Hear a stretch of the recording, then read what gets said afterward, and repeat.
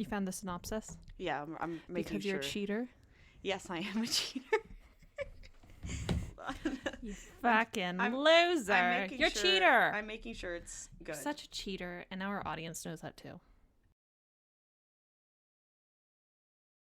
Fucking messed up episode. It's gonna be long. This is gonna be a long episode. Because this is a long book. Almost as long as my dick. Nothing's as big as a Faye dick, so sorry, you're still coming up Velvet short. wrapped steel. Which, Ew! just in case you were wondering, is a real line in this fucking book. Is it? Yeah. I don't remember. I just remember them having sex on a beach and her being on fire for some reason. Velvet wrapped steel. That's disgusting, but okay. It is, but you know what? We're back, folks. It's been a while. Hi. Not for them, but for us. How you doing, guys? Yeah, how is everyone? Okay, great. We're waiting for you to respond. Yeah. Oh Oh, my wow. God, your cat died? We're so sorry. And then you died? But you resuscitated But yourself. you came back just like a Sarah J. Maas character. Just like Aelin did, because Elena gave her life force to come back to life just to experience the podcast. Oh my God, we have so much to get through. So, without further ado, I'm Rory. And I'm Roni. And this is... Have and Have Not, a book series where... A book series? A podcast series where we talk about a book series. You know what I meant. This is a show where, you know, one of us has read a book and the other one hasn't. But in my case, I haven't read this one in like 4 years, so it still feels like I haven't read it. But yeah, in this case, I read it this year and it was a while ago, and I want to fucking die after reading this. I want to like turn into an Elkin at this point. Just let me just sprout some velvety legs and... Bro, I'm just gonna say, if this tells you anything about what this book series is like to read, me and Roni have both been really busy with our life, so we record this when we have, you know, free time. Time and energy and effort. And this book took a long time to actually get through because it's long for me, and so we had to have a space of time where we didn't talk about it. So I've been holding in a lot of this stuff for a while, and I was going through my synopsis, and I'm like, what the fuck did I looked over sit a chapter through? recap, and I think I have some very basic recollection of this book, and I am so sorry for all of you masochists out there. That's the shorthand term for fans of Sarah J. Maas. I'm not actually calling you a masochist. I'm calling you a MAASOCHIST. Mass. Oh my Okay. God. Well, Anyway. I doubt any fans of hers would listen to this because it's just me fucking hating on her for like however long the episodes are. And me saying it's a lot deeper than it is when it's not. So I have a few things to say before we get into it, but we'll get there in a second, I guess. But so just know that if there's any really, really intimate detail of this book that we missed, we apologize. We're trying. Like some velvet wrapped steel? You mean that level of intimate? Yeah. Intimate. No, but like for real, I can only do so much. I can only remember so many details. Oh yeah, totally. Like in this book, it's so... Which, again, in and of itself is a problem, that there's so many really important, quote-unquote, details that I can't fucking remember. Yeah, I don't remember anything. I feel like I never read this book. Like, you know, without sounding silly, right? Like, you can get through the basics of most popular things, you know? Yeah. Like Harry Potter, right? Like, evil wizard kills boy's parents' wizard. He finds out he's a wizard. Hijinks ensue. Like, you know what I mean? Like, there's a creepy teacher. You There's know- a girl with buck teeth and hair that she doesn't know how to brush. Yeah, like- yeah, we get it. you get like, oh, first book there was evil professor, turban wearing professor with two faces. Go home, terrorist. I really hope you guys know what that's from. Out of context, that sounded really bad. That's from a very party musical. I am so sorry. We do not endorse that kind of behavior. That was a quote. Oh my God. Okay, they're gonna cancel us anyway for this. But you know, This year, I'll be graduating to Pig Farts. I wish I could go to Pig Farts after reading this. Pig Farts, Pig Farts. Yum, So yum, much yum. fun, right? No, yum, yum, yum. Pig Farts, Pig Farts. Here I come. Wait, what is happening? I think you just made that up. What? But- No. That's actually part of it. I think he says Bum, bum, bum. Pig farts, pig farts. I think the yum yum yum is the same. Never mind. Anyway, so I just want you See, guys that's to how much know. we really don't care about this book, is that we're talking about pig farts. Yeah, for real. Like, there's so much fucking detail in this book, so we apologize if we skip over any of it. Now, Or get it wrong. yeah, or get it wrong. So many of you bitches out there have gotten information wrong here and there, wherever. So, like, for an 800-page book that's not even written correctly or well, yeah, you can cut us a bit of slack, you asshole. especially because her world building is like cuckoo, coconuts, bananas, unhinged as fuck. I think the problem with her world building is that there are so many what we call redcons. Yes, indeed. Please explain, Veronica, the definition of a redcon. Is that because you don't remember it, or? Well, I was being funny. For those of you who don't know what a redcon So a is. redcon is a rewriting of information in a more recent version of an anthology. Yes. That kind of patches over something that doesn't fit back in the day. So Yes. like, it's a consequence of publishing books before you're finished with the fucking or series. know how to outline. So Yes. an amazing example is the entire From Blood and Ash series by Jennifer L. Armentrout. You start with this human girl, and it turns out she's not actually a human, and over the course of 4 books, you realize that she's actually an immortal, all-powerful god, and you're like, where the fuck did this come from? And they're like, oh, well, remember when we said that she survived this attack? And you're like, yeah, it's because the person who stabbed her actually didn't stab her hard enough, and they're like, no. It's actually because she's immortal and they didn't use this certain knife. But then you find out they did use this certain knife, but it didn't hurt her because not only is she a mortal god, she's a primal, which is a step above a god. So like it's creating new information. It's contrived. Yeah. Like, it's literally just like excuses for what you wrote in the past. Exactly. It's horrible. Yeah. But a Yeah. red herring, people think that this is the same thing. It's not. A red herring is like, one of the best examples is in Harry Potter, Prisoner of Azkaban, the use of the sneakoscope. That it like whirs and like lights up and like has a lot of sounds when someone suspicious is nearby. Mm-hmm. And it would always light up around Ron. And people would say, oh, it's because Fred and George messed with it. That's a red herring. It distracts you from some vital information. Right, Red but we all herring- know it was lighting up because he was holding scabbards. So right. red herring and red conning are two different things. Yes. Sarah J. Maas does both very poorly. And here's the thing. I'm so glad you brought that up because this is where we're getting into my pre-synopses comments on this book. So, I was told going into this series. Oh, wait, what are we drinking? I'm so sorry. Oh, yeah, we skipped.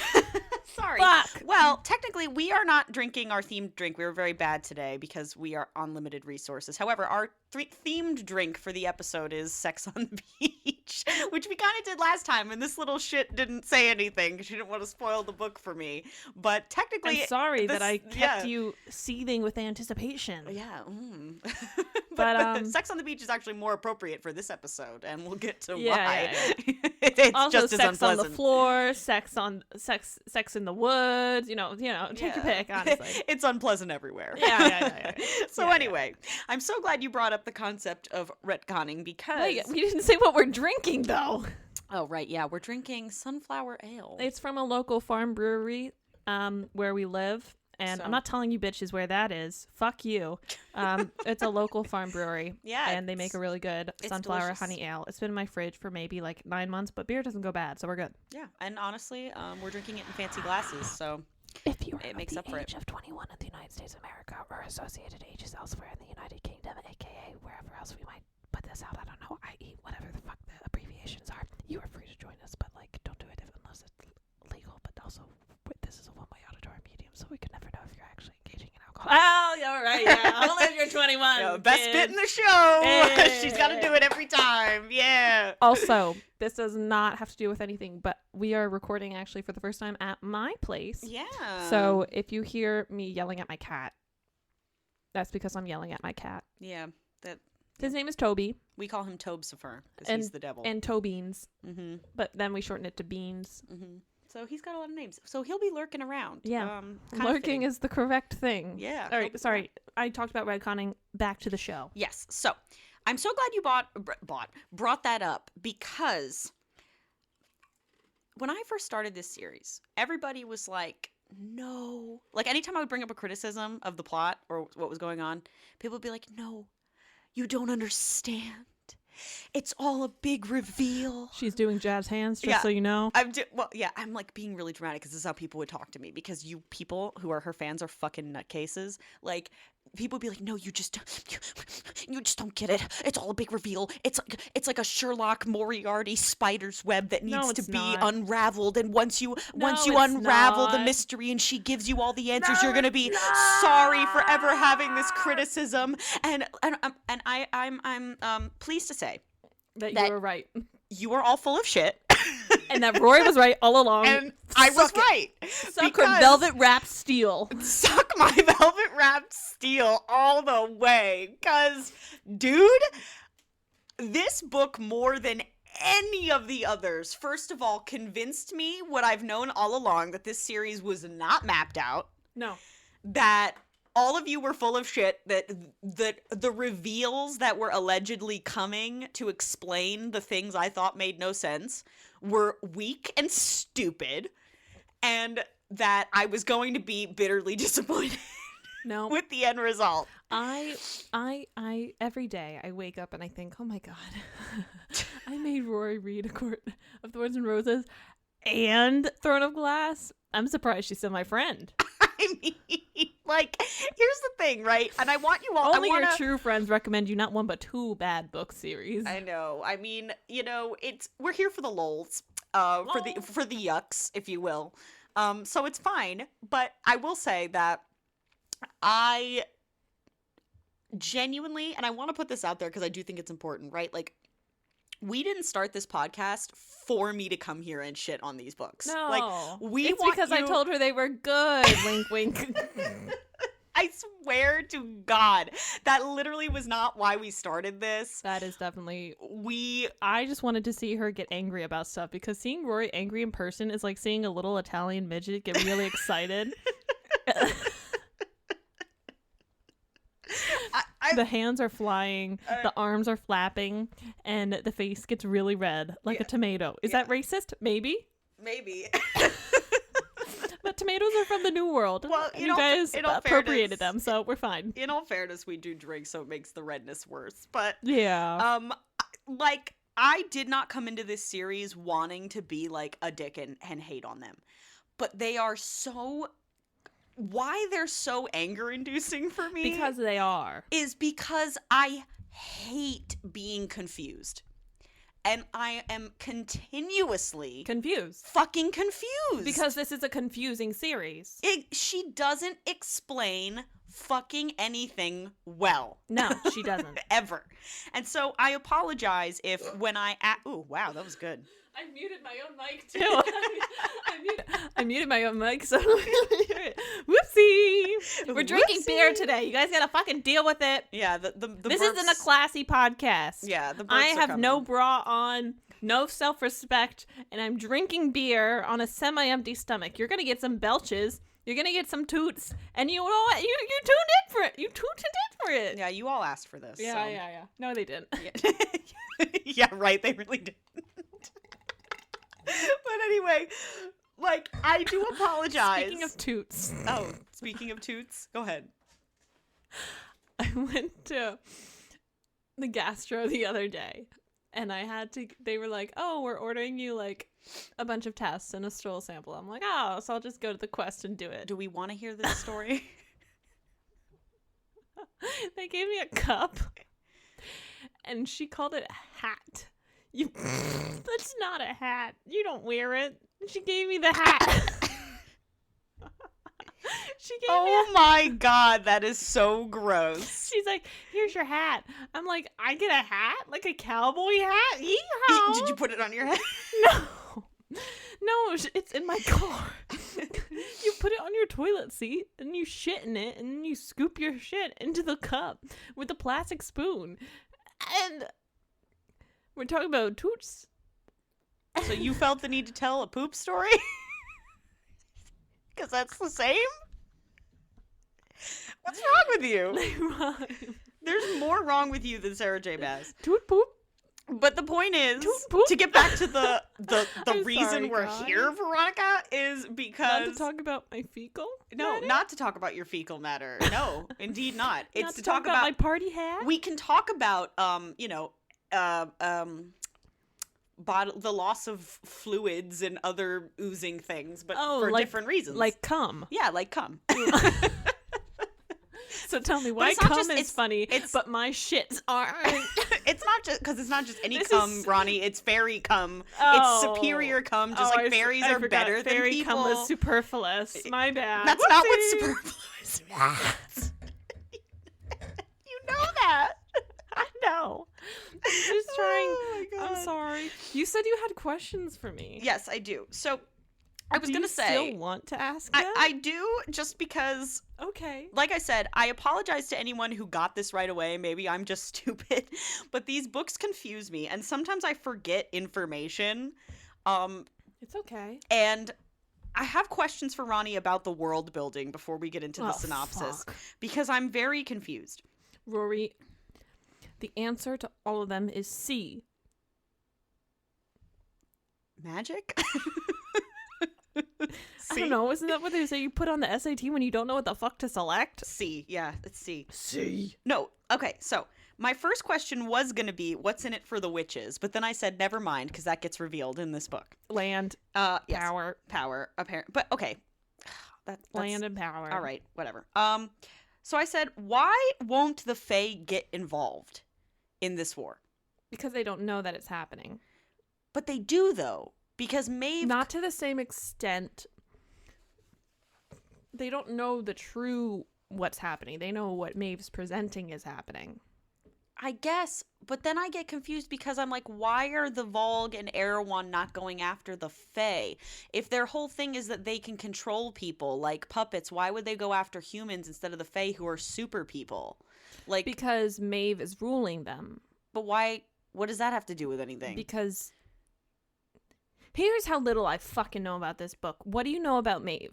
Nothing. I know her name is Maeve, and she's Yeah, evil. that's and why. That's another problem I had is why is she Yeah. such a bitch? Because that's not revealed until the next book. Aw, So fuck. the Fae inherently have a protection because of who Maeve is, Okay, which you don't find out. but see, here's the thing, Because right? Sarah J. Maas doesn't know how to write a character Why- with complexities other than... Does that need to be a secret? Why does that need to be a secret? Because for me, right, this is what I keep talking Do you about. want me to fucking tell you? No, don't tell me. But let me make a Okay. point. Let me make a point that's important. Do you see what I'm saying, guys, when I say I get frustrated with these books? Because I'm over here confused that the whole over-looming threat that Aelin is dealing with, apart from Erewhon in this book, is Maeve, whose motivation I don't know, whose existence I don't understand, Yeah. whose questions about this war are answered in the next book, which is the 7th in an 8-book series. No, it's the 8th in an 8th book series. Oh, right, because the next one right. So I'm like, Yeah. I'm following this whole book where the stakes are so inextricably connected to the Fae and Maeve's Yeah. powers, and she Yeah, you won't are. tell me why. Correct. And she fucking won't tell me why. Why is it a secret?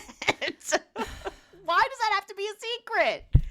I hate that you don't know because you're asking a great question that I can't. Maeve's allegiances, how she's acting right now. I'm going to ask you a question. Do you think Maeve's allegiances are more towards the Volg or towards the humans? No, definitely not the humans. So, what is your answer? It's not C, That she's working for the Volk. either for or with. Okay. So, Maeve's people, who she has a pretty good grapple on, being humans and fays in Wendlin. If they're being controlled by her and all information is going through her regarding the war, who do you think is probably saved as a result? Her wards. Okay. So you're asking a great question, but the real answer isn't revealed yet. I know. Which fucking sucks. Okay, so that's fair. But see, what pisses me off about her writing is that it's okay for you to not reveal necessarily. If you want to save the reveal of like, oh, why exactly she's working for the Volg, that's fine. But you need a clear motive why she is doing it in this moment. Or at least tell me she's working for the fucking Volg. Why did I have to like piece that together with you? And like, why couldn't that be clear? Because this is Sarah. Do you know what I'm saying? Like, that would have been a conversation the heroes could have had, and I would have at least understood. Like, if they were like, oh, Maeve's working for the Vogue, I would have been like, sick, that's why she's evil. Because the whole time it just seems like she's being a bitch. A bitch for no reason. Like, she's coming after because Rowan left her, and she's like, I miss Rowan. Yeah, I'm like, I literally have in my notes. Velvet Wrap still. It was so good. You're like, I literally have in my notes over and over again, what the fuck is Maeve's beef? Because I'm so confused. You could have just said she's working with the Vogue, and I would have I wouldn't have given it a second thought. But she can't even do that. Why can't you answer my questions, man? I don't know, man. Sorry, I hate her sometimes. Rory, sidebar. Yes. What was the song I was singing earlier in remixing? I don't remember. Oh, fuck. You're gonna have to figure that out on your own. I forgot. She wants to do it for the commercial. I know do it that's for the why commercial, you want but to do I forgot. You'll figure it out. Okay. Was it Celine Dion? I don't remember. But, okay, next thing. I said, why don't the baddies want to use the Fae? Like, if she's working... So, if we're saying, not that we know this for sure, I mean, at least I don't, that she's working for the Vogue, right? Like, what would be in it for them? In it for the Vogue? Yeah, what's in it for them? Why wouldn't they just want to use the Fae like they're using the humans? The Fae are more powerful than the humans. Why would they even... Who is Maeve? I don't know. Maeve is a queen. Yes. A Fae queen. A very powerful Fae queen with a lot of very powerful Fae ancient influence. That's why. Okay, but what does that do for the Vogue? She has influence. But what do alliances do for any state or sovereign nation? I guess, but it just feels like... it feels weird that it's like you're targeting the humans and they're not interested in using the Fae the same way. Especially when, like I said, the Vogue can control people, right? Like when they take possession of people. Once they forcibly take... That has to be a one-on-one interpersonal, like, connection, though. Like, you have to go up and be able to touch that person. But if they have someone who's disseminating their information or, like, their construction of the information, like Maeve, because she's ruling over this, or she's like the puppet figurehead of this city or this town of this nation, like I guess okay, I just thought in my head it's better if you have the really strong Fae warriors thinking that they're going to fight for a noble cause because Maeve tells them that they are, than not, you know. I guess like when Maeve comes over with her armada, like that armada is mostly full of... Oh, we'll get to the Armada. But like, get to the Armada. You know what I mean? Like, it's like immortal Fae. Like, do you think that she just like told them the truth? No. But I guess if I'm thinking like an evil overlord, and like you are. I had minions who could control people's bodies, I feel like I would be more invested in finding a way for my minions to be able to control the bodies of immortal super beings than that of fleshy humans who we've already established in every Sarah J. Maas book are the most useless things that exist on any of her fucking planets. Yes, this is the truth. We humans are meatbags and we are useless. Yeah, do you know what I'm saying? So I'm like, I just feel like, wouldn't it have been more of interest to Erewhon to find a way to make that happen, and then the humans would be like a piece of cake. We wouldn't even have this war if you could have just found a way to control the Fae instead of controlling the humans. I don't know. Maybe there's an answer for that in the 8th book as to why he couldn't do that, but I just feel like it seems weird wasting your time on humans. I'm just gonna say it's easier to get the people to follow a corrupt figurehead if they don't know that they're corrupt. But aren't the Fae gonna figure it out at some point? They've got other shit going on. Like what? Fae shit. That's another thing that's so annoying about the Fae, is that they're clearly, like, they act like the Fae are like fucking angels or something. Like they exist on a different plane of existence than the humans, and they don't. You just live on another continent. They do. No, they don't. Yes, they do. No, they don't. They have children with people. They literally just live on a different continent. Like, isn't it in their vested interest? Why do you want me to tell you, Rory, that you're right? Like, I just feel like, isn't it more in their vested interest to not let the Vogue kill all the humans when all your trade is with humans and all the lands that the humans have already acquired are, like, intrinsic to, like, your, like, socio-global, like, relationships? Like, what reasoning would the Fae want for this to be the case? Like, I don't understand. like, I don't understand. I'm enjoying watching her break down in front of me. Like, it just is so weird that she always uses this excuse, like, oh, they're fae. And I'm like, but they fall in love with people all the time. Their kingdoms are, like, related. They trade with one another. It's been a relationship that's lasted for hundreds of years. Like, and they have no... And are they stupid? Like, do they not know about the news? Like, do they not care about, like... We don't... Like, that's the thing. We don't know enough about them. We just know that they're super strong, super fast, super sexy, super hot, super tall, So super why powerful. haven't they taken over the world? If Maeve is, like, this ultra-powerful They queen... haven't had a reason to, I guess. But what... Why would they need a reason? Power. Oh. Isn't power always just the reason? Why wouldn't Because they? in Doranel, remember, that's the city that you need to get access through to. No, like the separate camp that was introduced in Air of Fire. Maeve would take all the powerful fae and make them swear fealty to her. Remember? Yeah, so why didn't she have them take over the rest of the world? Why would they even waste their time with the humans? Because magic doesn't exist in the rest of the world until recently. But the fae have fae magic. It's not that, like, the... Rowan wasn't able to access a lot of that fae magic until the walls. Does it stop him from being strong and fast? It slowed him down significantly. This is all so fucking dumb. Remember? Rowan couldn't access his hawk form while he was there? No, I don't He just brought all of his knowledge of fighting. He didn't bring any of his power. He was just a taller guy with pointed ears. I mean, and a lethal killing machine, but... Yeah, Which apparently all the fae are. But, you know what I mean? Like, she would pick out the smart ones or the strong ones or the fast ones and make them swear fealty to her and enter the fae city of Doranel.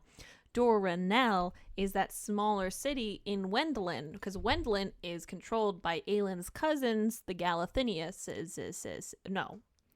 Ash Rivers. I'm sorry. Ash. Yeah? Fuck. Fucking hell. I don't know. Anyway, I don't care, honestly. Controlled by one side of her family, the mortal side of her family, right? So, I don't, like, you know. This is a lot. Yeah. This is too much. I feel like this is an entire episode in and of itself. Yeah, literally, we need to do a separate episode of explaining the world building of the SJM, like, universe, because it's very, very dumb and very confusing.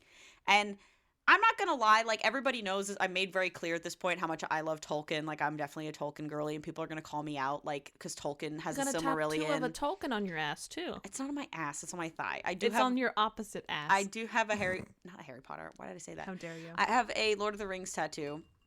And people are going to call me out like, well, Tolkien has the Silmarillion and that's just as complicated. Blah, blah, blah. And I'm like, okay, but you don't need... It's uniform. It's cohesive. It never fucking changes. Yeah, it's uniform. It's cohesive. And even though it's hard, it does read like a textbook because Tolkien was a fucking professor. And secondly, you don't need to read the Silmarillion to understand Lord of the Rings.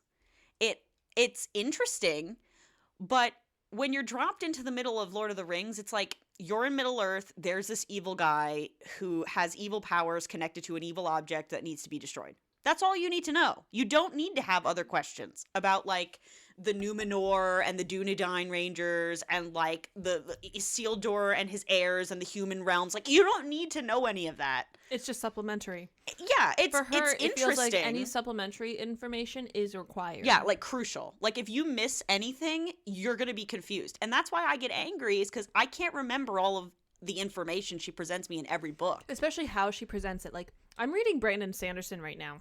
Mm-hmm. His books, his Stormlight archives comprise like 5,000 pages. Mm-hmm. More than that. Mm-hmm. But I can understand everything because he introduces it once passively, once directly, and then he continues to reference it passively through the rest of the time. Mm-hmm. So you never feel like that critical information is coming out of nowhere. You always know a bit of it. You're always like, oh yeah, I remember that thing. That's how it's designed. Sarah J. Maas, she introduces it once, a breadcrumb.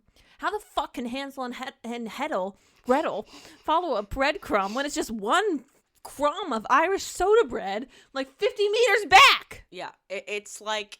They can't. It's absolutely bonkers insane. And sometimes, I don't even think she introduces breadcrumbs at all. She'll just drop shit in the middle of nowhere, which we'll get to.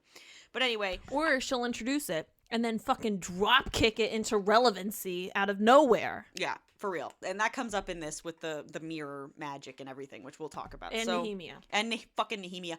That... I have a lot of thoughts on that. Guys, her fists are clenching in angry Italian, just so you know. Oh my god, we will get there. So we've talked enough about this beginning part, so let's get into the thing. I'm using bookseries.recaps.com's recap. Supplemented by her own comments. Supplemented by my own comments. Her own snarky ass comments. Yeah, I'll refer back to my notes. So anyway, the book opens with a flashback. Oh, yeah, it does. With Elena and Gavin, which Elena is one of my biggest problems with this series. Fuck that ghost. She could have... There are so many times that bitch could have given... And it wasn't even like the ghost of Elena was like doing that thing that ghosts do where it's like, there's no time, I'm cutting out. It's you like, know? no, she's just always here. She has there. so much time, and she's just choosing not to use it for the right things. Yeah, she has all the time, and guess what? She never fucking mentioned all this really important information for no reason. This is why you can't have ghosts in your story, because she's too all-knowing. She's too omniscient. Yeah, you're like, why didn't you just say this already, Elena? So apparently, I couldn't. No, there was nothing that bound her to not be able to tell the whole story. No, there was no reason she couldn't say everything. Literally no reason. It's because she didn't want to look like a bad person because of what it's really revealed later. Yeah, but that's fucking dumb. You're a ghost. Why do you fucking care? Anyway, and especially when you find out what her whole deal is, like, why would you give a fuck what people thought? You're not going to exist soon. You're dead. You're dead. But anyway. Oh my god, she's fucking dead. There's this flashback to Elena and Gavin making a bold move, as they say here, to defeat Erewhon for the time being. It's very vague and very confusing and out of nowhere and whatever. And it ends pretty quickly, but mercifully. So anyway, we're back to, a lead, which made me happy because... You like a lead. I really like a lead. She's probably my favorite character in this whole series, and I'll tell you why. Tell me why. Because she's human. And Sarah J. Maas... No, she's a witch. Well, she's really not. She's a witch, but she can't do anything with it. Do you know what I'm saying? She's not like Manon, where she's like this iron teeth with these awesome, like, abilities. She has the witch blood, but it's irrelevant. Like, for all intents and purposes, she's really human. It's like how every mall Santa is Santa if they just believe hard enough. I guess. Sure, we'll go with that. But because Sarah J. Maas can't pull her usual bullshit tricks with a lead, like, she actually had to think and try hard to find ways for a lead to, like, use her brain or the resources around her to get out of situations instead of just like, I'm a badass who can do badass shit. Here you go. Woo! I think the only few completely human, non-magical people that we've met are villains and side characters, which we've already talked like about. Sarah Arabin. J. Maas's weird hard-on for like she shits on humanity a lot. I don't know how people read these series and not get depressed how little she thinks of humanity, that we're all like dumb and incapable and like clearly inferior beings. And I'm like, Sarah, you do know you're a human. We can't be Fae. Like, I don't know what you're trying to say with these books. She's trying to say that she doesn't know how to write more compelling stories.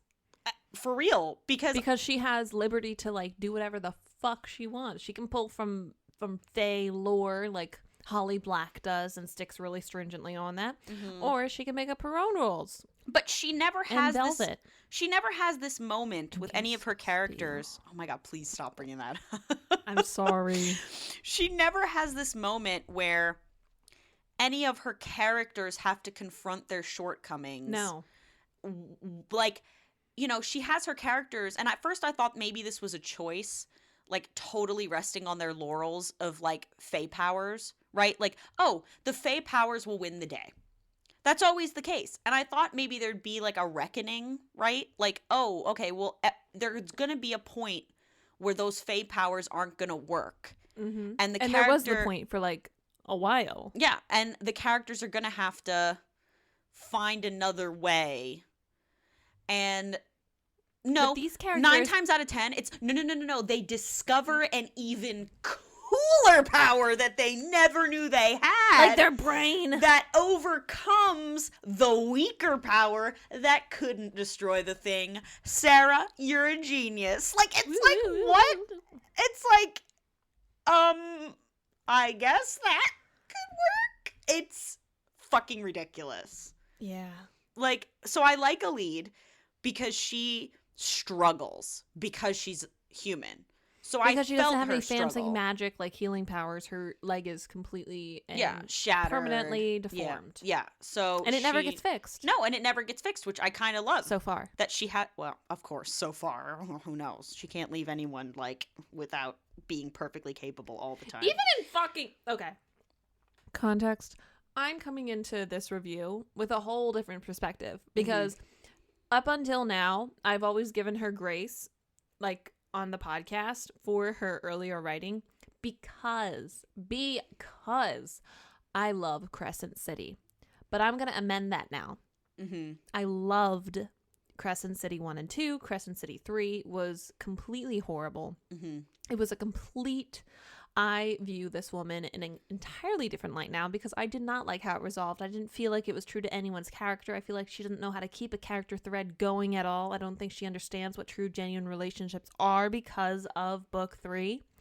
So I'm coming to this review with a lot more cynical view and less optimism regarding the author after House of Flame and Shadow, which is upsetting because, as you know, Rory, I loved Crescent City 1. It was phenomenal. I thought it was so well done. But she doesn't know how to carry on a thread. And that's what, like, really, this book really shows, too. So a lot of the good graces I gave her previously, I'm not going to be able to give her. Ooh, unfortunate, because you've been kind of, like, calming me down a little bit. Because I'm pretty scathing. I know. With what I say. Up until now, I have been kind of, like, pacifying your extreme emotions to an extent, but I don't, after seeing what she did in her most recent publication and how little thought went into it, and I'm saying like little thought in general, like there were misprints on books, there were books that didn't have their epilogues or their extra scenes, there were so many typos for Bloomsbury for a major release. Like the whole environment surrounding her books has just changed for me, and some of my favorite characters were destroyed by her because she couldn't keep a thread going. No, yeah, I agree. I mean, I didn't read Crescent City, but I explained it to you, and you were like, "What the fuck?" Yeah, well, I mean, yeah. Because we actually. Oh, sorry. No, go ahead. I'm gonna plug a future episode. So Rory is actually not going to read Crescent City ever. Yeah, because fuck her, I'm done with her shit. And Noah and I, her brother and I, will have read all the books, and we're going to sit her down and we're going to have a podcast explaining to her what Crescent City is, Crescent City 1, 2, and 3, and we're going to get her reactions on what Crescent City is as someone who's never experienced it or read it. Yay. So we're going to do like a have and have not with 2 people who have and 1 person who has not and will not. Yeah, so it should be interesting. So it's going to be like have, and will not reads. Yeah, pretty much. So that'll be a cool, fun special episode. So for get sure. excited for that, folks. Yeah, so we're on to a lead. Back to So Elite, sorry. who's my fave. And I thought she was going to be annoying at first, and she really surprised me that she was a character I really enjoyed. The trouble is she introduces too many goddamn characters and then doesn't develop them enough, and then before introducing more characters, so you can't really get attached to anyone until they surprise you with actually having a character. That was a big issue with Crescent City 3 for me, actually, too. So yeah, so I literally shrugged off a lead, didn't think she was fucking important at all until the end of the last book when I realized, oh shit, she actually has something to do. So she is trying to find Aelin/Selena. Well, she's trying to find Selena Sardothian because she thinks Selena Sardothian. I'm not realizing that that's Aelin. Yes, she thinks Selena Sardothian is in the employ of Aelin Galathinius, the up-and-coming queen of Terrazon. So she's trying to find her. And Kaltain, if you remember from the last book, is the one who told her to find this Selena, and she gave her the stone, which we know is the word key, which, by the way, the word keys still confuse me with why they're so powerful, but anyway, I don't care. Fine, it's powerful. The bad guys want it. Cool. So, and you read the whole book. And I read the whole book, and I'm still a little confused. But I know kind of what they're for. The word keys are like there's 3 of them that Yeah, make up a key that work the lock. Yeah, you explained it to me, and I was like, okay, all right. 3 keys make a lock. 3 keys make a lock. No, 3 keys make 3 Make the word key. keys make a key which operates in a lock. Yes. Fuck. So, Elite is not doing well.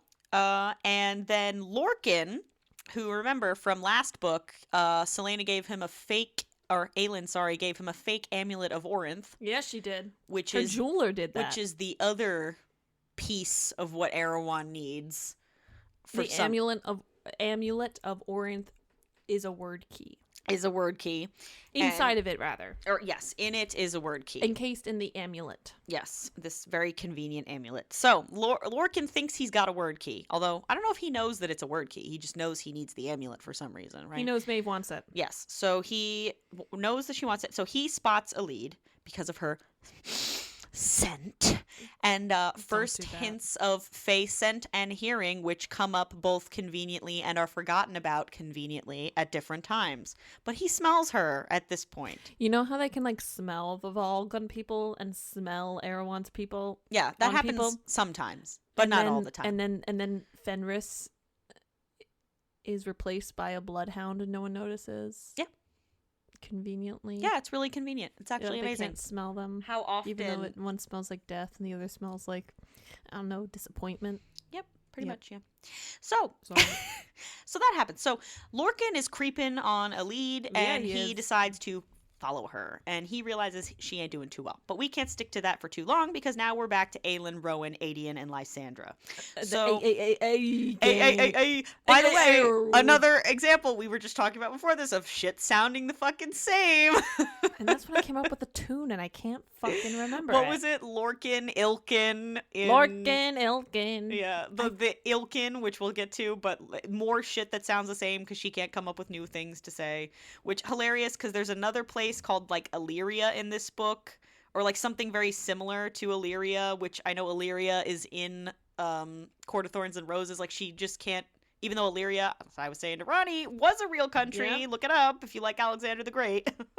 But okay, so they go to meet with the lords of Terrasin because, you know, Aelin is technically the heir, but she can't just show up and be queen. I mean, there's people who've been in charge for a while now, and they're not too cool about their new queen being some, like, you know, assassin bitch that just came off the street. Bitch queen. Yeah, the fire-breathing bitch queen. They're like, what the fuck? Why would we want that? So they meet with her, and shit doesn't go well, but we'll get to it because we skip again to Manon. So just when you think that you're going to get something fun out of a conversation, we skip POVs. Yes. So then you're like, fucking hell. Yeah. It's like they're giving you perpetual blue balls. At some point, it's not keeping you enthralled. It's keeping you angry that nothing's being resolved.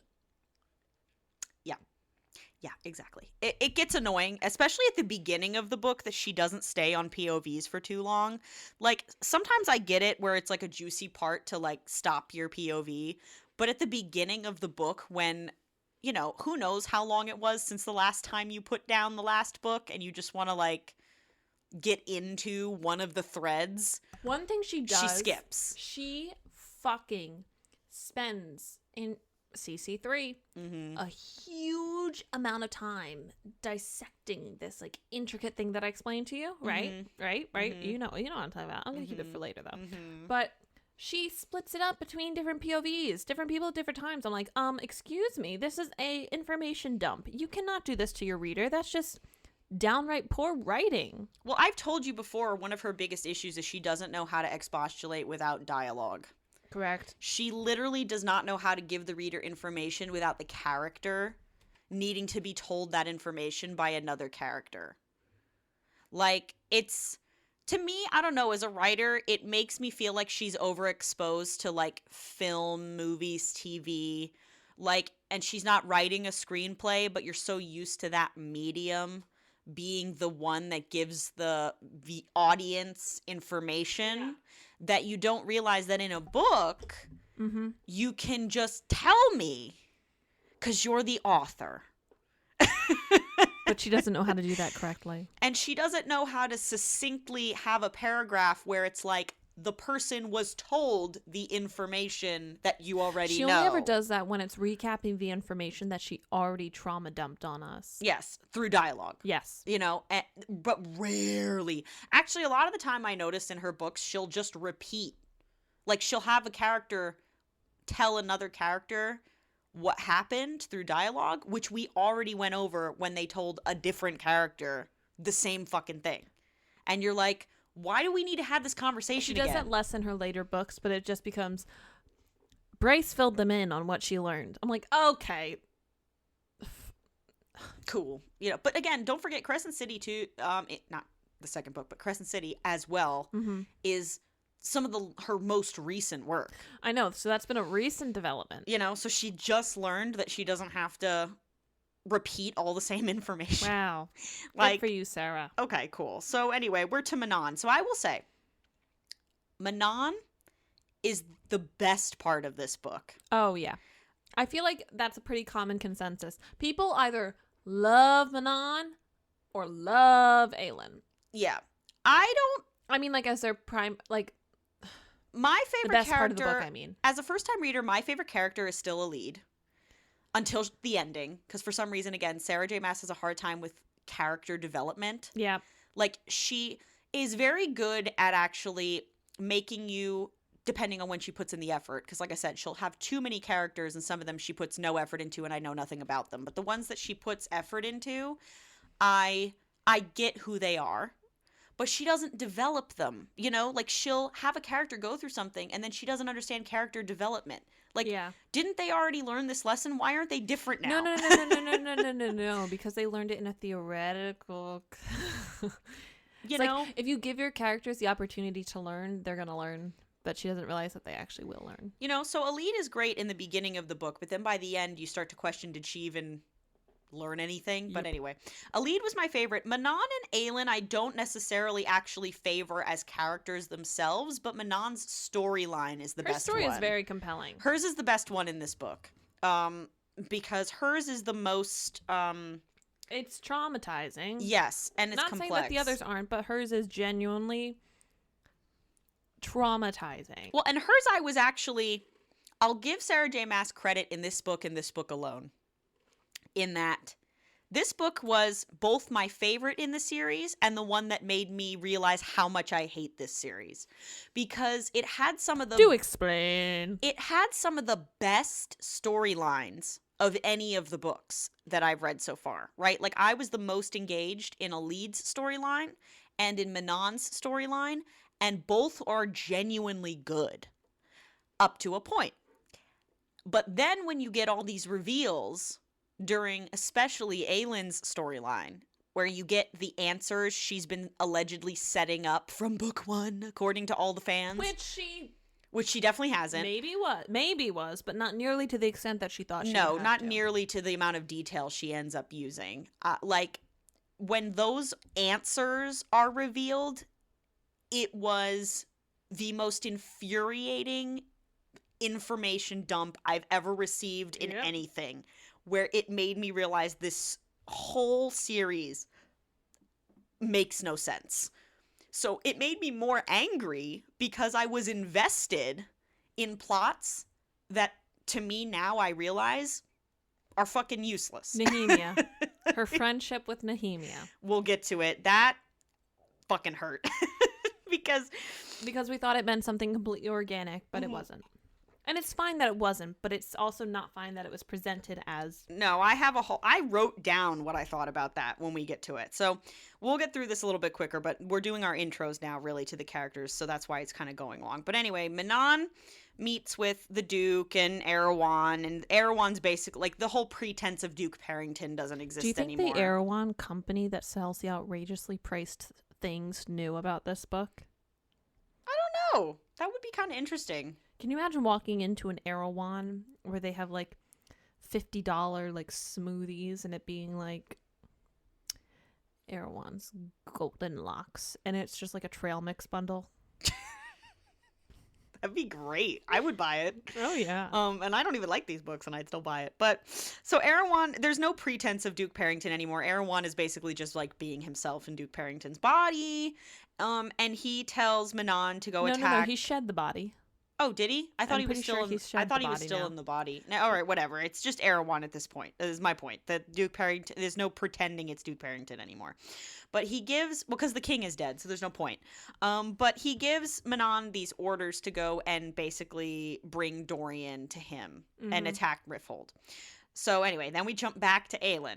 Yeah, we do. So, they are told by those dudes, at the lords, right, that they don't want her to be queen. Murtaugh, and Darrow. Yes, and Darrow is like the head guy, and they're told by these guys that Aelin's not queen, and that, you know, maybe she can try to like build her power by making alliances. Maybe she should get married. Like, they're like, basically, we'll keep you as like a fake queen, but I'm still in charge. Yeah, like, and they were like really like shaming of Lysandra when she was like, I want this one to be a lady, and they're like, fuck no, she's a whore.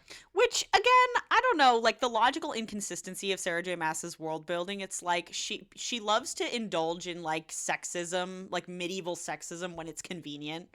Yep. Like, everyone is somehow totally okay with gay shit, but then like a prostitute is too much. Like, I don't know, like, it just seems weird to me. Like, yeah, you know what I mean? No, I agree. Like, you're just like, all right, and I the guess. commentary is supposed to be that it's like, well, our love interests aren't like that, so they're better than that. But like, it comes across as just an antiquated society. It doesn't feel like Darrow's the reason why it wouldn't be accepted. It feels like it's an old world, and they wouldn't accept it, and then these few people are the exception. Yeah, but then it's like, you know, that was a hiccup. Jesus. I'm so sorry. But then the thing is, right, when you're writing, like, because she clearly is trying to venture into like epic fantasy, when you introduce that level of complexity, then you start to have questions from like a logistical standpoint, right? Like, how do you as a ruler cope with then introducing something that's allegedly so radical to a mass of ignorant fops who don't understand it? Like, you want to be their ruler now and then radically shift their worldview? Like, why would anybody want to be your follower if your promise is to completely uproot their entire understanding of their societal, you know what I mean? Like, because it doesn't she's feel like awesome, Aelin would be a good fit for this kingdom ruling if that's how outdated they are. They're not going to be like, right. They're not going to be like, oh, Aelin, you're back. They're going to be like, Aelin, what century are you living in? Like, we can't even get people, and I'm going to get political for a second, but we can't even get people in this country to agree that women should have bodily autonomy. And it's the 21st century in America. And then you in a fantasy series want to like act like this is a simple problem that can be overcome just if the right person becomes the authoritarian guy. Wrong. Like, oh, because she's going to be the authoritarian leader over this kingdom, it'll be great. When in reality, actually, if the majority of the people in this kingdom are prejudiced, then they won't be happy with her, in which case, in a weird, like, paradoxical logic turn, she's not a good ruler because she's not doing anything they like. Like, she may morally be in the right, especially from our modern sensibilities, but considering the feelings of the people who are not ready for this radical shift in social, like, what? It's probably going to be detrimental to the progression of their society. You're introducing too many questions by trying to like have a stupid like, you know, feminism, fuck the old fucks who think Lysandra's a whore, like blah blah blah. Like, it feels so unnecessary, and she's not smart enough to cope with the problems she's introducing. Yep. You know what I'm saying? So I don't know, you can think I'm reading too much into it, and that's fair. But because I am. But that's why we do this shit. Because I am. But at the same time, you're asking a lot of me as a reader when you go into these ridiculous diatribes about like the minutia of your world building, and then don't want me to ask other questions about how this world functions. You know what I mean? No, I do. I think it's something that she really underestimated, that her words have power. And irony. That her world building, as intricate as it is, has serious flaws when it comes to sociality, cultures, and upholding a system that will be changed if because we haven't gotten to the last book yet, if it changes hands of leadership. Well, and the thing is, I wouldn't focus so much on it if she fucking didn't focus so much on it. I don't give a fuck about feminism in Lord of the Rings. You know why? Because it's never fucking brought up. Do you know what I mean? We can make a paper about it, but it's all inference. That's why those papers do well. Yeah, it's like, I don't have these questions if you don't fucking bring it up. Like, you don't have to do this as a writer.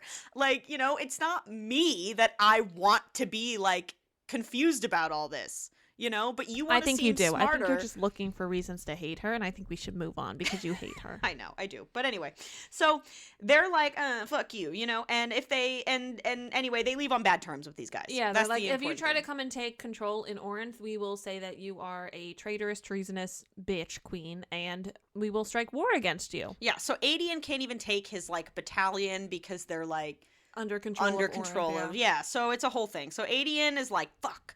And so they have nothing, basically. So they got to look for new allies. Yeah. Is really the thing. Anyway, so, then we're back to Manon. So, a messenger arrives with news that the Iron Teeth clan is flying to Rifthold to attack. And the only one who might be able to make it in time to help is Rowan.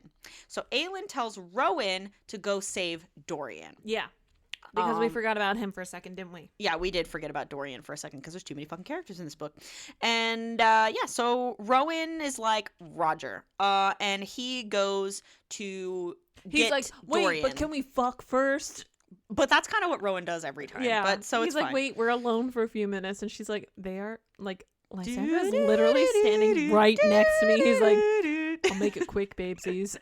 No, every time they're together, Sarah J. Maas has to make sure that we understand how badly they want to bone, like how difficult it is for them to stand like, I'm about to like go off, other. but like, do you want to fuck me in my hawk form, and I'll just drop you on a canopy that looks particularly soft as I fly away. Like, it's ridiculous. But so then the rest of them apparently are going to this place because they need allies. Aelin's like, we're going to Skull's Bay. We don't know what that is yet. Actually, we do. You just didn't read Assassin's Blade. We don't know what that is yet. We do. You just didn't read Assassin's Blade. I didn't read Assassin's Blade. I shouldn't have had to read Assassin's Blade. You had to, because literally every character that they reference in Assassin's Blade comes up in this book or the next book. Well, that's dumb. So we're going to Skull's Bay. It should have been marketed as book 1 if it was really that important. If it was really that important, yeah, that's the case. It should have been marketed as book 1. But anyway, we're going to Skull's Bay. So we're back to Dorian. So the witches come with their wyverns, and they attack. And they're sacking the city, and several of them are headed straight for Dorian's tower. So he fights several of the witches, and in my notes, I wrote, Dorian had magic like 2 days ago, and now he's fucking Frozone, because he's like putting them all. He's like a combination of cool Frozone and Elsa. Yeah, just like he's zapping these bitches up. Yeah, he's full on like let it go, like literally. So I keep knocking your shit. Keep me safe. Yeah, he literally is like just shooting like fucking ice everywhere, which again makes me question how the fuck magic works in this world. He found out he had magic like 5 minutes ago, but okay. So he's shooting them with ice magic. Manon shows up, and she doesn't kill him. Oh my gosh, you know why? Because they want to bone. They had one conversation briefly for 2 seconds in a field. In the last book. And she can't bring herself to kill him even though she's killed people close to her. Hello, Witchling. Yes. So many people have gotten that tattooed on their body. And if that's one of you, plug your ears, fucking please. Grow up. Fucking grow up. You can take off your earmuffs now. Like, what? That's pathetic. You can tell how much these people are driven by their genitals. Where like, but like for real, it's like real life and death. Like, if he really wanted to, he could have killed her, and she could have killed him. These major political adversaries are going off of the desire that's blooming in their loins, and that is really determining the course of war. Like, they make such a big deal out of the fact that Manon is like this cold, iron teeth, bloodthirsty except witch. for a man. Like, I get that she's been hinting that Manon is like softer under the surface, but it took her like a while to even like a lead, let alone like the second she sees this man. Look, sweet, docile Alid who couldn't hurt a fly and literally cannot walk. Yeah. Like, the pitiable fucked up hound in the fucking pound she felt bad for half a minute. And we're supposed to believe that she looks at this king man who just single-handedly destroyed a bunch of her other own witches. Like, what? It's like, I want to imagine that they're kind of like flying by each other and in midair, they like their eyes connecting, goes like hearts around them, like Dreamweaver. Like, it's just like what? There's an anime style like cartoon of them just like their eyes getting really big and the lines going across their face indicating that they're blushing, like like a sweat drop. Like, okay, fine. Manon doesn't kill Dorian because... And then Rowan comes and helps out. Yeah, and then Rowan shows up and Deus Ex Machina's everything and he saves Dorian and whatever. So now we're back to Alid and Lorcan, which from the second Lorcan showed up to watch Alid, I was like, she's going to pair them or there's going to be a thing between them because Sarah J. Maas... Because sexual tension always has to exist between a man and woman. We can't have platonic friendships for shit. Yeah. No, for unless they're one, related, and then two, it's a bit sexually tensiony still, unfortunately. Or... I know, I talked about the weird tension. Or they're already paired up with someone else, so that way their sexual tension actually isn't sexual tension. It's just like, oh yeah, you're like such a good friend that maybe like I would bone if like you didn't already have someone. I need to make it clear I still think you're hot, but we can't like Aelin and Dorian. Yeah, literally. Because he's got maybe Manon and she's got Rowan, so sexual tension's still there, but it's like friend sexual tension. It's like if these two weren't around, we'd bone. We'd fuck. Yeah, we'd like, fuck. We will know mutually that we'd go to Pound Town, but like because we got people that are checking our stubs on the way in, we can't. You know, for real. Like immediately I was like, okay, here we go. Yeah. So Lorcan sneaks up on Alid. Oh, and what are they called? The human dog things? The Ilkin. By the way, so confusing when she was writing the scene because I was listening to it on audiobook, like driving to work, and I just kept hearing Lorcan, Ilkin, and I was like, what? Lorcan and the Ilkin.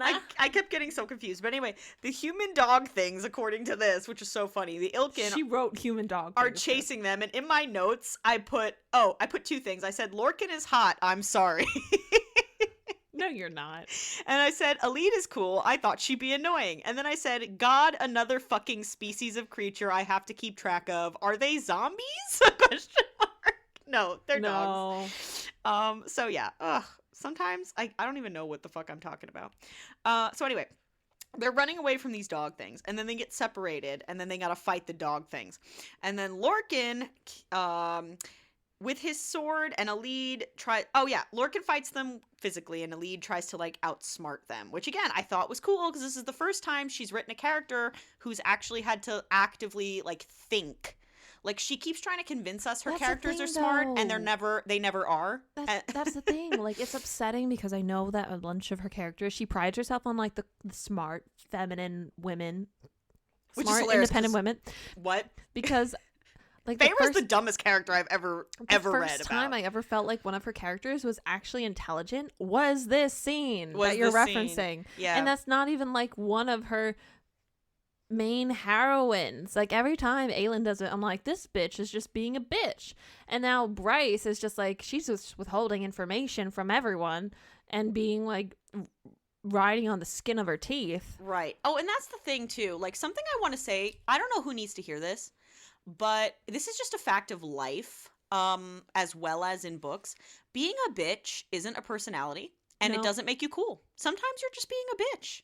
And it's because people think that being a boss bitch is good, but they forget that boss is what makes it good and not the bitch part. Yeah, like sometimes Aelin just does like bitchy shit, and you're like, she withholds information, tells her husband to procreate with her best friend. Yeah, like we'll get there. Oh my god, but like she'll just say bitchy shit and think she ate, and I'm like, girl, you just are a bitch. Like, you're just being mean. Like, that's you're not being a bitch. You're just being mean. That's not cool. At least Manon like knows at the beginning she's a monster, and then like has to evolve. Manon is like, hey guys, I'm a bitch. I will kill anyone, anything, and she does. Yeah, she kind of stands by what she's about. Yeah. She's not doing it to be cool. She's doing it because that's the whole change with Aelin to Selena was that Selena was a bitch, and we knew that. But Aelin wasn't supposed to be a bitch. Yeah, but again, Sarah J. Maas has a really hard time.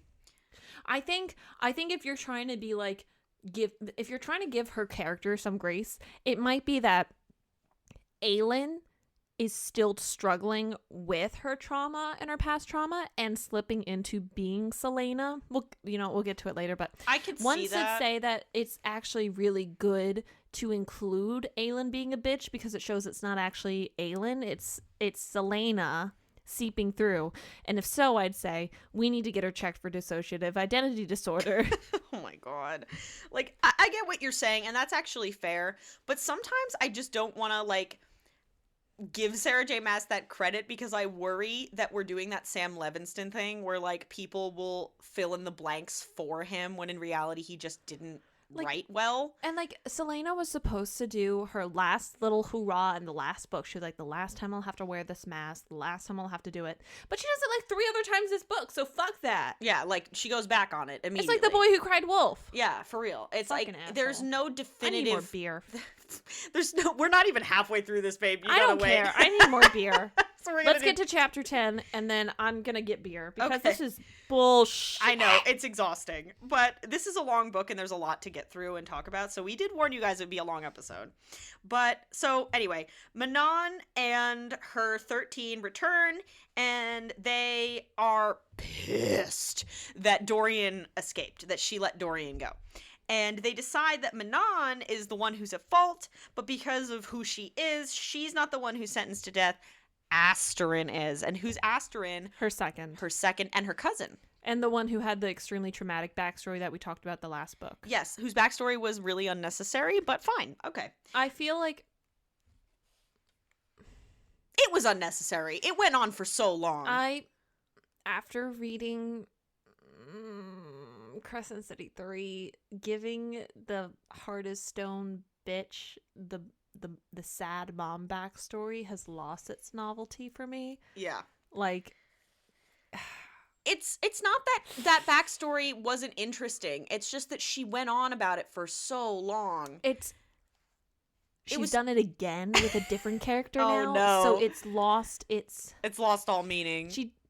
Technically, I think she also did it with Morrigan. I think Moore also was supposed to be pregnant that's hilarious. or something. But like, oh, great. Cool. I'm sorry. Anyway, but you know what's funny? In my notes, I wrote Manon because I was so pissed that she was gonna let Asterin die. I literally wrote Manon is a piece of shit. I wrote, like, what the fuck? How could you let Asterin die when it's your... it off. Never mind. Yeah, I did. How could you let Asterin die when it's your fucking fault this happened? And then I literally wrote, oh, never mind. Which was, we're not there yet, but yeah. So Asterin is sentenced to death, and Asterin's like, I guess I gotta die. And so then we're back to Aelin, Adian, and Lysandra, and so they are going to Skulls Bay. That's where we last left them. And Skulls gay. Skulls gay. Skulls Well, pirates are gay. I mean, part- by the way, fuck HBO Max or whatever the fuck they're calling themselves for canceling Our Flag Means Death. You guys fucking suck. Anyway, go ahead. Sorry. Skulls Bay is part of one of 4 books that was included in The Assassin's Blade, which was the prequel novella. So she has already met this Captain Lord Rolf and has her own ties with Skulls Bay, Which that were established then, which come back now. And because Rory is a bitch, I have things to say. she won't appreciate it. So, okay, so we'll get through this for a second. It says, Aelin, Adian, and Lysandra arrive at the kingdom by the sea, which contains the monument to Brannon, which fucking fine, whatever. Ilium. Aelin reveals... The ilium, the ischium, and the pubis are the 4 bones that comprise the pelvic... the sacrum. No, ilium, ischium, and pubis are the 4 bones that comprise... Sacral chakra. The sacrum's in the back. I know, I'm making a joke. It's all with Ilium, it's an ischium, pubis. The anterior superior iliac spine is the hip bone that you feel on the front of your body that's right below your navel, diagonal down to the right and left.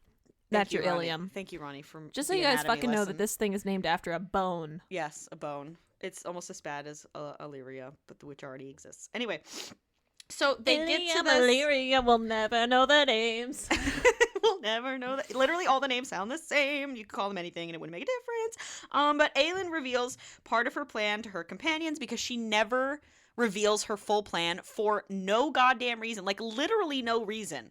Like, that's the thing that bothers me with Aelin, is that she's always, like, withholding plans, and there's no reason. Like, I'm not exaggerating. There is literally no good reason Trauma. I don't know. for her to not tell everyone what the fuck is going on. It's trauma. It's bizarre. It's like infuriatingly so. You're like, there, like, within the most literal sense of the word, no good reason that she doesn't tell them. It's ridiculous. So they get to Skulls Bay and they secure passage on a ship. So the captain tells them that Maeve's fleet is on the move. Lysandra is suspicious about the gods' possible role in this, which was what the fuck, by the way. Okay, they're like, have you been praying? Like, what? The introduction of the gods in this, Out of nowhere. out of absolute nowhere. Like, we've had, like, little drops, like Goddess of the Hunt and Which I wrote in my notes, what the fuck, Deanna? When did this turn into Lore Olympus? Like, why are we talking about Deanna, like the goddess of the hunt? Because they're instrumental in literally the next book, but she probably didn't realize that she didn't introduce them well enough up until this point, because she only did breadcrumbs up until, like, now. Like, it is so jarring to go from the first book, right, where the main character is a, you know, rough and tumble, was in a prison assassin competing in a tournament for the king with, like, poison and knives and, like, the mere hint of magical undertones to, like, the fucking gods. Like, you're like... It turns from political espionage to, like, a supernatural power. Like, when did this turn into the Titanomachy? Like, what the fuck is happening right now? We'll never know. It was genuinely, I was in my car and went, what the fuck? Out loud to myself. So they feel, Lysandra, for whatever reason, by the way, is suspicious about the gods, and how Aelin and Dorian are somehow important to all this. Okay, fine. Aelin, Aedion, and Lysandra defeat Ilium soldiers at the temple. Aelin burns one of the men from the inside out by merely breathing on him, which... why haven't you done this before? Why haven't you done this before? Why can't you just do this to everyone? Why does it work on this person? Because that's too convenient. Like, we don't ask questions. She also mentioned something called Kingsbane. Kingsbane is a flower that blooms, like, right. I don't only when that. it's, like, when in Orlan's reign, and so, like, later there's the reference that Rhiannon makes to, like, flowers will bloom when there's peace again, so look out for that in Kingdom of Ash. Oh my fucking god. That like, look, that's not bad. If there was more of those kinds of, like, drop hint moments, like, great. You know what it feels doesn't feel like there are. You know what it feels like, Ronnie, is that I don't know. there's so many details she adds where it feels like as a writer, right, like, that you could have just saved some of these things for a different book. Or sprinkle them in sooner so it feels like it's more cohesive. Right. Or something. It just feels like she has a lot of elements she wants to use, and some of them would be cool on their own, but mixed in with everything else she adds, it's like you could have just saved this for a different book. The best way I can describe it is, like, if you're writing a romance novel, right?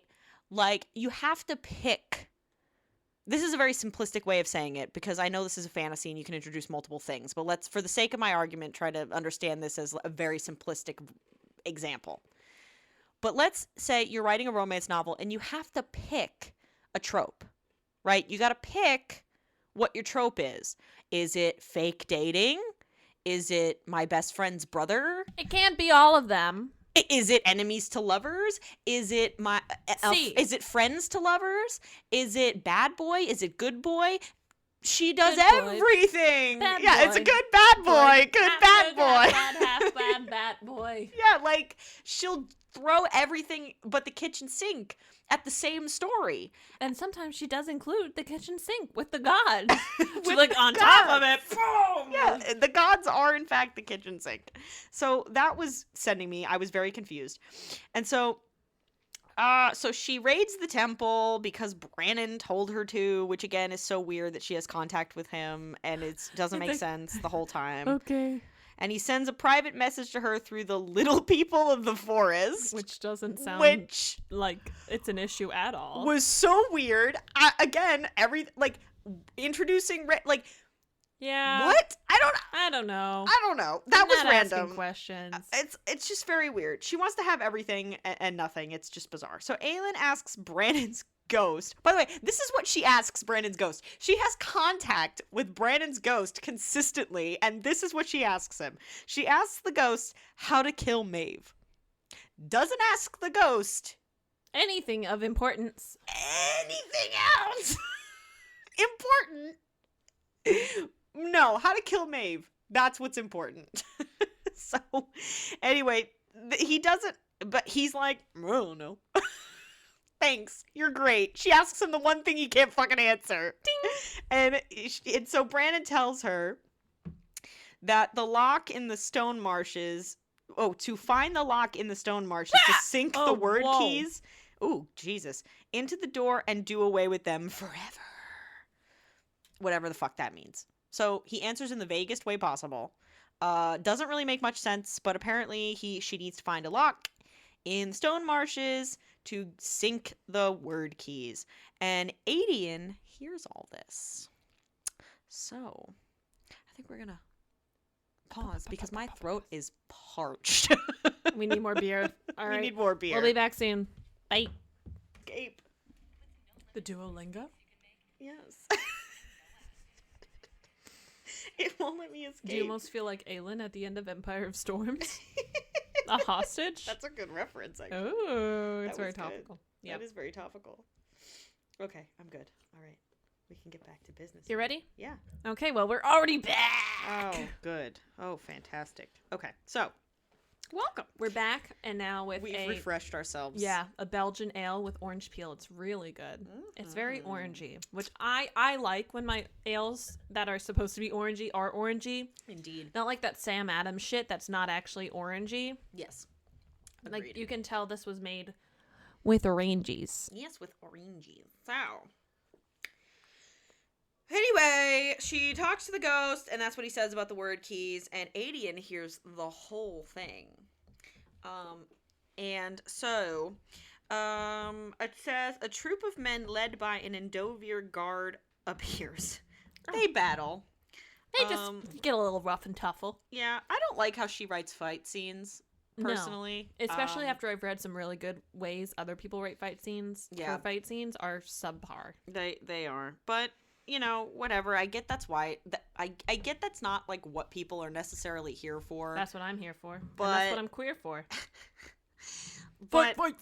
It was kind of boring. And he says they were sent to show her what's waiting should they make it to Morath. Okay. Mm-hmm. Oh, yeah, and Erewhon is speaking through this guard, which, how can he do that? All He's right. got the power! Why doesn't he do that to everyone? Like, again, why? Just why? All right, anyway, he speaks to Aelin, and he knows Rowan is the one who rescued Dorian, which I don't get why that matters. Like, he's very, like, it's like, they act like everyone's like, he knows Rowan's the one who rescued Dorian. And it's like, well, who fucking cares? Like, he knows that Dorian's on Aelin's side. Like, why was this a big deal? Like, okay, cool, thanks. You know. All right. His soldiers are tracking them is really the big thing about it. And it's like, all right. And she also realizes that his heart is a word stone. Like, he has possession of a word stone. Right. I forgot about that. So in attacking him, she feels physically ill. So he has a word stone at his disposal. So the two that we have accounted for mentally, we are getting confirmation that he has that on his person. Which, okay, about the I'm gonna word burp. stones. Sorry. Oh, you're good. That's how I feel reading these books. But The thing about the word stones is, I don't know, I'm really getting sick of this, like, Horcrux, like, one ring, like, negative influence of power on a magic object. Like, I feel like at this point, it's been so done. And if you're gonna have an object that is a MacGuffin on top of everything, why is it so powerful? Like, what is it? Can I say something that's really cool that people can do with magic systems? Sure. So I'm a huge Harry Potter fan. Like, Rory's is Lord of the Rings and Percy Jackson. Mine is Harry Potter. Mm-hmm. And there is a guy on YouTube who did a whole, like, if Harry was in Slytherin, how does that affect the entire, like, outcome of the plot? And he does it, like, so well. It's so good, so detailed.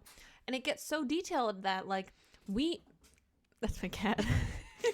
We know that if anyone hasn't read Harry Potter, you should. It's like, as much as the author is problematic, the art itself is very well constructed. But it gives you a lot of room for interpretation within that. And I promise I have a point.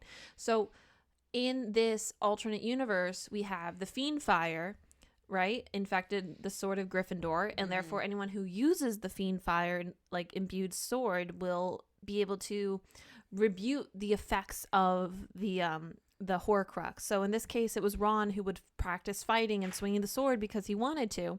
And every time he came back, he felt refreshed, and the effects of the Horcrux didn't really hurt him. Mm-hmm. So that's a very smart way of using a weakness and finding a subtle strength in order to give, like, kind of the illusion that it is being addressed. Mm-hmm. Like, we know love is, like, the ultimate thing for Sarah J. Maas. So, like, if she has, like, a loving heart, if she has Rowan, like, it shouldn't affect her this much. Yeah. Do you know what I mean? That's an interesting take, and that would have been interesting.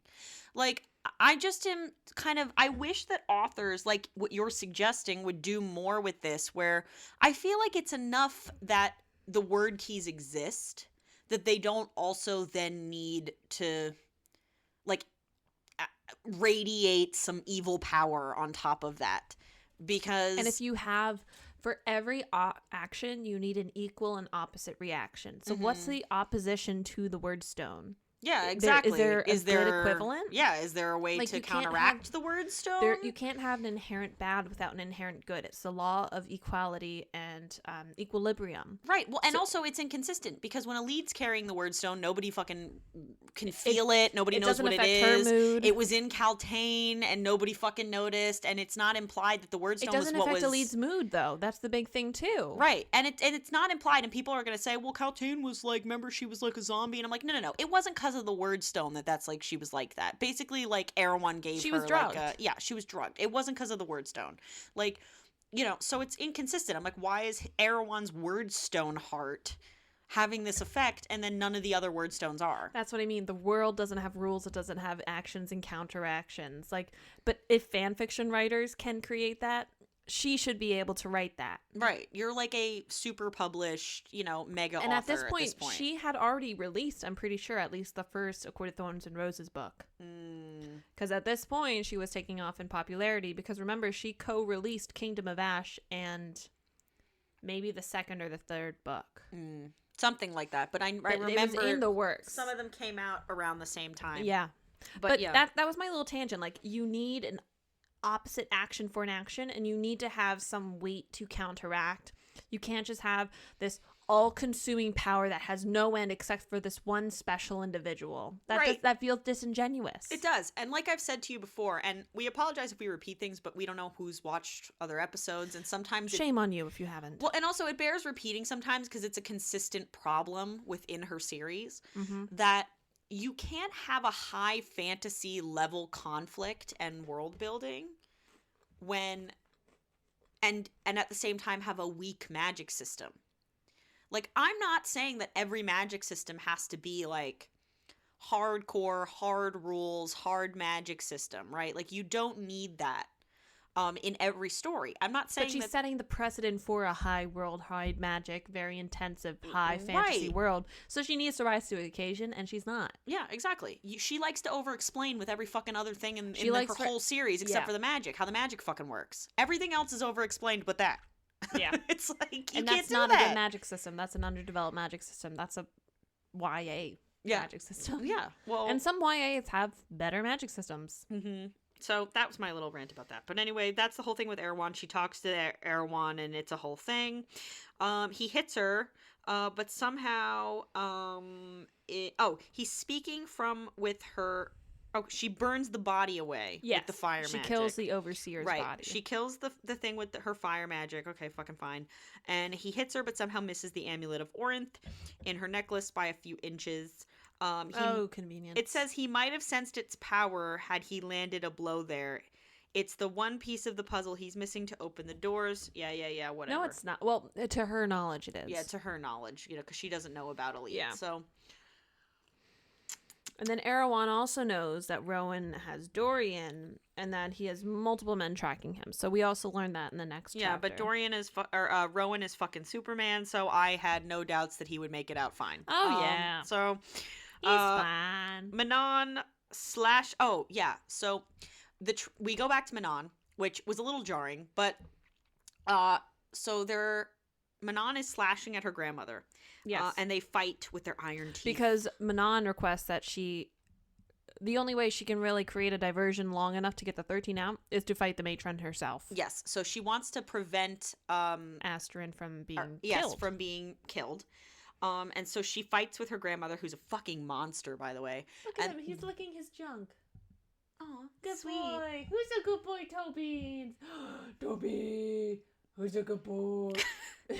So he just rolled over. Speaking He's such a good boy. of babies, her grandmother reveals that like in the middle of this like intense fight, she's just like, by the way, your dad was a Cochrane prince, and you know what that means? You're the real Cochrane queen. You know what? I killed them both. It's like, what benefit was there to? And you know that girl that you killed in book 3, Arrowfire? That was your fucking sister. Remember when you thought that was a throwaway line, and it probably was when she wrote it? Her name was Rhiannon, and I killed her. Literally, that's like basically what happens. As they're like slicing and dicing each other's flesh like it's an onion, like an all-you-can-eat shiitake buffet. Like, yeah, they're fucking doing like hibachi up in here, like slice. And I'm gonna kill you too. Like your father. A Cochrane prince. Did I fail to mention, like, what benefit was there? It's like so annoyingly convenient that you revealed this information.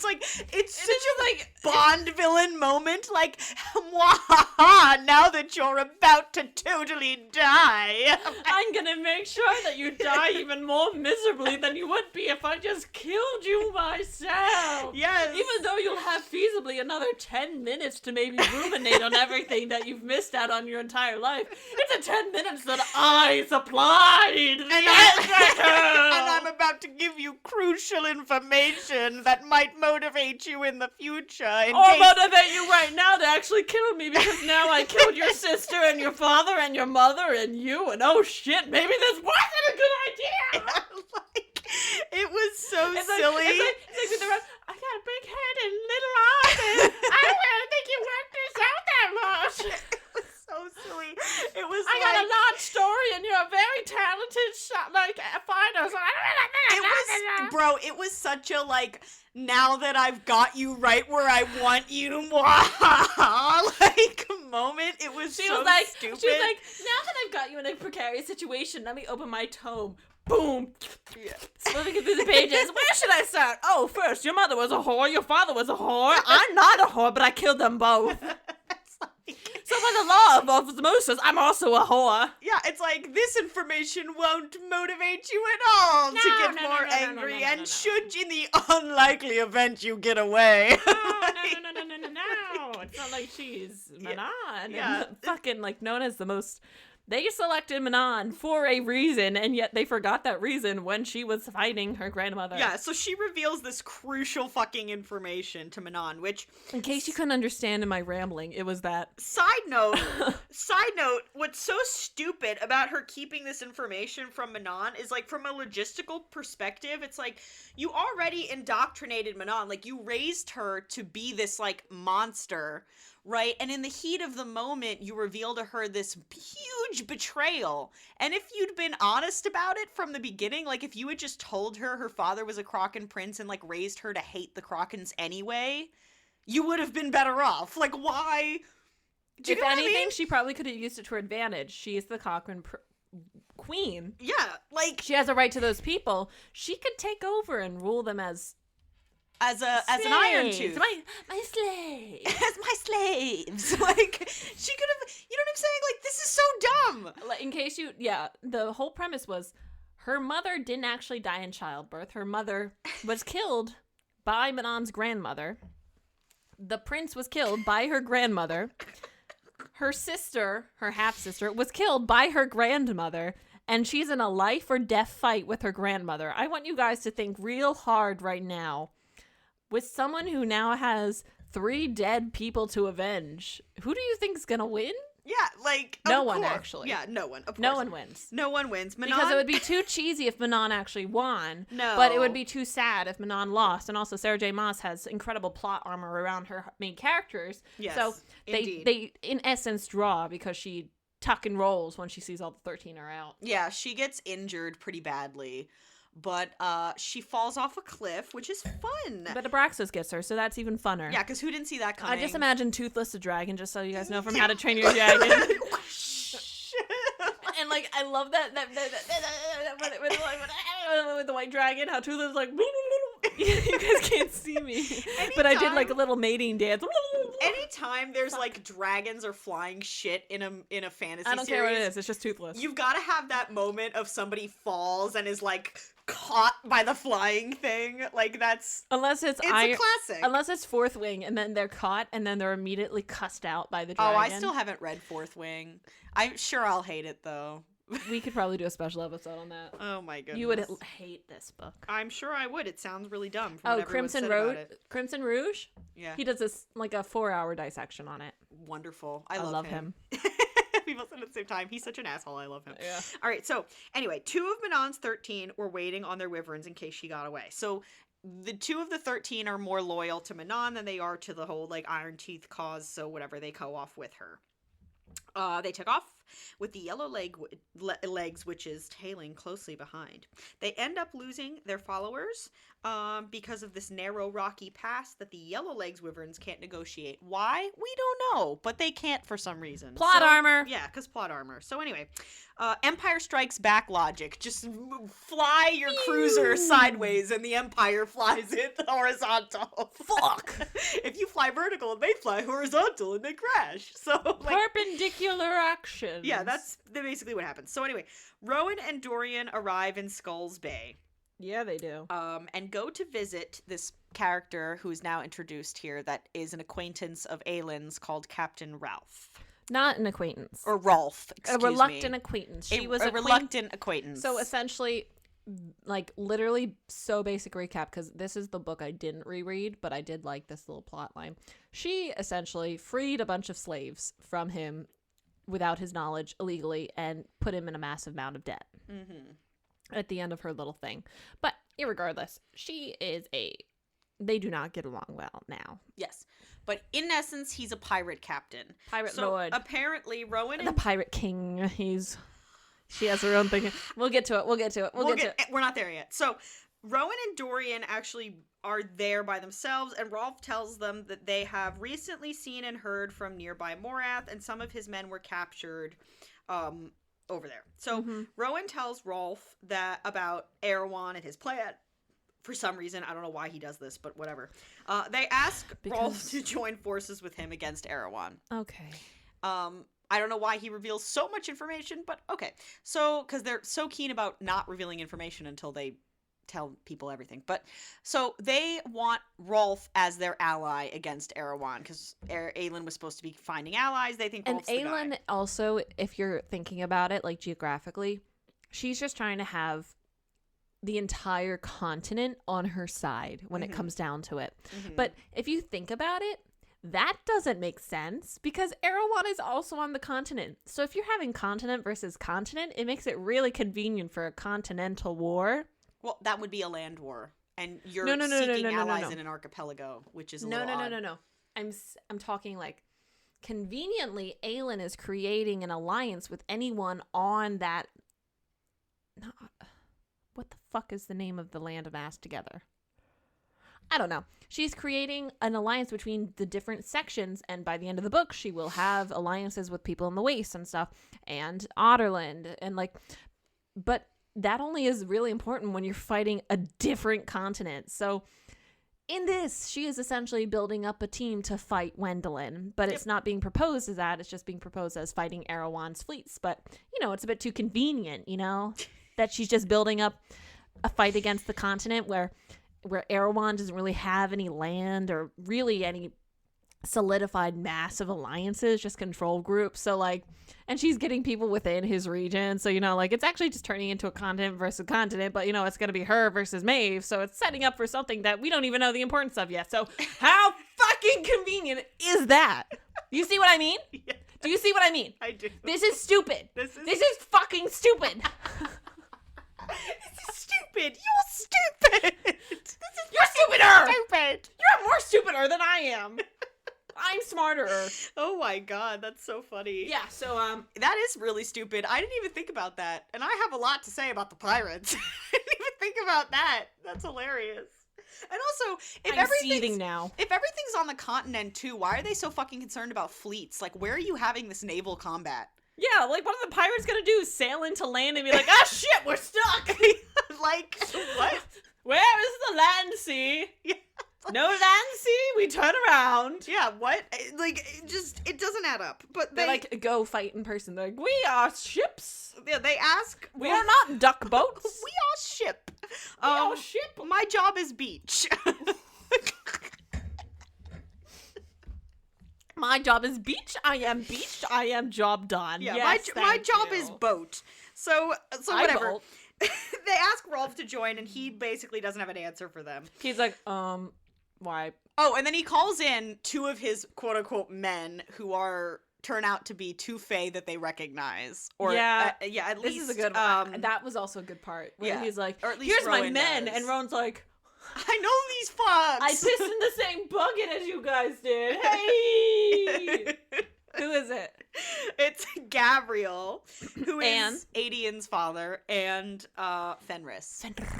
Which, by the way, I know the whole thing about Adian's father because she loves a good daddy reveal, but I couldn't. Oh, you're good.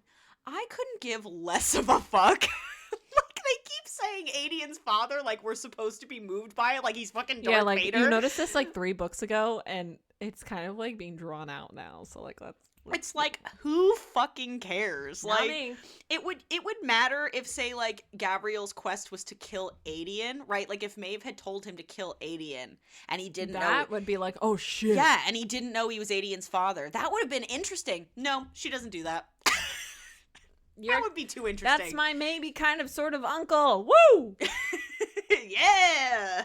Money's random kid. Yeah! You know, it's like, no, they just spawn of my nuts. They're not even here for the main heroes anyway, too. Like, there's no, like, they're literally on their own separate side quest. You know what it felt like? It was so odd that it was like 2 characters, like side characters from 2 different series intersected in the same world. No, it felt like a fan crossover on like AO3. It really did. It was so odd. Harry Potter meets Star Trek in Yeah. Tamagotchi land? What the fuck? Yeah, it's like, it was like, hey, what are you fuckers doing here? And you're just like, I don't know. It's like that whole time that people were crossing Mean Girls with Heathers on like AO3 because I was on that side of AO3. It was not a good side. Oh my god. But it was like, you just outed yourself. Oh my gosh. A text convo between JD, Veronica, Katie, and Janice? What the hell am I reading right now? Like, hey bitch, what are you doing here? You blew up a school. It was like, I hit someone with a box. Dude. Alright, the status doesn't fit, but I see how you think it would. Yeah, so I was like, alright. Like, I wasn't mad at it, but I was like, why? Okay. I was like, this is such a waste of pages. Alright. But anyway, they're not friendly, according to this recap. That they say they're blood sworn to Maeve, which, okay, that does become relevant. But they ask if Aelin is with them. And they also tell them that Maeve is sending her armada to Eelway right now. Which, it's so weird that they're kind of on, like, good terms, or rather that like Gavriel and Fenris don't want to kill our main heroes at first because they know they're on opposite sides. You forgot his map. The map. Oh, he has like a map tattooed on his hand. Yes, Rolf has a map tattooed on his which is important hands. for later. Yeah, he has a map tattooed on his hands. The backstory behind it is kind of dumb. Basically, he was floating adrift in the ocean. It was like, I just want power and I want to be the sea captain. I want to have a lot of seamen. Which that's what you'd be thinking about when you'd be floating alone in the middle of the ocean. My thought would be, I'm thirsty. Please give me safe passage to land. And it I'm cost, hungry, I'm thirsty. It cost what he wanted more than anything. He was like, fuck yeah, I'm broke. But then he forgot that he had a family, so his family died. And he got a map on his hand. Cool. Good for him. Classic. So, yeah. Rolf's got this map tattooed on his hand because she has hard-ons for tattoos. Honestly, not a bad idea. Also, sorry if you guys can hear me crunching. I'm eating pretzels. Maybe you should calm down with the pretzels. But I like them. But okay, we're gonna do what we want because she does what she wants, so we don't care anymore. Look, notice how much more unhinged this episode is than any of our other episodes. Literally, I am eating pretzels as we go. Because... I'm waiting for a good time for me to be like, his neck. This book just made me fucking give up so hard. But anyway, Maeve is sending her armada to Ilway, and it's a little bit strange that Fenris and Gabriel are not more hostile towards Rowan and Dorian, considering they both know that they're on opposite sides of the war and that Maeve is beefing with Aelin. Rowan's like standing in their corner, like super uptight, like he's a fucking like cardboard cutout, like like Robert Pattinson standing in the kitchen. Yeah, it's like that image of like Rowan like this, and Fenris and Gabriel are just like waving with like me's, and we're like, wait, something should happen right now, but it's not happening. Yeah, like if you know Maeve is beefing with these people, right, and ultimately when the war comes down to it, she's gonna end up fighting. Like if you guys are gonna be end up fighting on opposite sides of the battlefield, why wouldn't you just kill him now? Like why wouldn't you just kill him now? Like. He betrayed his blood oath. He broke his blood bond. These two are blood bonded to Maeve. Like, why wouldn't they have beef with him? Like, they're like, nah, it's chill. We're just here to kill Lorcan. Like, it's so, like... It's like, you left our friend at the altar, but also, like, hey, dude. Yeah, what's up? Hey. We could have a drink. It was bizarre. Hey, bro, what's up? Yeah, I'm on Wilson.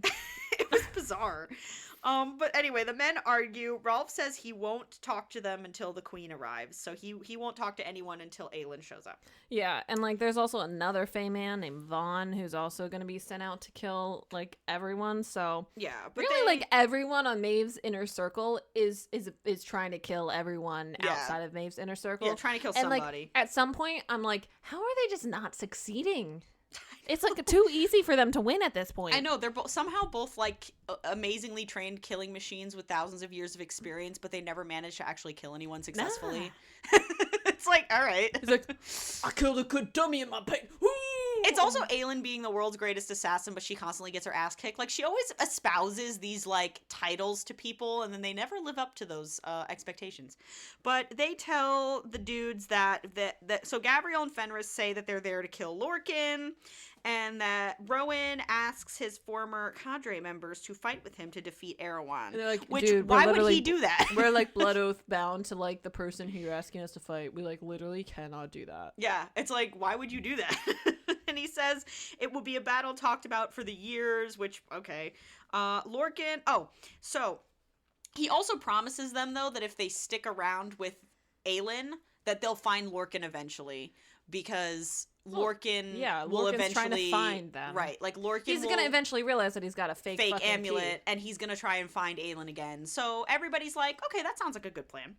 And so, Rowan also tells Gabriel that he knows his son, and Gabriel didn't realize he had a son, and oh my god, I don't care. So I was moving on from the book. It's like, you are the father, Maury. Gabriel's like, oh shit, and I was like, I don't care. You know why? Because I don't know you. And also, fuck your chicken strips. Yeah, I literally can't even express to you how much I didn't fucking care. So Gabriel realized he's got a son. Cool.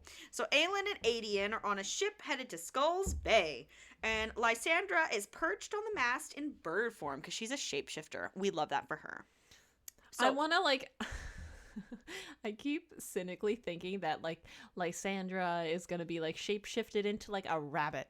And then there's gonna be a hunter, like, it's hunting season, it's rabbit season, and like she gets killed by some nobody. That would be really funny, actually. But like,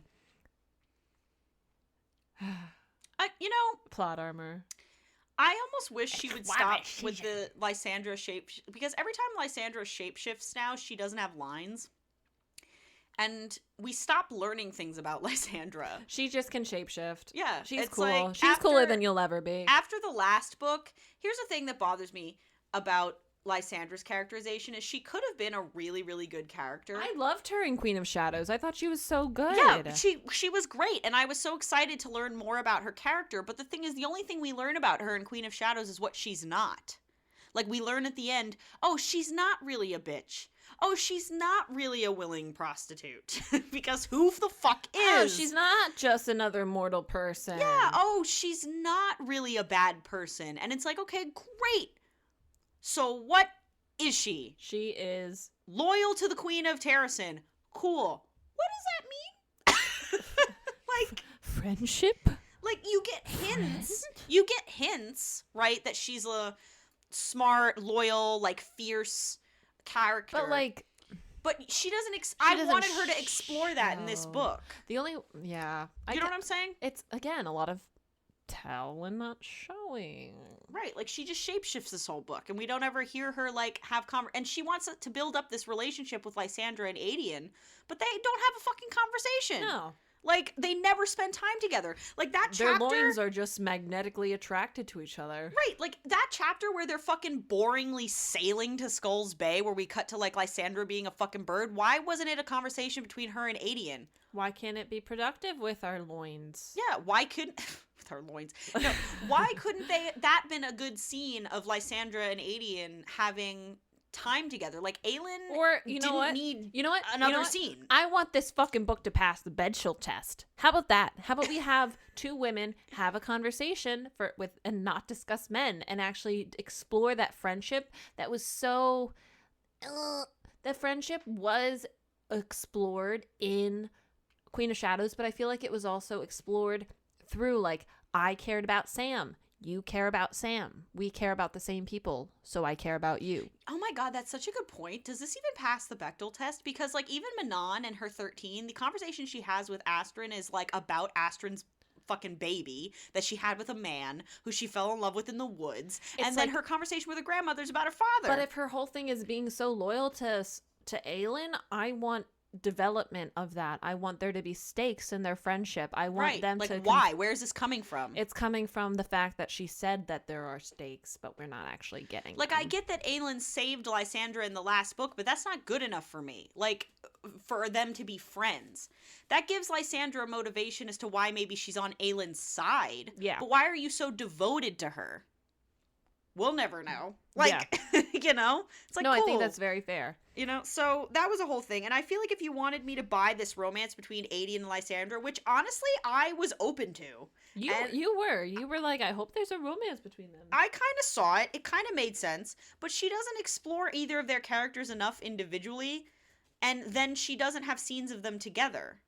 So it's like, okay, so why is this even here? Like, why do they even need to have romantic tension? Because they were the last two single people.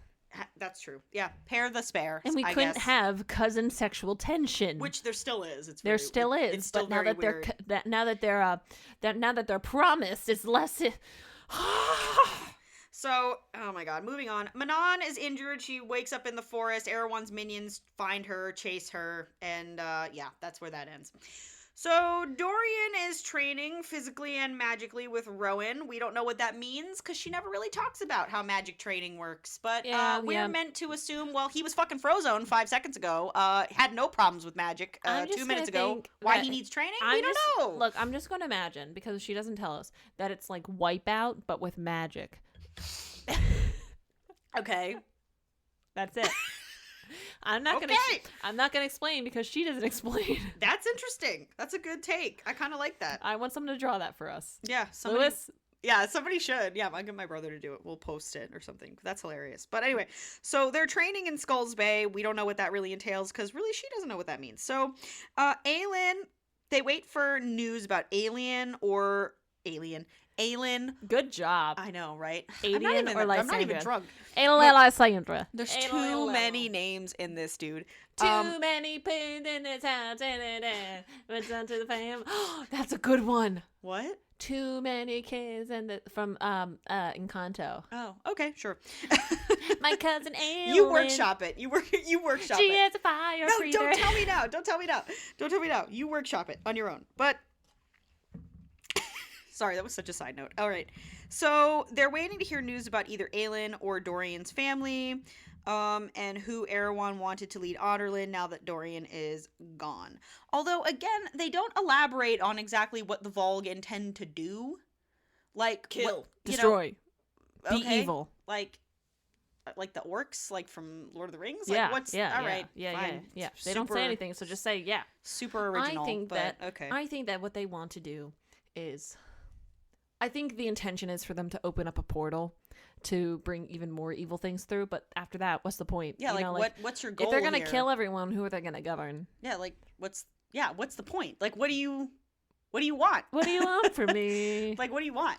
What do you want from me? I'm like, all right, whenever. Who's gonna lead Adarlan? Like, what does that even mean? Why do they even care about who's leading Adarlan? They just want to kill everyone. Like, what do you need a leader for? Anyway, Bitch. Fine. And so Dorian grows tired of waiting for news. They make a fake letter and that tells of big news. And Rolf's spies see it. Mere hours later, they are called to speak to him again. And so then Aelin shows up in... No, not Aelin. Well, this is what it's... We're not there yet. Aelin shows up in Rolf's office. But she's acting like Selena. So it's Selena Sardothian shows up in Rolf's office. Even though we were told last book that this was the last time that she was going to be Selena, which was when she went to the house after Arobynn was murdered. Yes. After, mind you, Lysandra murdered Arobynn. Yeah, absolutely.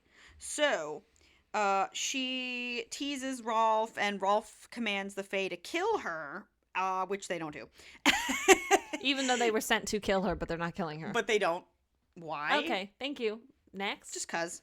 So Aelin, but then Aelin actually shows up, and then fucking surprise. It's the two Joker gag where it's a fake Aelin and it's not her. It's a Phelan. It's a Phelan. It's clearly Lysandra who is pretending to be Aelin for some reason. But I don't know what this did. I didn't understand this scene. Yeah, it kind of discredited it. I had no idea what the point of that was. It discredited it. Now, to give her any minimal amount of credit, I think what she was going for was...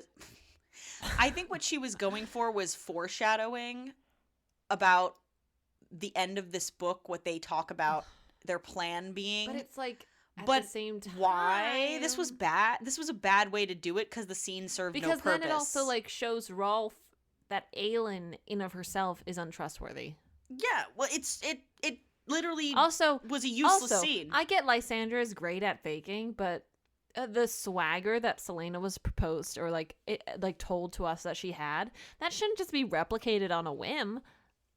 Yeah, and there was that nobody else noticed. Literally, her fucking husband or whatever the fuck he is by this book didn't even notice that wasn't her. He was like, "Yeah, I'm gonna fuck that shit." It's Lysandra. Oh wait, I'm what? Fuck. Yeah, for I'm real. Confused in my loins. They couldn't even have had a little, flicker of indication that maybe Rowan knew that it wasn't her, that people can know it's not her. Even because it wasn't from his perspective, it could have been Rowan had a twitch in his eye. He cocked his head. Mm-hmm. That was it. Yeah, that would have been enough. That would have been enough. That's nope, it. They don't do that. Nope.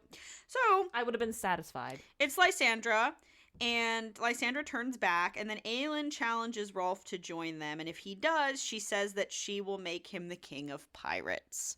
So, this is where I have things to say. Rory. I'm just going to read you what I wrote, okay? Okay. Because... it's a lot.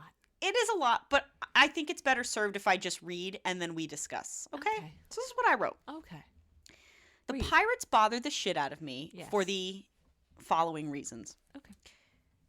How is it possible for a pirate captain? So many issues. If this place is crawling with pirates, why does anyone live there, and how is that sustainable? Why do people ship through this place if they know it's full of pirates? How can they guarantee this dude will retain power when pirates are notoriously untrustworthy and self-interested? What about the other pirate captains? How are they feeding themselves if all they do is raid? How many of them are there that they can meaningfully contribute to the fight? Why can Aelin and Dorian promise him the archipelago? How are the pirates coordinating amongst themselves when they spend long periods of time alone at sea? Why are we acting like the pirates are a nation that we can negotiate with? What is their ranking structure? Why would other pirates respect her authority? Why weren't the pirates stamped out already?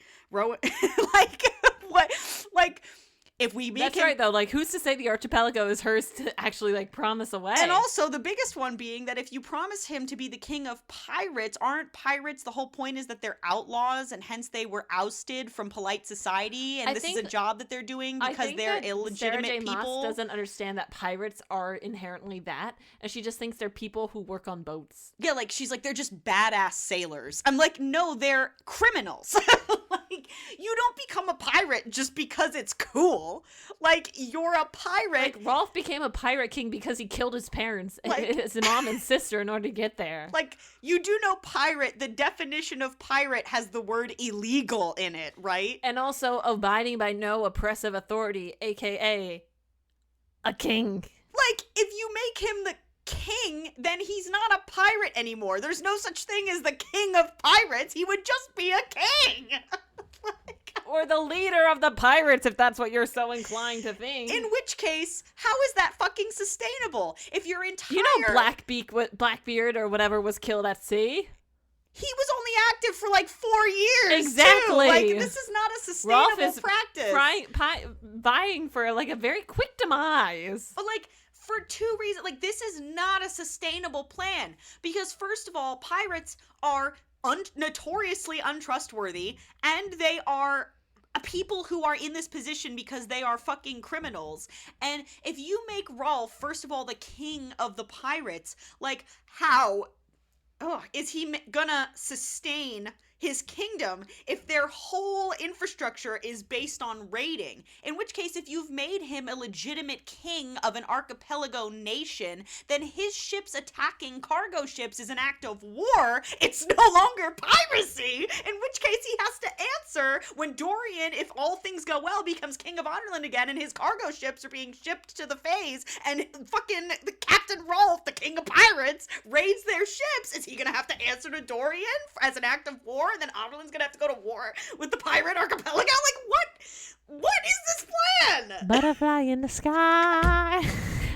I can go twice as high. What? It's like the woman. Sarah J. Maas is listening to this, and she's like that meme of the woman just looking at all the math in front of her, like, Like, what? That makes no fucking sense. It shows you how little she understands what things are when she promises things are inherently in direct opposition to the nature. It just sounds like she thinks in her head, I'm writing a fantasy series set in a kingdom with like espionage and whatever, and she goes, oh, pirates! You know, it'd be so cool. Fucking pirates, they're badass. And instead of writing a different book about pirates, she's just like, I'll just shove pirates in there somehow. Yeah. Pirates. Arg. There are so many things wrong with the pirates. And that's like, not me. And Rory doesn't even like pirates. I do like pirates, but I have so many issues with this because that's not like a small mistake. Do you know what I'm saying? What she is saying is literally not a pirate. That is not reasonable. Like, that is not something that you can include in a story and have make sense. Right. And that's not even like I get it. I'm a historian. It's not even you hyper-analyzing. Like, a pirate king is an oxymoron. You cannot be king of pirates. That's not a real thing. Never say never. You know, there's a reason why most fucking pirates ended up dead after like a few years, because it's illegal and dangerous and pirates are untrustworthy. Why would all these pirates follow Rolf? What's to say they're not happy being outlaws? Hence why they're fucking pirates. They don't want to be a part of a government. A lot of pirates historically were ex-Navy officers who decided to become pirates because they were injured or destitute or fired or discharged, and that's why people became pirates. And you have to do some level of research if you're going to include these concepts in your story. Like, why would the pirates want to be a part of a legitimate kingdom? Why isn't it entirely possible most of them chose to be a pirate as like a last resort and no longer feel compelled to be a part of a nation that abandoned them to piracy? No, like, it's why? definitely that she just didn't do the research. It just, that really got me. I had to put the book down. I've already heard this rant like twice. I had to put the fucking book down because I didn't even know what to do with that information. Literally, I'm so confused. So I apologize to Ronnie that she's had to hear me say this a couple times now. It's a good point. I'm just surprised that more people haven't like brought it up. You know, even Noah said it to me. Like, my brother Noah is even worse than me when it comes to his sort of analytical nature about literature. And even he was like, this pirate thing really kind of doesn't make sense. And I was like, yeah, that's what I was saying. So that was my issue with the pirates. I fucking hated it. But anyway. Yeah.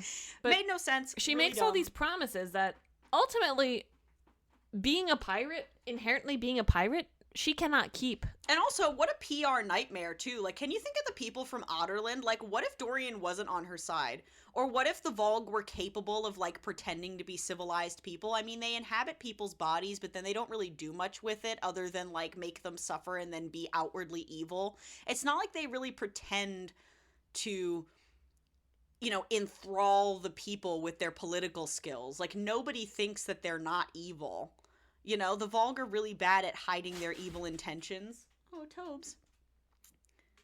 The Volg are so bad at hiding their evil intentions. What would have been clever is for them to, like, have, like, a PR nightmare. Can you imagine what you'd say to, like, the peasantry of Otterland that this queen is trying to, you know, buy pirate mercenaries that are gonna, like, invade your homeland? Like, you know what I mean? Like, that sounds so bad. Or so good, depending on who's trying to twist it. That's what I mean. Like, that would not make me, as a citizen of Terrasen, feel good that my queen's intention is to, like, bribe pirate mercenaries into, like... Lord Darrow back up north is like, all right, what else should she say? Oh, shit. Okay, all right. We're gonna get our cartoonist on it right now. Like, that's not a good army, babes. Okay. Political propagandist is writing it now. Yeah, that was really stupid, and it felt so fucking dumb. Like, she didn't do an ounce of research. But anyway, and it so easily could have been, like, you know what would have been an easy fix to this problem is if Rolf had been a pirate and then established a colony on the archipelago of former pirates who are now a part of a established kingdom. Like, it should have been that those people... Pirates they're literally not on land. Pirates do not have land. They are on sea land. They are on sea land. They don't...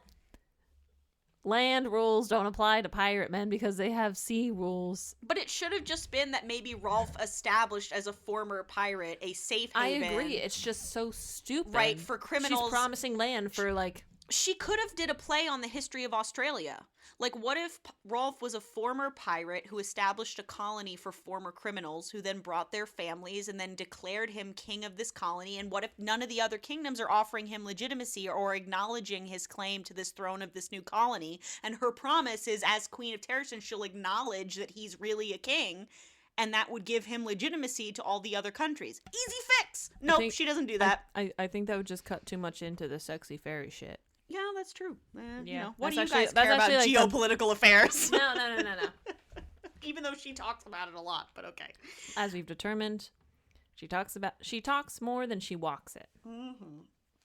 So anyway, that would have actually been really interesting and a really cool historical reference. But no, she doesn't do that. So we're back to Gabriel, and he demands that he wants to see Adian. I couldn't give less of a fuck. Aelin refuses to reveal where he is. Aelin, Rowan, and Dorian meet to swap information. So finally, people are fucking sharing information with each other in this goddamn book. Aelin thinks they'll need the map on Rolf's hands. For what? I don't know. Yes.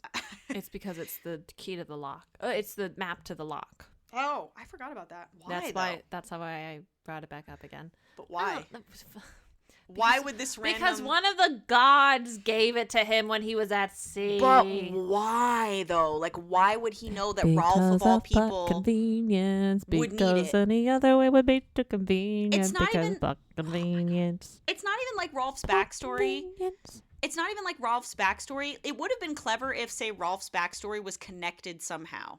You know what I'm saying? But his is so clever, yes. random. Does she have the foresight? No. Like, his backstory is so random. Like, if he was somehow connected to the main story somehow, and even in some backwards way, like, it would make sense. Like, oh my gosh, that's why he got the map on his hand. Nope, he's just a random guy who's got this map on his hands for no fucking reason. Like, Correct. He just is just a random guy. It's Fate. It's very weird. It's fate. I'd hate that. We're gonna move on because it's a mind fuck. I know. I'm sorry, but No. Just... You're fine. It's just like there is no reason. So Toby is just going crazy today. what's he doing? Yeah, he's just running around. He's Oh, doing good his for thing. him. I don't know what. He might have just taken a shit. He just doesn't like us getting. He so just excited. post it, Zoomy. So post it, Post it. post shit, zoomies. So whatever. She thinks they'll need the map on Rolf's hands, and she still needs to convince him to work with them. So we're back to Elide and Lorcan. They travel with this circus caravan, and they decide to pose as newlyweds to sneak off to continue. And she goes by her mom's name. And she goes by her mom's name. Yes, Marion. And what's so funny to me is that Elide says to, like, Lorcan's her husband, and he acts like an embarrassed teenager. He's like, oh, I'm supposed to be your brother. And she's like, no. No one's going to believe that. Nobody's going to believe. Yeah, literally. Like, especially what? because you're like, I fucking her when she turns around. Like, no one's going to believe that. And I'm like, aren't you 1,000 years old, Lorcan? Grow up. Mic drop. What? Fucking mic drop. That was so stupid. So anyway, he acts all, like, kerfuffled and whatever. And he asks why she wants to find Aelin, like why she's so determined to find Selena Sardothian.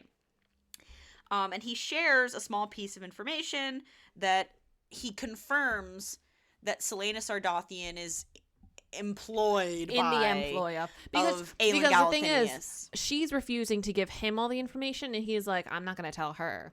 Well, what she says is that she wants to give this thing to Selena Sardothian because Kaltain told her to, but really what she wants to do after she does that is to go help Aelin Galathinius. And so Lorcan's the one who like tells her that her quest is one and the same, but he doesn't tell her they're the same person. She's like, oh shit, wait. Good for Kaltain. What a sister. I'm gonna be like, like it was kind of like she had two plans that now become one plan, and she doesn't realize that one plan is one person. So they're forced to sleep in the same place for the first time on their journey. The inn only has one bed. They share a bed. They have to share a bed. It's a tent. And Lorcan lets Elide take a bath, and it's all him being embarrassed, even though again he's a 1,000-year-old man who's still somehow like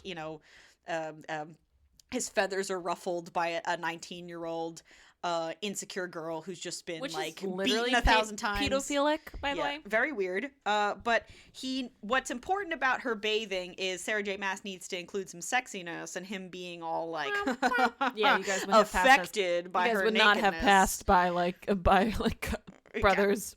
Yeah, so he's all affected by her nakedness. But what's the most important thing is that he hears that she takes her necklace off. So and hides it. So he wonders what she's hiding. Little does he know that it's a fucking word She also, in this time, tells him that her uncle was a very bad person who wanted to breed her with the Vogue, and tells him that the people, the Ilkin, who are chasing them, aren't the ones that are bred under the mountain of Moriath, or whatever the fuck it is, but there's something else entirely. Yes. So those are the only other two like really important things that happen in yeah, exactly. So things start to happen. We as the audience know what it is, but what's going on, but they don't know. So In exchange for the bath, Alid shares another piece of information with Lorcan. Yes, that her uncle, that Vernon is the commander of Morath, that he locked her in the dungeon, all that good stuff. And Lorcan's like, do you want me to kill him? And Alid's Do you want me to kill him? Maybe not. But she also says the breeding experiments with the witches, like you were saying, how Vernon was going to use her to see if the bloodline can mix with the Volg. Oh, I forgot about that was going to happen. Lorcan surmises the explosion that killed Kaltain, after all that, was not an accident. Which fucking ding, ding, ding. Somebody's using their brain in this book. I'm glad someone has more than one brain cell. Yeah, like, no fucking shit, Sherlock. It wasn't an accident. Good for you, Lorcan. Alid confirms this. Like, she's like, yeah, but she won't say, like, what the actual deal is. She won't say that she was directly implicated. She's Yeah. like, it's like, yeah. I saw the whole thing happen, but actually. I wasn't too close. No. No. Can we She's move kinda on, like- please? yeah, Can she's we kinda please like- move on? Yeah, she's kind of like, wow, like, that's crazy. Whoever did that was probably like a super badass bitch, and the person who helped her do that was also probably an Yeah. even badder super badass bitch. Yeah. I'd love to be that girl. Oh my god. Well, Kaltain's dead, so she wouldn't want to be that girl. Well, not she her, would wanna but be at the least super she- badder yeah, badder the ass. badass. The super badder asser bitch. So anyway, we're back to Aelin, and she and Rowan talk to Fenris and Gavriel again about Maeve. There's so many fucking boring conversations. Basically, in this. it's just like, we are blood sworn to Maeve. Yeah, and they're like, we don't trust you, and they're like, well, we don't trust you either, and it's like, Mutually not trusting. Great. they're like, okay. All right. It's like, I don't trust you. I don't trust you. Okay. Okay. It's like, Handshake? Nothing is accomplished, really. They're like, handshake? You gotta shake my hand. No, I don't trust you. She pulled away, you dick. But so Adian finally meets his dad, which didn't Daddy? care. Daddy? So he's, Do I look? and it's weird because they look the same age. Isn't that so gross? You're Like, my dad. You Boogie, are boogie, my boogie. dad. You're my Boogie, dad. boogie.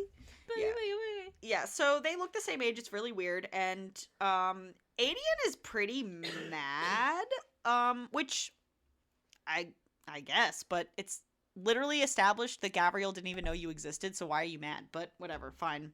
Be mad. Have daddy issues. We gotta have daddy issues. Like, I guess you're allowed to be mad at your dad if he disappeared before yes, you were but a he part of his didn't life. know you existed. But, like, you're allowed to harbor that resentment towards the universe, and it's just an outlet. That I is- guess, but he... the dad's just a direct. The dad is a tangible outlet for the anger yeah. because he's mad at the situation. I get it, but at the same time, it just feels like Sarah J. Maas indulging in, like, a bullshit, like, She is. hot person trope. Like, I have daddy issues. Like, We I'm know over that, it. sir. I'm like, you can return to your hot Cheetos now. This needed to happen. Why? Excuse me. It was my turn to burp. Good job. Yeah, but anyway, so it doesn't go well, and Adian and Lysandra leave to talk it over. So Adian is afraid that he ruined their chance to work with the Fae, which it's like they weren't gonna work with you anyway, babes. I'm sorry, but No. Lysandra is like, it's fine. They're assholes. Like, it wasn't you. We don't even need their super immortal, super strong, super skilled bodies as a human Like, shield. they're dicks. Honestly, it really like doesn't make sense to this Yeah. narrative why they're even here. So Totally. it's fine. They're just here to kill us, and they're not doing what they were doing. Yeah, It's it's supposed cool. to be doing. So Yeah, it's honestly because of you. So yeah. Yeah, great. You're doing great. Thanks for being so So, strong and muscly. we're back to Rolf. I'm sure your Velvet Steel is doing well. God, I hate you sometimes. Velvet Steel. Rolf tells Aelin and Rowan that Morath's fleet is sailing for Eelway. I didn't know what any of that meant at the time, so I didn't fucking care. So Aelin knows it's in retaliation for what she did at Ilium. All those words mean nothing to me. Wait, no. Break it down, bitch. Nehemia's from Eelway. Yes. So Morath's fleet, Morath as in which is Erewhon. where Erewhon is coming from because it burned down. Yeah. Morath's fleet is sailing for Eelway, where Nehemia's home. Nehemia is from. Aelin knows it's because of what she did at Ilium, where she burned down the temple. Yes. So And, that's why, like- but at the time, I didn't give a fuck enough. Whatever. Erewhon's on the move. That's all I care And about. now you still don't give a fuck enough, but we're breaking it down. Wicka. So, yes. Erewhon's on the move. And she knows he's striking there because he knows of her love for Nehemia. Seems a little petty for an evil overlord to waste his time being... You know, you hurt one of my people. I'm gonna hurt the people of your person. Yeah. Yes. Mom, this is not a phase. Like, aren't you supposed to be an evil, immortal overlord? Supposed to be. What good is it attacking Eelway? Like, okay, fine. What good isn't there? It's just so dumb. Like, she just Yeah. says words, you know? I'm like, all right. You know, it was all Greek to me. It really is. So anyway, Aylin's like, oh, knife in the gut. Because Shit.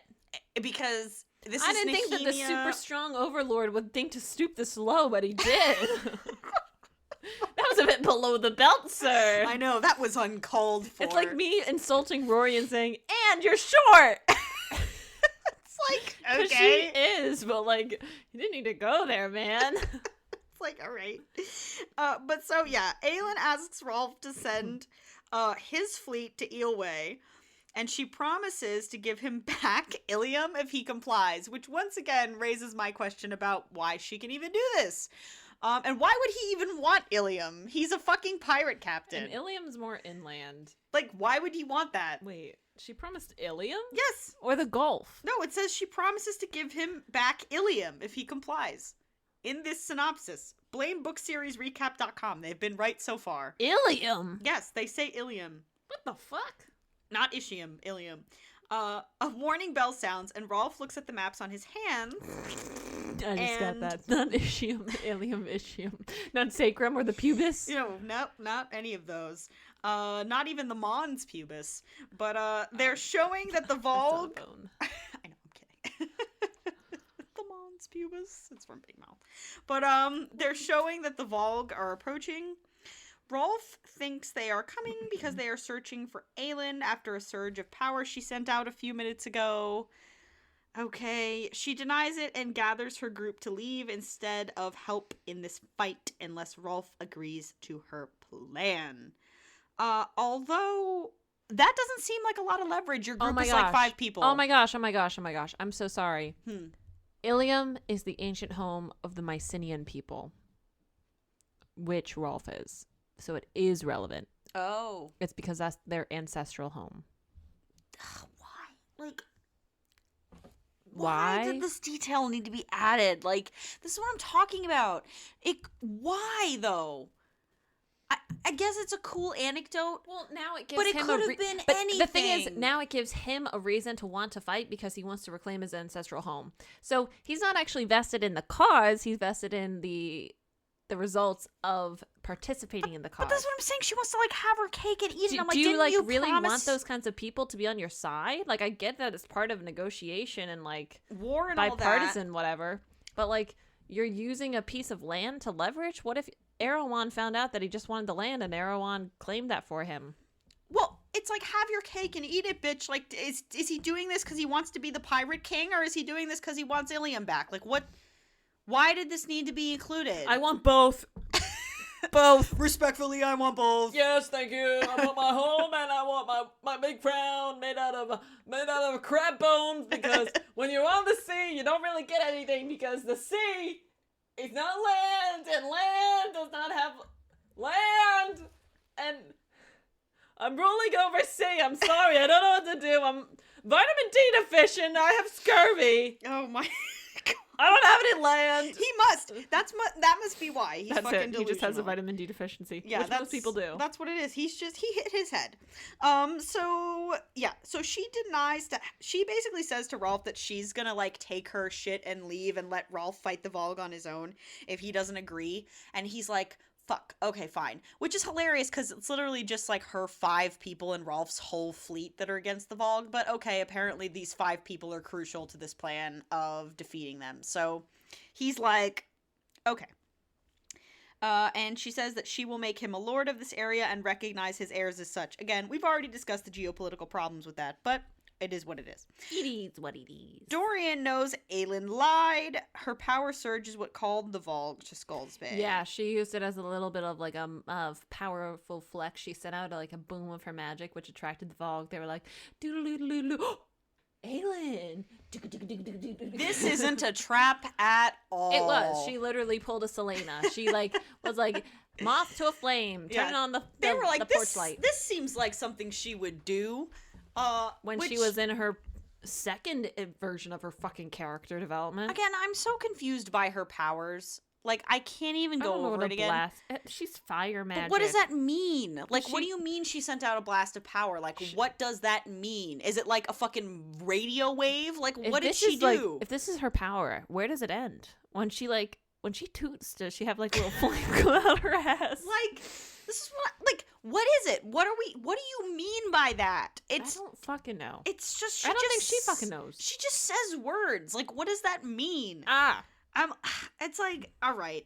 So he eventually concedes, and he provides 8 ships, which each have 100 people, and so now they're all going out to the bay. And the big secret weapon that Aelin's so smug about that we don't know about is that Lysandra can shift into a sea dragon. And the sea dragon. The return of the sea dragon was seen as critical for the Mycenaean people, indicating that their time has come to reclaim their homeland or some bullshit like that. Yeah. So seeing Lysandra in the sea, they're like, my dragon. My dragon. So she shifts into a sea dragon, which, again, raises more questions about what other shit she can turn into. Why can't she turn into a normal dragon and burn everyone to death? And I know the answer will be because she doesn't have enough energy or power. And I'm like, so do it. Her never-ending well of power has an end. Got it. Yeah, exactly. Like, how could she turn into a sea dragon then? It's like, well, she worked for weeks. I'm like, okay, so work for more weeks. Be a dragon. Keep her hidden away. Let her work on her shit and become a dragon.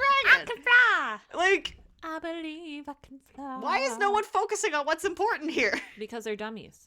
Like, okay, she turns into a sea dragon. Aelin and Rowan join their power on the boat, which, how the fuck does that work? Because they cut their hands and they put them together and blood magic and love and shit. I hate her magic system. You know what? I hate you. Continue. It's like, so I'm giving you the answer and you're not liking the answer. I'm sorry, okay? But that's the answer, but it makes no fucking sense. Like, I didn't tell you it made sense. I just told you what the answer was. I appreciate 2 plus 2 is 5. I can't tell you why, but it is. I appreciate you, Roni, for You're trying. welcome. But so Fuck anyway, your chicken strips. She reaches so deep that she somehow changes into Mala through the word key. Wrong, Deanna.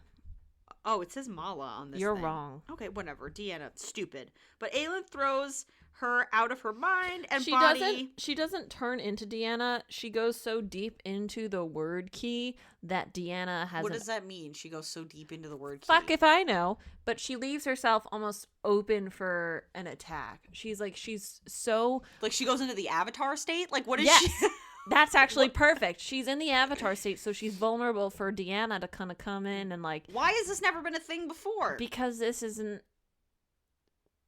We have never ever seen this before. So Deanna comes in and kind of takes over her power and is like, "I'm gonna kill you and you and you and you," and she's like, "Rowan," and he's like, "Why would Deanna do that? Why?" Because she has to tell Aelin. She says, "Flame and iron, together bound, merge into silver. To learn what must be found, a mere strip is all it shall take." Deanna then uses her moonfire, and she's about to turn towards, like, the innocent area. Rowan jumps ahead of her, and stupidly he jumps ahead of her, and Aelin regains consciousness and kicks Deanna out of her mind and control, and she aims the moonbeams power at the ships and destroys them. You know, saying it out loud, I feel like I'm high. Maybe, just maybe, that's really stupid. Well, she also is like, tell Selena to put the key is in the lock and get the lock and all that bullshit. But Why are the gods so invested in this? moving on. It's revealed in the next book, unfortunately. This is so weird. I'm so glad you clarified that, because genuinely when I read that, I had no idea what the fuck was going on. Yeah, she was just using, one, a mortal body in order to be the conduit of her internalized rage, and two, using it as a message to get to, so that like Aelin can hear the will of the gods, which is get the lock, get the keys, put the keys in the lock, and seal away the bad stuff, please. Thank you. So this was my notes on the thing. I said, Rowan giving her powers, why didn't they do this sooner? Next question. I said, Deanna, what the fuck? When did this turn into Lore So Olympus? was Deanna. And I said, how do the Volg have sea wyverns? Because you see, when a regular wyvern and a dolphin love each other very much. What? Why did the Volg have sea wyverns? Because they have regular wyverns, so why not make them seas? But why? What the fuck do you want me to say? Biology? I'm not saying I'm sorry. I'm saying, like, she doesn't explain why the wyverns comply with the Volg. Like, it's very clear. Because they were created by the Volg. Oh. Okay, I was confused about that. But then why do they comply with the witches? Because the witches tame them. Witches ride them. Interesting. Unless I get something really wrong. So what were the wyverns doing before the Volg showed up? I think they were brought back into breeding. I think they were in existence, but they were brought back into breeding. Like they were like dormant or some shit. Interesting. That's actually a cool idea. I was very confused. I was like, why? Because I know that in the first few books, they're like, there's something happening in those mountains, those weird mountains. Right. Like, okay. and, All right. like, That answers. That's actually a good answer. They're hearing flapping of wings now. Yeah, that's actually a good answer. Okay, cool, fine. 1 point to you, Sarah. But you couldn't decipher that because it was in a jumble of like alphabet soup. So we redact that point, Sarah. She does give too much information at once. That's what I mean. I didn't know what the fuck the deal was with that. I've read this book 3 times. I still don't fucking know what's happening, and I still don't know for sure if I'm right, but I think I'm right on one of them. Either they were created by the Volg, or they were brought back into prominence by the Volg, and then they were given to the witches in order to ride them and be... The witches just want to conquer and, like, do bloody shit. And the witches are prone to evil, quote unquote. Yeah. Or at least the Iron Teeth are, which is why the Cochrans were being brought into extinction. Right. That makes sense. Okay, that actually makes sense. I didn't know that because she didn't explain that well. All right. But so anyway, now the fun bit, it's literally just a montage of fighting, them killing the rest of the people, and then Lysandra almost loses, but Adian saves her because men have to save everyone. And Adian, even though Lysandra spent this whole time being a badass wyvern, she gets saved by a man at the last minute. And he's like, I'm gonna marry you. And we're like... Because that's what's important. Yes. And I said... In my notes, actually, Adian and Lysandra are cute. Wish they were more built up. It's literally just like, I'm gonna fuck you. Oh, yeah, you're right. Yeah, she really doesn't know how to write love. She really only knows how to write lust. Which, in and of itself... Nice. Yes. I give that like a... that wasn't your best one. I think that's maybe like a... It was a very like front of the throat heavy instead of coming from the bellows of your stomach. I don't have your expertise, darling. I'm sorry. I'd say 4 out of 10. Thank you. It's You're good welcome. enough for me. But, so, yeah, that happens. And she doesn't write love, which is very disappointing because I feel like in a fantasy setting, you have so much room to develop... Ooh, nice. The friendship and the relationship between characters... more so than the lust. Like, you can only go so far with I'm horny for this person. Like, you can only describe... horniness doesn't get you, like, years of happiness. Well, and you can only describe so often before it gets tedious and tiring, like, you know, that this person's presence is making you warm. Like, it becomes tiresome. You're just like, okay, so fuck. Like, pop the balloon. Like, you know what I mean? You're filling up this balloon and it gets so big and you're just like, so big, like his velvet wrapped steel. We're actually in that chapter now. Oh no. So yeah. So the group assembles together and Elena appears to them. Right after her and Rowan have sex. Guess where? Wait! You're just gonna gloss over the sex? I don't want to talk about it, Ronnie. Okay, let me just say this. It's gross. Sarah J. Maas. Sorry, my curtains. Sarah J. Maas has the best way of writing sex scenes because every time I read a sex scene between her two, like her main male love interest and her female love interest, it just reminds me how grateful I am that I don't want to have sex with men. That's so mean. It's so true. I would take a rubber purple toy over velvet wrapped steel any fucking day of the week after like... I'm gonna say it, and we've said it before, and I'll say it again. She has a breeding fetish. It's weird. Has an animal fetish. And I'm fucking convinced this bitch wrote Omegaverse fanfiction before she published as a writer. Those things aren't inherently bad, but like... This is a YA book. Know where your bread was buttered, bitch. You are an Omegaverse writer. Fucking admit it. I could totally see it.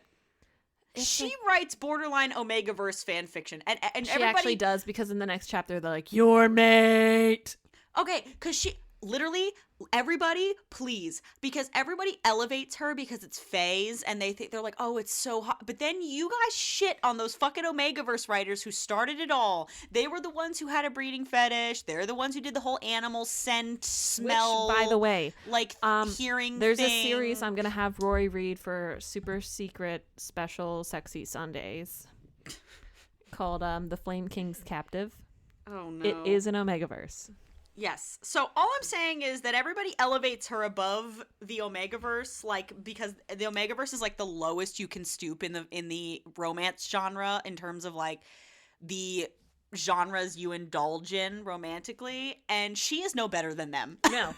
Because that's literally the same It's shit like, she's into. It's so weird. And like she scratches his back while they're fucking, and then later he says he puts salt in the wounds so that they will scar so he can remember the first time that they fucked. And I do not remember that. Holy shit, remember what that. the fuck? It's actually ridiculous. Gross.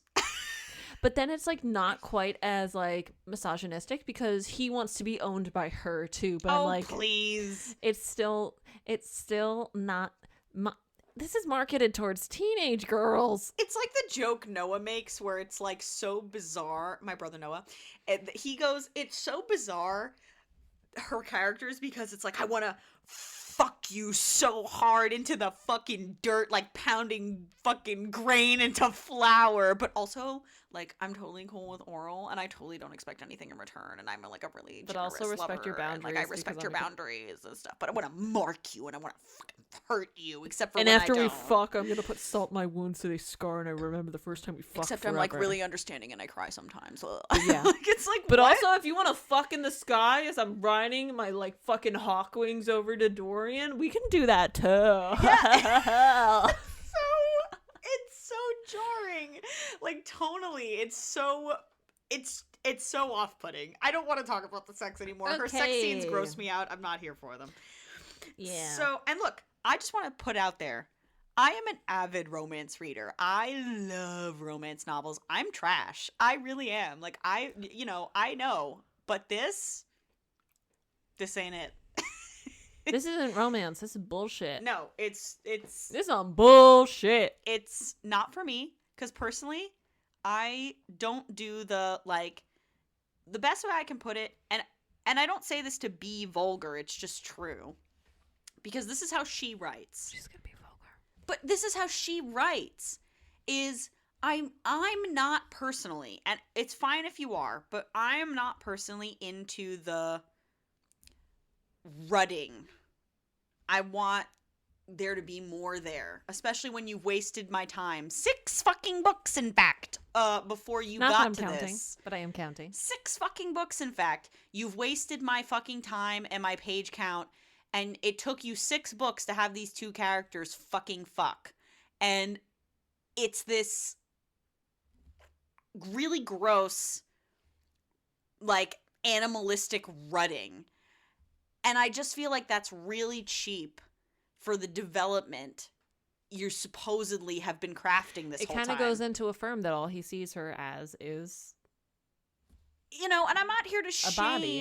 I'm not here to shame the idea that, like, you can't have a rough. But it's a consistent issue with her characters having a first fuck.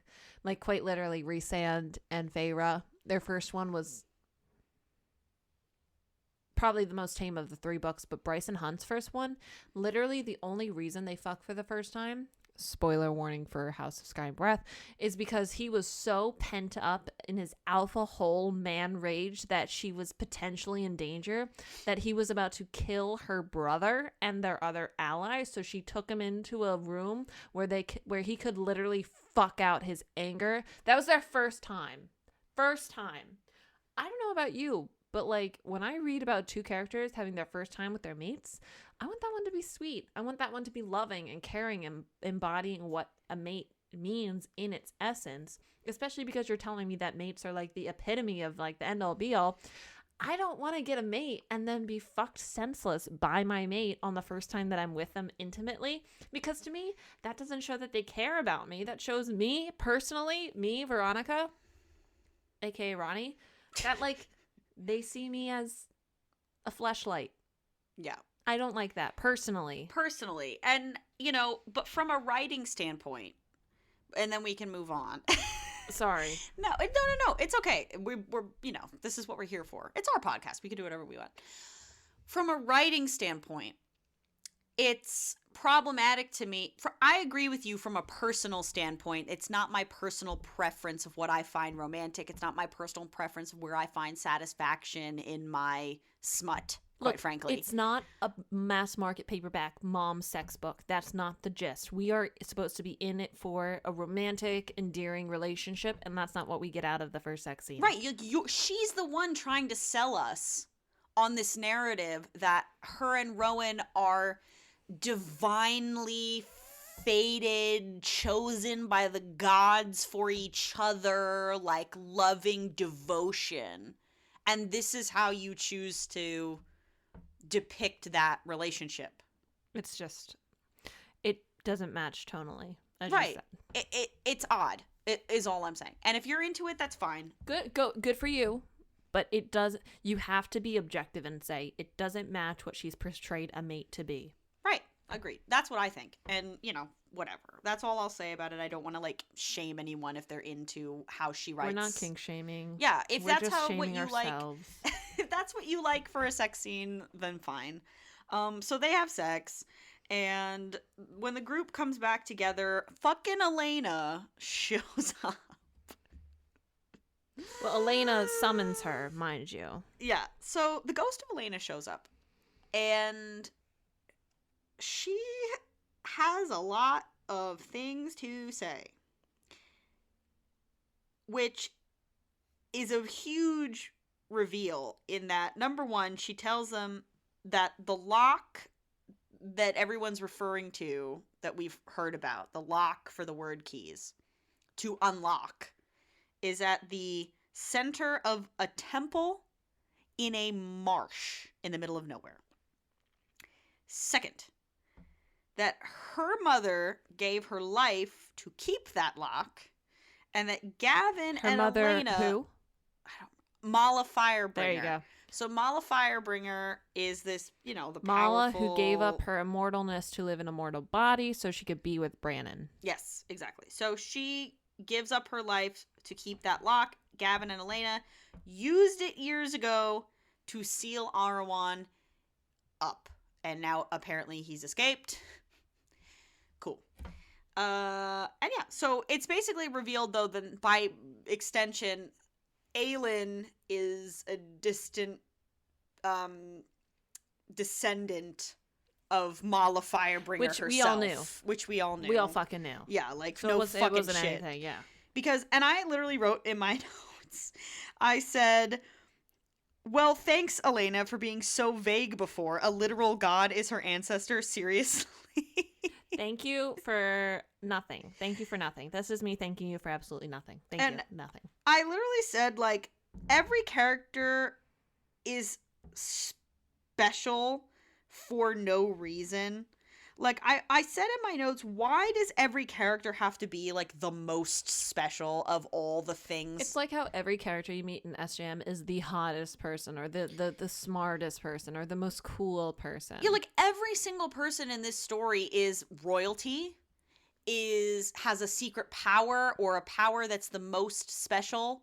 Like, it's a lead. She has a powerful mother backstory. She even though she's immortal, she is still the one who's the most resilient. Like Aelin is not only a fucking descendant of a literal goddamn like deity, but she's also the secret heir of Terrasen, and she's also the hottest person who's ever lived, and she's the best assassin that's ever walked the earth. Like, Rowan is the greatest Fae warrior prince who's ever existed. Adian is also secret royalty, and he's also a half Fae, and he's also the greatest general ever. Adian's also the best bisexual icon ever. And then Dorian, who's also a prince, has secret like magic powers that haven't been seen in hundreds of years, and they're so powerful and nobody understands them. And Lysandra, even though she should have been a normal person, is actually a shapeshifter, which is the most incredibly rare power in the whole like world, and almost nobody is a shapeshifter, and she's so powerful she can turn into fucking dragons. And like dragons that mythologically would tell the Mycenaean people when they could return to power. You're like, why are all of these people like, can't one of them just be the baker's son named Joseph? Like, what? Or Yosef? Whatever the fuck. It's like, and even like you said with a lead who is supposed to be like the one fucking character who's just a person. She's the most resilient human. No, she's part witch, and she also has a backstory that connects her to Selena or Aelin. So cool. Like, and not only that does she have a backstory that connects her to Aelin, but her mother's the one who gave up her life to save Aelin. Like, nobody does anything in this story just because it's the right thing to do. It's because you're special somehow. You were granted special powers, a special title, a special responsibility, a hot girlfriend or boyfriend that you need to protect from the evil. It's not because you care about anything else. Unfortunately, it's true. But that's your motivation. That I hate. It removes the agency, the desire to do well for the sake of, the desire to do something good for the sake of doing something good. It removes that. Right. I'm like, why is everyone a fucking unicorn here? And it's just by some sense of like divine obligation that you're doing any of this. Like Selena, Aelin wants to return to Terrasen, return to her family, her rightful place on the Terrasen throne, and Erewhon is directly opposed to that. That's all. It's not because she wants to stop Erewhon because he's evil, because he'll hurt people, because he'll kill people. It's because that's a threat to her power, her rightful place, and her fucking boyfriend. He wants to hurt my friend's territory. Yeah, and my boyfriend. Yeah, my boyfriend and my friends. She was so lackadaisical about going to Wendelin, too. Like, she just wants... I just want to come here so I can learn. That's terrible. So I can go back home and take my crown. I just, The only reason why this turned into Erewhon was because the king, mind you, the king and Duke Parrington, that is what got us to Erewhon, because the king and Duke Parrington were in the way of her returning to her homeland. And then it comes to find out that the king was being controlled by Volg, and Duke Parrington is Erewhon. Yeah, it snowballed. So literally, the only reason she is opposed to Duke Parrington Erewhon is because the king and his people were opposed to our magic, which is what she needed in order to reclaim her place at home and return home safely. So by association, the king is why she's fighting Erewhon. And he just happens to be like the most evil being, like that. One of the three most evil beings, by the way, that they've ever come across. Volg, yeah, like it just happens to be the case. Yeah, it's too convenient. It would be like if, like, in fucking like Lord of the Rings, like Frodo had beef with like the local fucking barkeep. You know what? This is fucking like the start of World War I. What? The start of World War One. Have you not, like, France? Yeah, Franz Ferdinand was. Yeah, and then, like, people went to war against other people because they were semi-alliance with the other people, so the enemy of my enemy is my friend. There are so many funny videos about people explaining how World War One started. I need you guys to look it up and just understand that's how Elena is tied to this whole fucking thing. Oh my god. I'm gonna have to show you that video. I'm thinking of a very specific one. It's funny. It's like, no one's doing it because they have any direct influence. It's like, oh, well, we were an alliance of Franz Ferdinand, so that means we have to go to war. But because France is going to go to war, that means that we need to fight against France before we go to war. And on Belgium's side, they're going to march through the Rhine. So because they're going to go through Germany, they're going to have to fight Germany to get to Franz Ferdinand. Yeah. It's so fucking stupid, but that's what this is. This is. Whoa. I just stroked out. It's like if literally, like, Frodo in Lord of the Rings was, like, gonna destroy the ring because he had some, like, beef with, like, an official town. Like the local town mayor who wasn't gonna let him keep his inheritance at Bag End, and so he's like, well, this ring is the key to killing the mayor, and then it turns out the mayor is Sauron. And you're like... So you don't want to destroy the ring for the good of humanity and the world, and the fact that this fucker is literally the most evil thing to ever exist and this ring is connected to it. You just wanted your fucking house? Like, what? I wanted Bag End. I wanted to have my noonsers.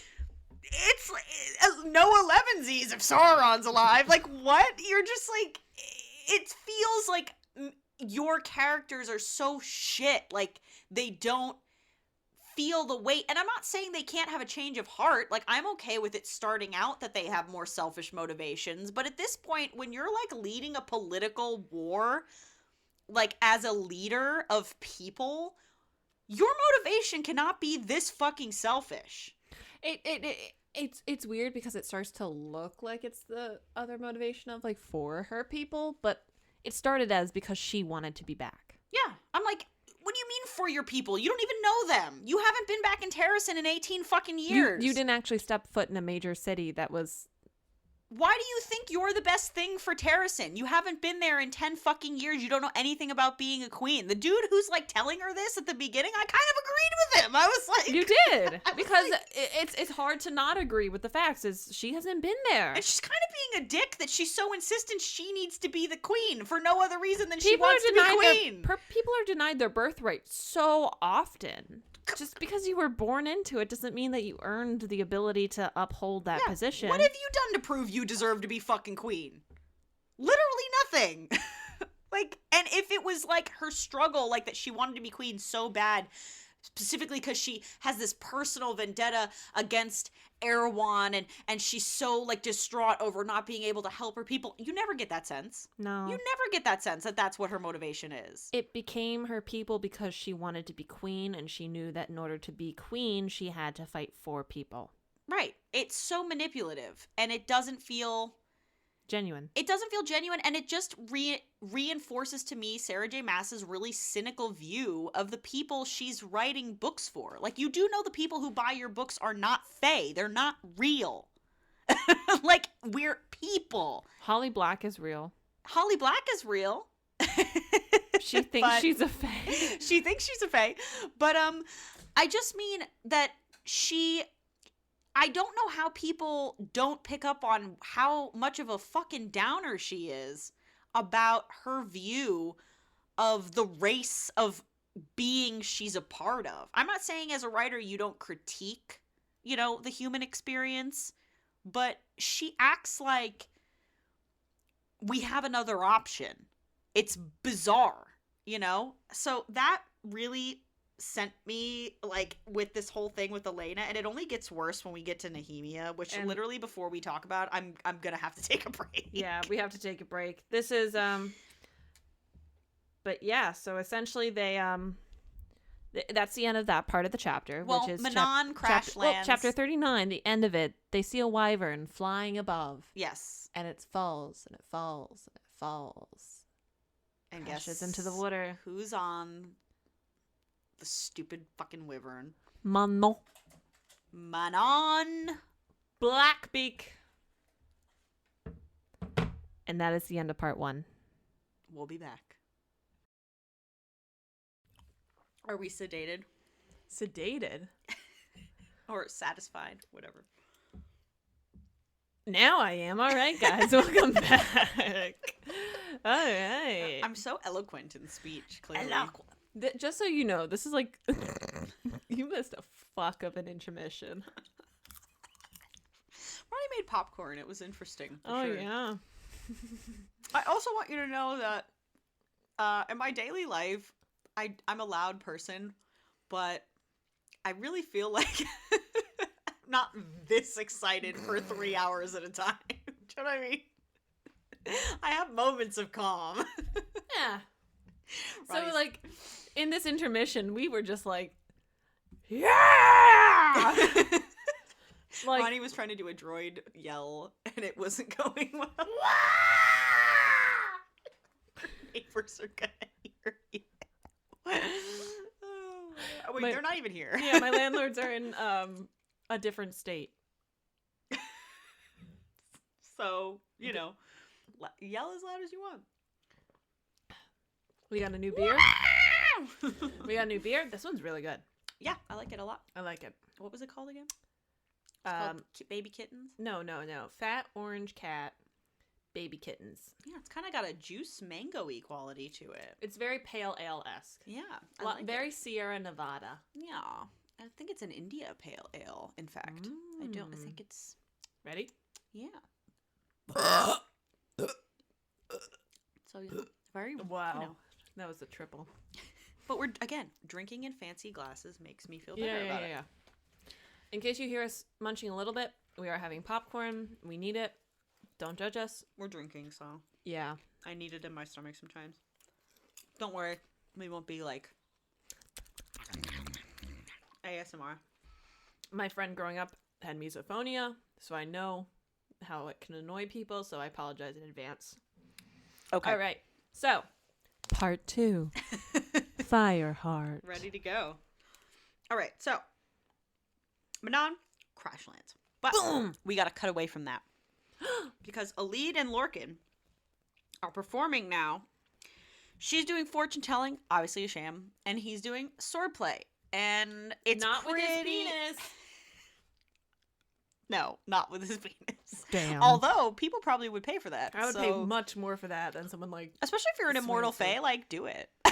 Yeah. Like, What do you have what's to the shame? lose? I doubt Yeah. he can catch anything. Like, he's fine. You know? Do it. You mean like STD wise? Yeah. Oh, yeah. Like, he can't catch anything. He's fine. Yeah, that's You how know, it works, whatever. right? That's, like, probably Sure. the least bad, thing he's ever done. So anyway, Between servitude to Maeve and swordplay. it's also comically obvious he's a fucking fae. And, like, Yeah. everyone's just, like, side-eyeing him the whole time. They're Side-eye. like, he's over here like, oh my god, bro, man, we're fucking killing it. We're so inconspicuous. Swordplay. Rah! And everyone around them is just, like, side-eyeing. Like, this dude's a fucking fairy, right? You guys like, see the tall man with the pointy ears and Yeah. like the weird strength, and he's You super know. good at swordplay, almost like he's been doing it for like 1,000 years. like, he's right? not human. We all agree, right? Like, we're Yeah. in consensus. Right. Like, nobody's buying it. But anyway. Lorcan's display is obviously much more popular. I'm Nice. sorry, this is really good. This one, yeah, it's good. I like it a lot. I like both of them. I like but- the Belgian ale, but this is just so sorry. It's like so out of my wheelhouse to like reach for it. This is good. I'm gonna have to get this again. It has a very fruity quality about it. That's definitely It's a true. pale ale. Yeah, I like it a lot. It is. It's got a mango smell. It smells like mangoes. That's a lot of pale ales, though. Yeah, it smells like mango. It smells really good. Fat orange cat. Kitten. Baby kittens. Baby kittens. Yeah. Highly recommend. Yeah, it's really good. So anyway, I think it's an IPA actually, but Yeah. so this is actually where Lorcan and Alid realize they're attracted to each other physically because of course they have to be. Now, I will say in Sarah J. Maas's defense, I actually did enjoy Lorcan and Alid at first. I thought that as annoyed as I was at the beginning when we first saw them introduce themselves to each other and I knew where it was going, I was like rolling my eyes. But I actually kind of liked the fact that it was just the two of them and not a group. you know? Like, it was kind of cool to have, like, only 2 people be on a journey and have to lean on Like, each other so Yeah, much. because there was a lot of, like, almost like side quests that were happening. Mm-hmm. Like, in a book, you can only feasibly focus on one conversation at a time. Mm-hmm. So it was nice knowing that we weren't missing any other, like, when Aelin and Lysandra were talking, I just kind of assumed that, like, the other guys were talking, you know? Yeah. It was nice to know that we were experiencing the moment in its entirety. Right. And also, it was nice, too, because, as I've said, Lorcan and Elide together, even though Lorcan's a fae, right? He's not, like, the most powerful or anything, like fucking Rowan and shit. And he's also got people after him, and he's kind of limited, and he can't really go to the full extent of his fae powers because they're supposed to be in hiding. So, like, it was kind of cool to have these 2 people leaning on each other and also not be, like, peak performance level, like, you should be afraid of us kind of thing. What are you looking at? What's he doing? I don't know. Oh, I thought I heard him scratching the couch. No, that was my bad. He was chilling. Anyway, that's Tobes. You Oh, know, always got to sorry. keep an eye on Tobes' Yeah. fur. But it was nice to have, I don't know, I guess a change of pace and a change of, like, Perspective. perspective, but the atmosphere shifted. It became, the best way I can put it for me anyway, and what I enjoy in fantasy, it became finally like a dark adventure when it was Elide and Lorcan's chapters. He's just running around. He's just having a good time. It- Mind you, it's 12:15 when we're filming. My cat is, like, wide awake. It felt more like, instead of all this lofty, like, you know, it was a cool mini adventure. Like, it was a cool- nice. It was. I wouldn't equate it to a side quest though, because it definitely had its merit. No, right, But it was right. reduced. Honestly, I liked their adventure the most. It felt like an adventure. That's the thing. It felt like a real adventure. Like, the stuff going on with Aelin just got so big that everything always, it felt like, I don't know if she meant to do this, but I could see myself as a lead a lot easier than I could see myself as, like, Aelin doing what she was doing. mm-hmm. I could see myself assimilating into a caravan. I could Toby! He is crunching away. crunch, crunch, crunch. Is he lying down on his side, or He's just moving around. he's such a good boy? I'll have to insert a picture whenever we post this on YouTube. He's such a good You just hear boy. crunch, crunch, crunch. That is not our popcorn. That is, in fact, Toby. That is my cat. Yeah.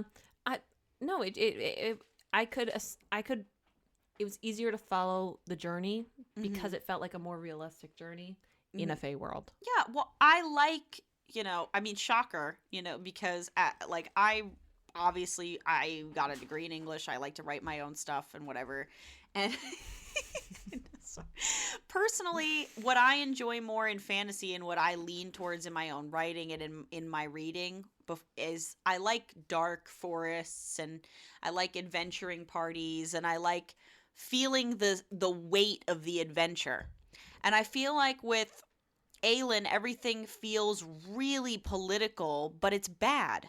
You know, like, we've gone over it. I have all these issues with her political logistics, but the whole fucking storyline is focused on, like, It's unfortunate because you know that Sarah J. Maas can write a good small scale adventure, but she's not doing that. She's trying to outdo herself and add the Right. politics. that perfectly said. Yeah. Reading Elide's parts with Lorcan is making me realize Sarah knows how to do her shit when it comes to small adventures and actually flushing out an adventure. Yeah, and that's But- what she should do. She But should too many write moving parts doesn't work. she should write, like, a Dungeons and Dragons level, like, 3-4 person and 5 person, even if she wants, That because she would be loves phenomenal. characters, like, adventuring party of 5 people who just need to go fucking steal, like, a Sarah- cup from a dragon. Sarah, I know and you I were would signed read for it. Bloomsbury for 7 more books. You should make one of them that. That's what I mean. Like, have, like, an adventuring party where 5 people have to traipse through, like, a necromanced village and, like, a haunted lake and fucking shit, and then end up at a witch's lair where they have to kill the witch to get a But sword keep for out- a magic king. Like, But you can't something be in small. your world. You can't have it connected. It needs to be its own freestanding adventure. It cannot be in the universe. Yeah. Because if you're in the universe, people are going to speculate, and that's where it gets bad. Exactly. I think that that's perfectly stated. I think you said that perfectly, that she's good. I really, really enjoyed these chapters. You know genuinely. Rory, I genuinely enjoyed them. that is why the first 2 books were so good. That's true. Arguably, I liked the first 2 books more because it didn't dive into all the political intrigue. When she did that and tried to expand the world a bit bigger than she was ready for, Then it got weird. Crown of Midnight, I rated 5 stars. I loved Crown of Midnight. I thought Crown of Midnight was really enjoyable. I thought the first book was a really good first book in a series. I didn't actually think. I was kind of shocked when you told me, because I read the first excuse me. I read the first book, or the first 2 books or something, without really fully realizing how long the series was. And I was kind of shocked that you told me it was 8 books, because I was like, where can you go from here? The problem is, and I was jarred and where she was going. I think that was on a podcast that I told you that it was 8 books, and you were like, fuck. No, it's crazy. Yeah, because she does the small scale so well. Like, this book feels so detached from the first 2 books, and we've said it a couple times that she didn't plan out the series very well. And it feels so detached because the first 2 books, I think what you're implying and I'm picking up on, is were a much different quality because they felt different because tonally. They were more of the one person is our, like, we didn't switch. Yeah, we didn't you're switch following POVs. 3 people, 3 main characters. It's Selena and her 2 boy toys, and then maybe Nehemia are the characters. Personally, I have that same sentiment for Crescent City. Mm-hmm. Crescent City 1, phenomenal. We didn't really change perspectives too much at all. It was good. It followed Bryce. It was cohesive. It was an all-encompassed story. It was probably the equivalent of like an NCIS, but like with best friends and set in Zootopia. It was good. Mm-hmm. But as soon as you add the element of people are involved, you have a fan base that's involved. Her first 2 books in a series are arguably her best ones. Mm-hmm. Think about it. A Court of Thorns and Roses, as much as I don't like the love interest, I can respect the story and what it tried to do. Mm-hmm. Mist and Fury, also pretty good. Well, really what should have happened was ACOTAR 1 and ACOTAR 2 should have been one book, and she should have cut a bunch of stuff from both and melded them into one book. But I understand why she didn't. But my point is, the more Sarah J. Maas and Jennifer L. Armenchart are 2 of the most influenced authors by their audience. They cannot stay away from just fan service, and it's at the detriment of the quality of their books. Yeah, you have to write as an author what you want, not what the people want, because the people don't know what they want. No offense, we don't know what we want, especially when it's in consideration of your world. I think that's where a lot of the issues come in, is that people want to see more and more and more. Like, well, as an author like her too, she withholds so much fucking information. Why do you trust the opinion of people who are ill-informed compared to you as an author? And if you're saying that you already knew all this stuff was going to happen, then that even goes to justify Rory's point more. So, I think, that's my thing. Her first books in the series are probably the best quality. They are more cohesive. They have a more uniform intention and execution. That's where I'll leave it. Yeah, absolutely. And the last point to be made, I guess, about this, and I'd like to hear what you think. Of course. And then we can move on. I'll definitely give my thoughts. But then I'll move on. Is the key to me in any fantasy world building is the progression of a larger conflict needs to be gradual. And she didn't do that. I felt like I was plunged into this continental divide. Considering Book 3, you're in a different series. Yeah. It's jarring. And you feel it. You're literally displaced from the main point of conflict, which is cool. Mm-hmm. But not when we still have that connection to the main point of conflict through Dorian and Kale. Yeah. I feel like we should have shut the blinds off. We almost should have pulled an Empire... No, a Tower of Dawn on it. Mm-hmm. If we're going to shut that door, we need to keep it shut. Mm-hmm. I feel like don't cut back. Don't tell me what's going on. Kind of catering to Otterlin and those guys. If this is Aylin's story, Selena's story, she needs to learn stuff when she comes back. Mm-hmm. And in that case, I'd be a bit better with like info dumping, because it's informing us of what we missed what we had to miss because we weren't there. Because in essence, like, all the conflict of Heir of Fire could have been summed up in 2 pages of synopsis from the Otterland side. Yeah, pretty much. Yep. So that's the issue. And I think you're right about that. So you put that perfectly. So anyway, we are with Alid and Lorcan. They are hot for each other. I kind of enjoyed it. Yeah. I wished that she spent more time on it, actually. I wished that their chapters were longer, to be honest. I really liked what they were doing. Dick was longer. And yes. It's probably long enough, honestly. Somebody posted this joke on Instagram that was like about Sarah J. Maas's sex scenes and like her male characters, and it's like, I don't need to fuck a fire hydrant because that's how she fucking describes, like, well, that's just steel, it's not velvet wrap. Like, literally, she talks about them like they're the size of fire hydrants. I don't get it, but she says, okay, so has anyway, she even ever seen a penis? I don't know. I really don't know. She probably has. I mean, she's had kids, so, you know, respect, but her husband's probably very well endowed in that case. Well, he must be, considering apparently she wrote the 4th McIntyre book while she was pregnant, so, which seems a little weird, but, you know, you guys can correct me on that. That's what I've heard. Fourth ACOTAR? Silver Flames. I say 4th ACOTAR. I know it's not technically part of the trilogy, but that's what word on the street is. That's what I've heard. I'm trying to think chronologically. Whatever. Somebody will correct us. Whichever. Okay, so demons attack the camp before they can... She released it when she was pregnant. Oh, okay. Well, you know, so she was getting pregnant, which makes sense because she's got a breeding kink and that's all over that book. So. Oh my god. It's true. I'm sorry. It's fucking true. But so that makes total sense. She fucking released that book pregnant, please. Or trying to, at least. So they're attacked by those demon fucking things that were just introduced in this book for the first time. Ilkin. Yeah. Of all the books, apparently we got new demon creatures. And so finally Alid tells Lorcan what her real name is. Because he figured out that she was lying to him. Right. And he convinces the demons that she's not there. And he fights them and stuff. Who wins? And then they bond. Not bondage. No, not bondage. Unfortunately. No, fortunately, not unfortunately. And he tells her that, like, he's the second in command to Maeve, and, like... all that good shit. They kind of reveal some important, you know, all the things they've been keeping secret, essentially. Except for what the necklace is that she's carrying. She still doesn't tell him about the word key. Correct. But everything else she basically tells him. Now we cut to... Manon. So Manon wakes up on the ship, and she's surrounded by all the people that she's tried to kill in the past.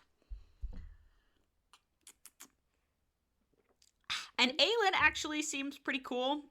Doesn't trust Manon at all, but she's curious why she's injured, and she wants to know what the tea is. So Dorian is there when Manon wakes up. Hey girl, I know you heard, but what's the tea? Yeah, for real. She's like, so what's going on? Why are you here? Girl, why are you coming to me? Last time I saw you, we tried to kill each other. Yeah, you were what's like really... like, you tried to, how you doing? La, la, la, la, la. How's that bridge? Oh, wait, I cut it down. Ha ha, bitch. Cut it down. You burned it down. Because I'm the heir of fire, I burned it down. Bitch. But, so... Dorian is there when she wakes up again, of course, and, you know, it's all about the sexual tension between Manon and Dorian. Again, I really want to reiterate to you, they have had one conversation. This is the extent of Dorian and Manon's relationship. For all of you fucking fangirls who are so obsessed with their relationship, I was waiting for it because I was, like, you know, polluted with TikToks and Instagrams about, like, this when I was reading the books because your phones spy on you and shit. And literally... all of you fucking bitches posting like, hello, Princing, hello, Witchling, like shipping the shit out of them. I want you guys to know, before this book, this is the extent of their interactions. Are you ready? They meet each other once in a field while Dorian is possessed by a Volg. They look at each other once from a balcony in the distance. They lock eyes once, silently, don't exchange any words. She lets him not die and lets him get rescued by Rowan when she kills all of his friends and attacks his castle, and he kills a few of her friends who she brought with her to kill them. And that is all. And now they're on a ship.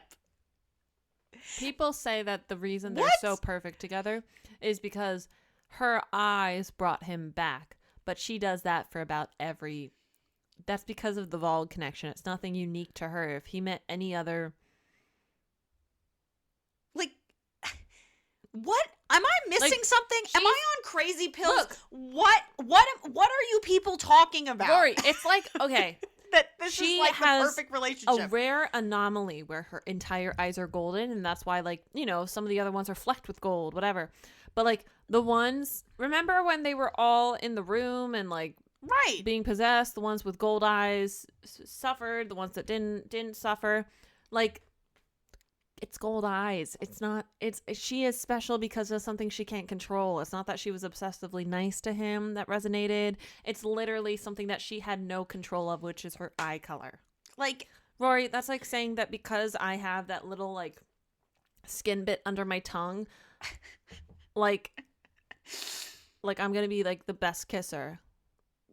great. But it's literally not because of anything I could do. It's not because I studied it on WikiHow.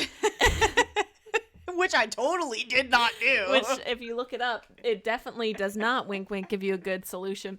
But it's like she resonated with him because of something she could not change and he did not affect. Yeah, like, everybody is so goo goo gaga over the two of them, and I don't get it. They literally have no interaction. I don't understand it. It's literally falsified sexual chemistry because the author says so. It doesn't make any sense to me.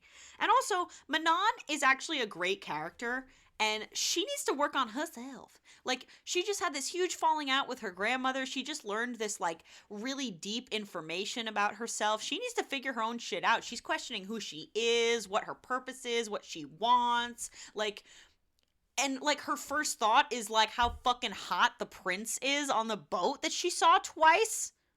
Like, yeah, feminist. Like, what? I that really was so fucking perplexing to me. I was so disappointed. I knew the relationship was coming, and I was still let down. The thing is, you knew it was coming, and you were expecting it to match the quality of the character development for both those people, and it did not. No, it was completely superfluous to both their character arcs. I didn't need it. It was unnecessary. But whatever. It's there now, and I can't change it. So Dorian is there, and she tells him what happened and why she's injured, and she explains to everyone what her deal is. So basically, she's, like, kind of forced to be on the good guy's side now because she's got nowhere else to go. And she's also like, basically, I'm excommunicated and exiled from everything I've ever known and worked this hard to be because I tried to save you because we had that weird sexual connection on the battlefield. Yeah, and she's like, so I know I've tried to kill all of you, like, a bunch of times, and I was working for the Vogue, literally the most evil beings that any of us ever knew existed, and I was on their side, and I let my grandmother murder countless people in my name and her name, and we did all of that without even batting an eye at any of it. But now that I tried to save somebody personal to me, even though I didn't give a fuck about anybody else's innocent life, it was just somebody that I knew personally who happened to be my cousin and also happened to be my second, and I didn't want her to die for a mistake I made for somebody that I barely knew. I would like to be with you guys now. How does that sound? Like, and all of them are kind of just like, okay. I mean, Yeah, that fits. that checks out. that's cool with us. It's just, all right. So, yeah, she's kind of on their side now. They're all kind of weary of her, but they're like, well, in all fairness, she really has no reason to betray us, and they're not wrong because she doesn't. Has no reason. She literally has nowhere else to go. She decided to do the right thing as a last resort. She decided to be on the right side as a last resort. She is France during World War II. Oh my God. Like, caved to the Allies the minute the tides turned and the evildoers didn't want them no more. Like, full force, I will only do good because I literally have no more evil to do. Hello, let me in. I cannot do good no more. Was that supposed to be French? Moving on. Désolé to my French amis. But, Désolé to my French amis. I feel like a Siri. Désolé to my French amis. yeah. That was good. But, so anyway, we're back to Elide and Lorcan. And they're trying to find Aelin Galathinius. Oh, I think at this point, Lorcan's told her that Aelin and Selena are the same person. I don't think yet. No, not yet? Whatever. No. They're looking for Aelin. So because he told her that Selena and Aelin will be in the same place. Yeah. And the two escape on a boat because some of their carnival companions give them away to the people chasing them. So they gotta escape. Lorcan kills the captain because he has no qualms about killing, because in a Sarah J. Maas book, all the men kill people without a second thought. And that makes them good guys. And Elide is pretty mad about this, rightfully so, just like me. That was kind of unnecessary that you did that. But something triggers Lorcan and he examines the amulet. No. At this point, he's like, he's angry at her for being angry, so he tells her that her queen, Aelin, is Selena, is an assassin. Oh, I forgot about that. He's like, well, you care so much when people kill other people? Well, your queen, the one who you're looking for, she's a trained assassin. That's where she got her riches. Ooh, I forgot about that. Yeah. That's why I was like, not yet. In this chapter, but not yet. But yes, now she knows. I knew it was somewhere in here. But... And he did it to be a knife in her back. Yeah, basically, because he's being a dick to her the whole time. Yep. Because he is a dick. Yeah. What I thought she was Wrapped in stoking the velvet. enemies to lovers thing, but she goes a little too hard with it. Like, at some points, I think her and Lorcan are cute, like I said earlier, and then other times I'm like, okay, you could pull back the dickishness just a little bit. But Just a way back. just a wee bit, love. And, oh, but this is also when Lorcan realizes that the amulet she gave him is fake. Yeah. And he's pissed. He's like driving the boat. He's like, fuck. Yeah. But they got the best. They have a slight lead based on what they learned in the taverns and asking around taverns and stuff as to where Aelin is. So they're no longer in this circus company, and they're on a boat trying to find Aelin with some very shady information that was provided to them by some random tavern owner. So that's really the best they have to go on. But then we go back to Dorian and Manon. And she tells him to trust her enough to unchain her. After a cheesy sex scene. Oh, yeah. She also makes it clear that she wants to fuck the shit out of him, and she does. Later. No, does this happen now or later? I can't remember. He visits her more than once. Yeah, but I don't think they fuck yet. They don't have sex yet? They kiss now. Oh, they have kiss. They kiss. Whoops. But she basically says, unchain me, and he's like, no. No, I will chain you up further because I'm into bondage. Thank you very much. But again, his attraction to her is very unexplained and It's unfounded. Random. Yeah, very unfounded, and I'm sorry to all of you crazy shippers out there, but you know it's true. Literally, all he knows about her is pretty, gold eyes, fights on a dragon. Tried to kill me. Tried to kill me, fights on a dragon. I feel like that. Tried to kill me, tried to kill Aelin, tried to, killed many innocent people, Yeah. burned down my castle. Like, what? Like, but like, she's hot. It feels like so superficial. It's like, it would be one thing. You know what would be cool? If it was like a true enemies to lovers where they're attracted to each other, but they're both fighting it because they both have reason to dislike each other. That's different. Like, you can introduce that attraction, but the fact that both of them are so cool about the fact that they want to have sex so bad is very weird. Like, especially on Dorian's end. Like, he becomes a totally different character. Like, where was my, like, golden retriever, like, really nice, clever Dorian from, like, book 1? Now he's all up in here, like smoldering eyes, like full on, like some shit. Romantic hero from a bodice ripper bullshit, like man character who's like, yeah, like I'm like, oh, you know, like my dick is the ultimate fighting champion, like kind of like you know, it's like, a beast. It is. Yeah. Where do you see what it can do? Like it can do you. You know, it's like, I know that you tried to kill me before, and I know that you burned down my castle, and I know that you people are responsible for the reason why I don't know where the rest of my family is, and I know you've tried to kill the queen that I've been supporting this whole time, and I know you were working with the evil Vogue who literally helped possess me, but, like, you're hot, so let's fuck. Like, it's so weird. So, whatever, they have their little flirty moment. And he doesn't really go along with it, but they do kiss. And then Dorian does end up believing her, and he asks Aelin to unchain her and let her roam around the ship, that she's trustworthy. And she's also still kind of injured, so a lot of them are okay with going with it. But when they go down to unchain her, there's an imposter there. And one of Erewhon's minions was sent to come and kill Manon, which is hilarious in retrospect. Like, wow, what a plan. We already talked about this. Like, how do you have Fey magic smell? And not know that someone's a bloodhound. Yeah, what? Okay. But, what the fuck? Yeah, they kill it because... Oh. Why wouldn't they? Aelin also gets mad at Manon for leaving a lead in that forest. Oh, yeah, she does. But in all fairness, though, that was stupid, too, because it's like, when Manon explains what happened, it's like, what was she supposed to do with her? Like, what was the other answer? Death. Aelin? Like, what was she supposed to do? Death. Die. Okay, but we have to have unnecessary conflict between women, because cat fight! And that's what we're here for.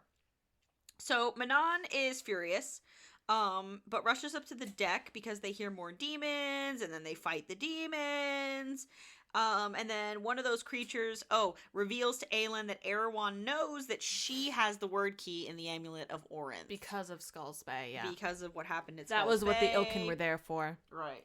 Not Lorcan, that's what the Ilkin. Ilkin, Lorcan. Not in Illyria. But, so, many of them are injured, including Fenris, and Fenris. I just wanted him to die so bad. I wanted him out of the story body, and he just escapes mortally injured. And because of who? I don't remember. Aelin, she heals I him didn't using. fucking care. No, she heals him using the water power that her mom gave her. I literally was like, oh my god, Fenris. Is he gonna die? I smiled. I was like, plot yay! armor. He's Never. gonna die. Someone's gonna die. No, he's fine. No one dies in this fucking book. So he's fine, just like in Agatar Cassian's guts falling out of his fucking like abdomen. He's fine, cause magic and shit. And then Gabriel admits that Gabriel and Aedion have some more like father-son drama. And it's like, I only left you, Aedion, because your mother asked me to, and blah, blah, blah, blah, blah. And I'm like, I don't fucking care. So we moved on from that. But no. He didn't leave Aedion. No, he left Aedion's mother. Yeah. Because he didn't know Aedion He didn't know that she was pregnant. And Aedion is technically like an heir to, you know, like whatever. He and Aelin are cousins, like, and I think through his mother anyway. The land that Gabriel has because of Maeve. So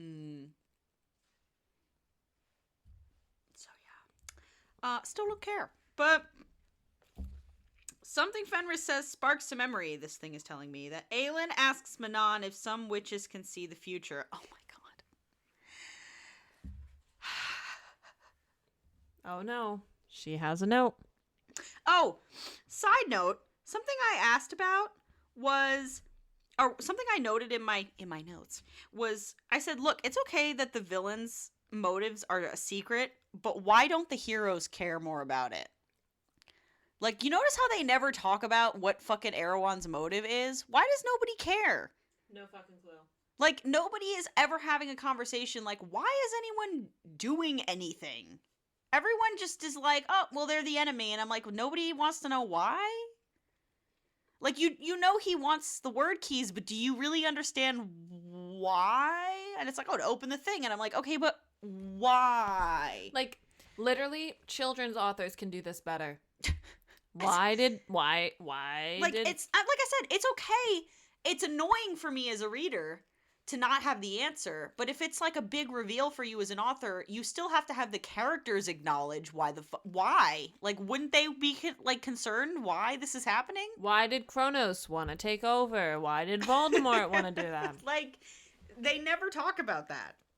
So that's a weird thing. Why is Malfoy sneaking around? Oh, I said Dorian can choke people out with invisible hands and he can't kill the bad guy. Yep. Yeah, that doesn't make sense. And I said Aelin can literally, like, make people on fire. I said, yeah, why can't they use their powers on the bad guy? That was a weird thing I noted. Oh. And so they talk about seeing the future, right? And that was a weird thing, because then it cuts to talk about Baba Yellowlegs. And, yeah, all the way back from the second book. And Manon says that, you know, like, Baba Yellowlegs was like something of an oracle, because they have introduced this thing of oracles, and that before Aelin killed her, that Baba Yellowlegs said something, like, you know, long ago about Aelin, and Aelin is just now understanding this.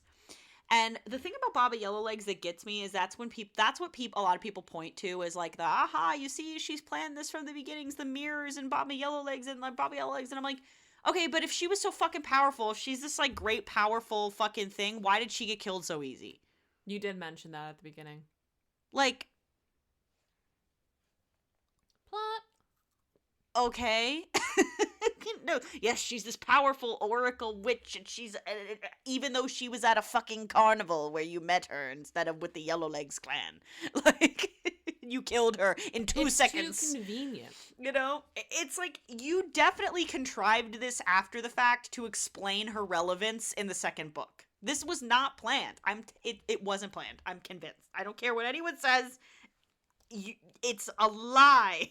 Also, mind you, when she was talking to Baba Yellowlegs, the things she was saying weren't inherently, like, prophetic. They just seemed like a kooky old, like, what she was saying, I would not have batted an eye out if she was a witch or she was one of those, like, cheesy carnies. Mm-hmm. Like, she was saying those things like, oh, nameless is the price of blah, blah, blah. Like, I've heard carnies say that in person. Why would I think any different of this kooky old witch who's pretending to be a carny? Yeah, like, sometimes she uses phrases that are so innocuous and unimportant, and then she, like, adds value to them later. And then she's like, oh, but I didn't mean it as, like, the kooky carny. I meant it, like, as a literal thing. I'm like, you can't just decide that later, ma'am. Yeah, it's like if somebody in a scene was like, oh, I need a glass of water, and then later you decided, oh my god, like, this magic fountain is, like, the most, like, they derive their power from water, and that's why she was asking for a glass of water, and I'm like, bitch, no. No, it'd be like saying, like, I need a glass of water, saying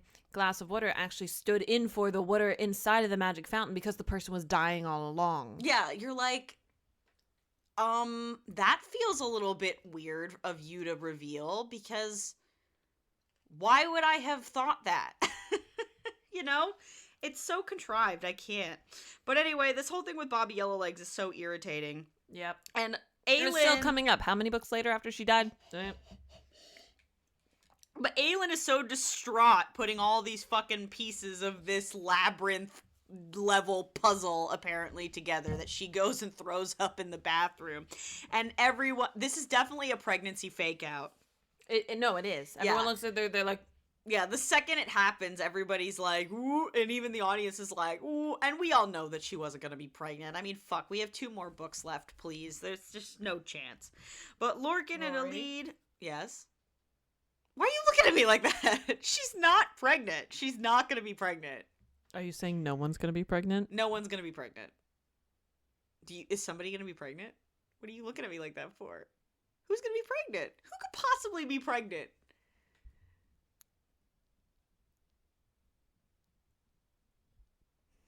What? Oh my god, I hate you. No.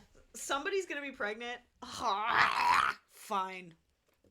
Look, I don't actually hate the pregnancy trope. Like, it just needs to be done right. I think. For this series, nope. No, this series doesn't have tonally, like, no. When you find out who it is, You're gonna shit a chicken. Nobody else has had sex, though. This is Lysandra. I'm gonna fucking kill someone. Especially because isn't she a prostitute? Doesn't she like, oh, now she's pregnant? I don't know. Okay, we'll see. Do you want to know? I don't want to know. I need to be surprised. I hope it's not. Readers. I know you know. I don't want to know. I know you know. That's so dumb. Okay. So yeah, pregnancy scare. And so now we're back to Lorcan and The pregnancy scare, guys, lasts literally one chapter. Yeah, it lasts one chapter. It was so dumb. We all knew she wasn't going to be pregnant, please. They separate. Oh, so Alid and Lorcan stop to get supplies.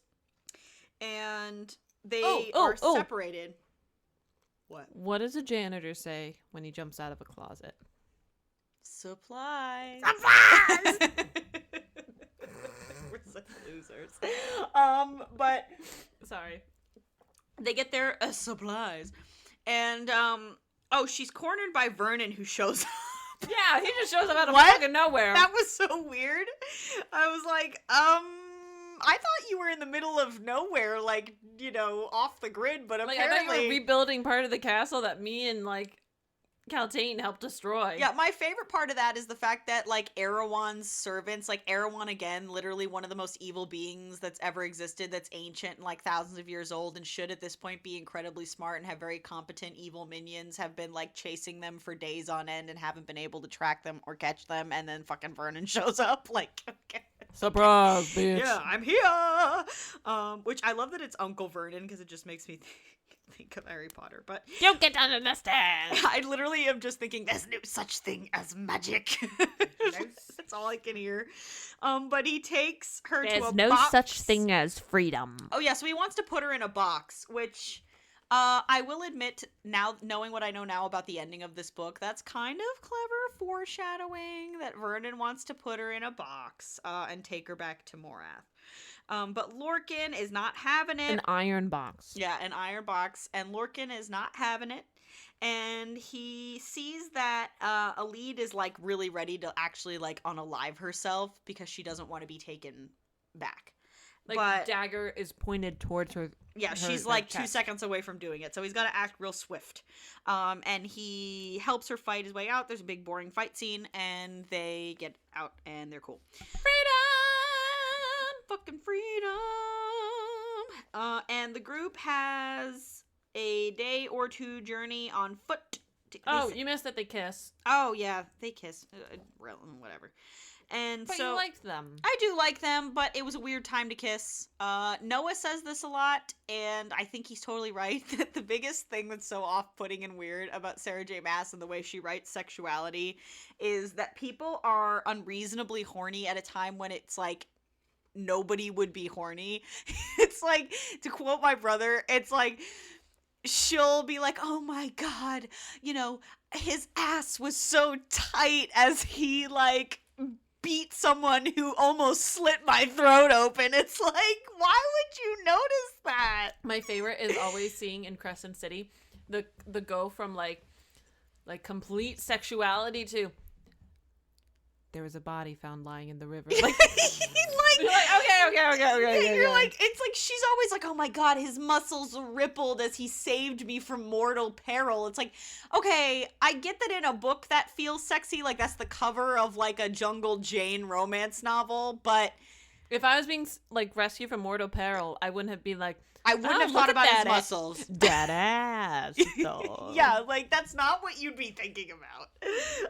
But okay, they kiss because murder and attempted murder and kidnapping is a total aphrodisiac to these people. Oh yeah, and oysters. I'm sorry.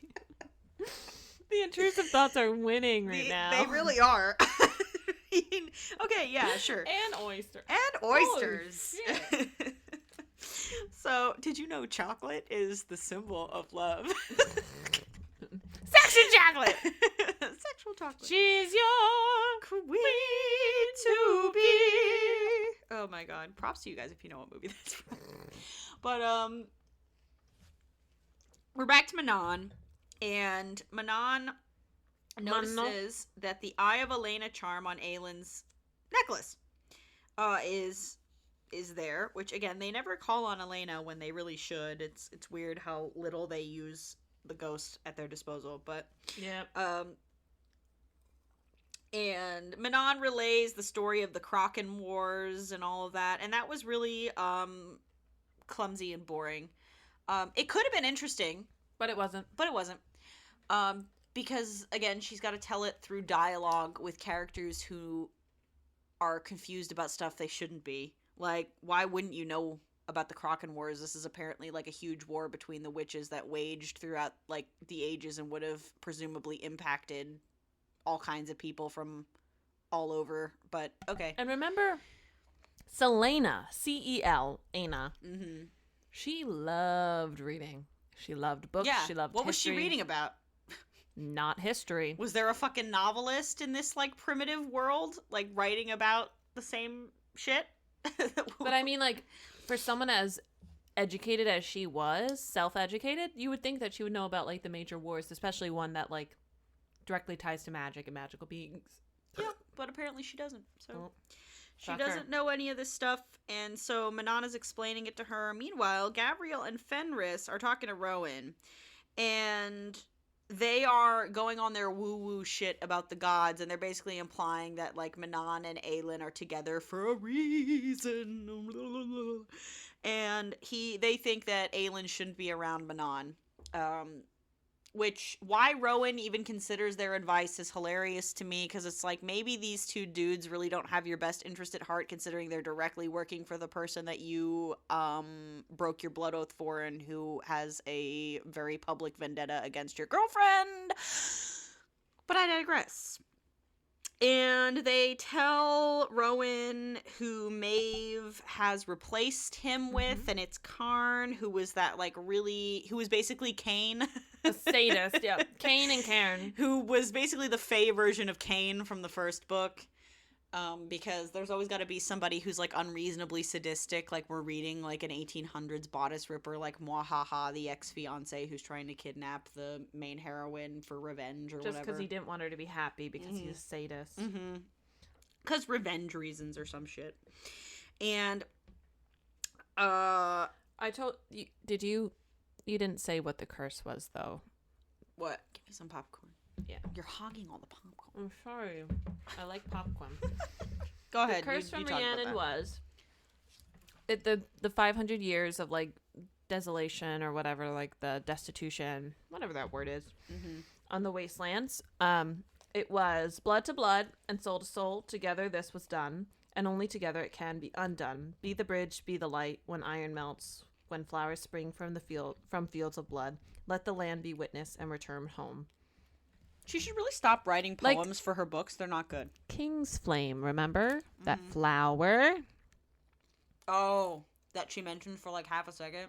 I totally forgot about. Yeah. Okay. Well, Sorry. That was like the little thing from Rhiannon. All right, cool. Not Rhiannon, her sister, Rhiannon, the ancestor. Because that's not confusing at all. Of course not. Cool. Cool.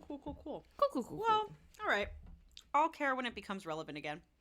But Adian questions Aylin's shows of power and lacks of consultation with him and others. And honestly, he's not fucking wrong. Because she keeps too many fucking secrets to herself, like I've said, for no good reason. And she uses her powers irresponsibly, although we don't really understand the full extent of her powers because Sarah J. Maas never really explains that well. So, whatever, Adian's got a point. I kind of agree with him. And Rowan says they have a plan, and the Fae males begin. I don't know what they're referring to here in this synopsis, but Tell me. I don't know. It says Rowan says they have a plan, so the Fae males begin. I don't know. Begin their plan. I guess begin the plan. Or whatever that is. I don't remember.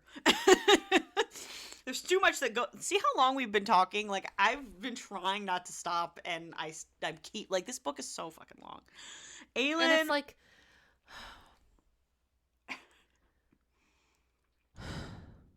we're giving you the relevant information, though. That's the upsetting part. Right. There's so much we had to wade through that is so irrelevant to everything.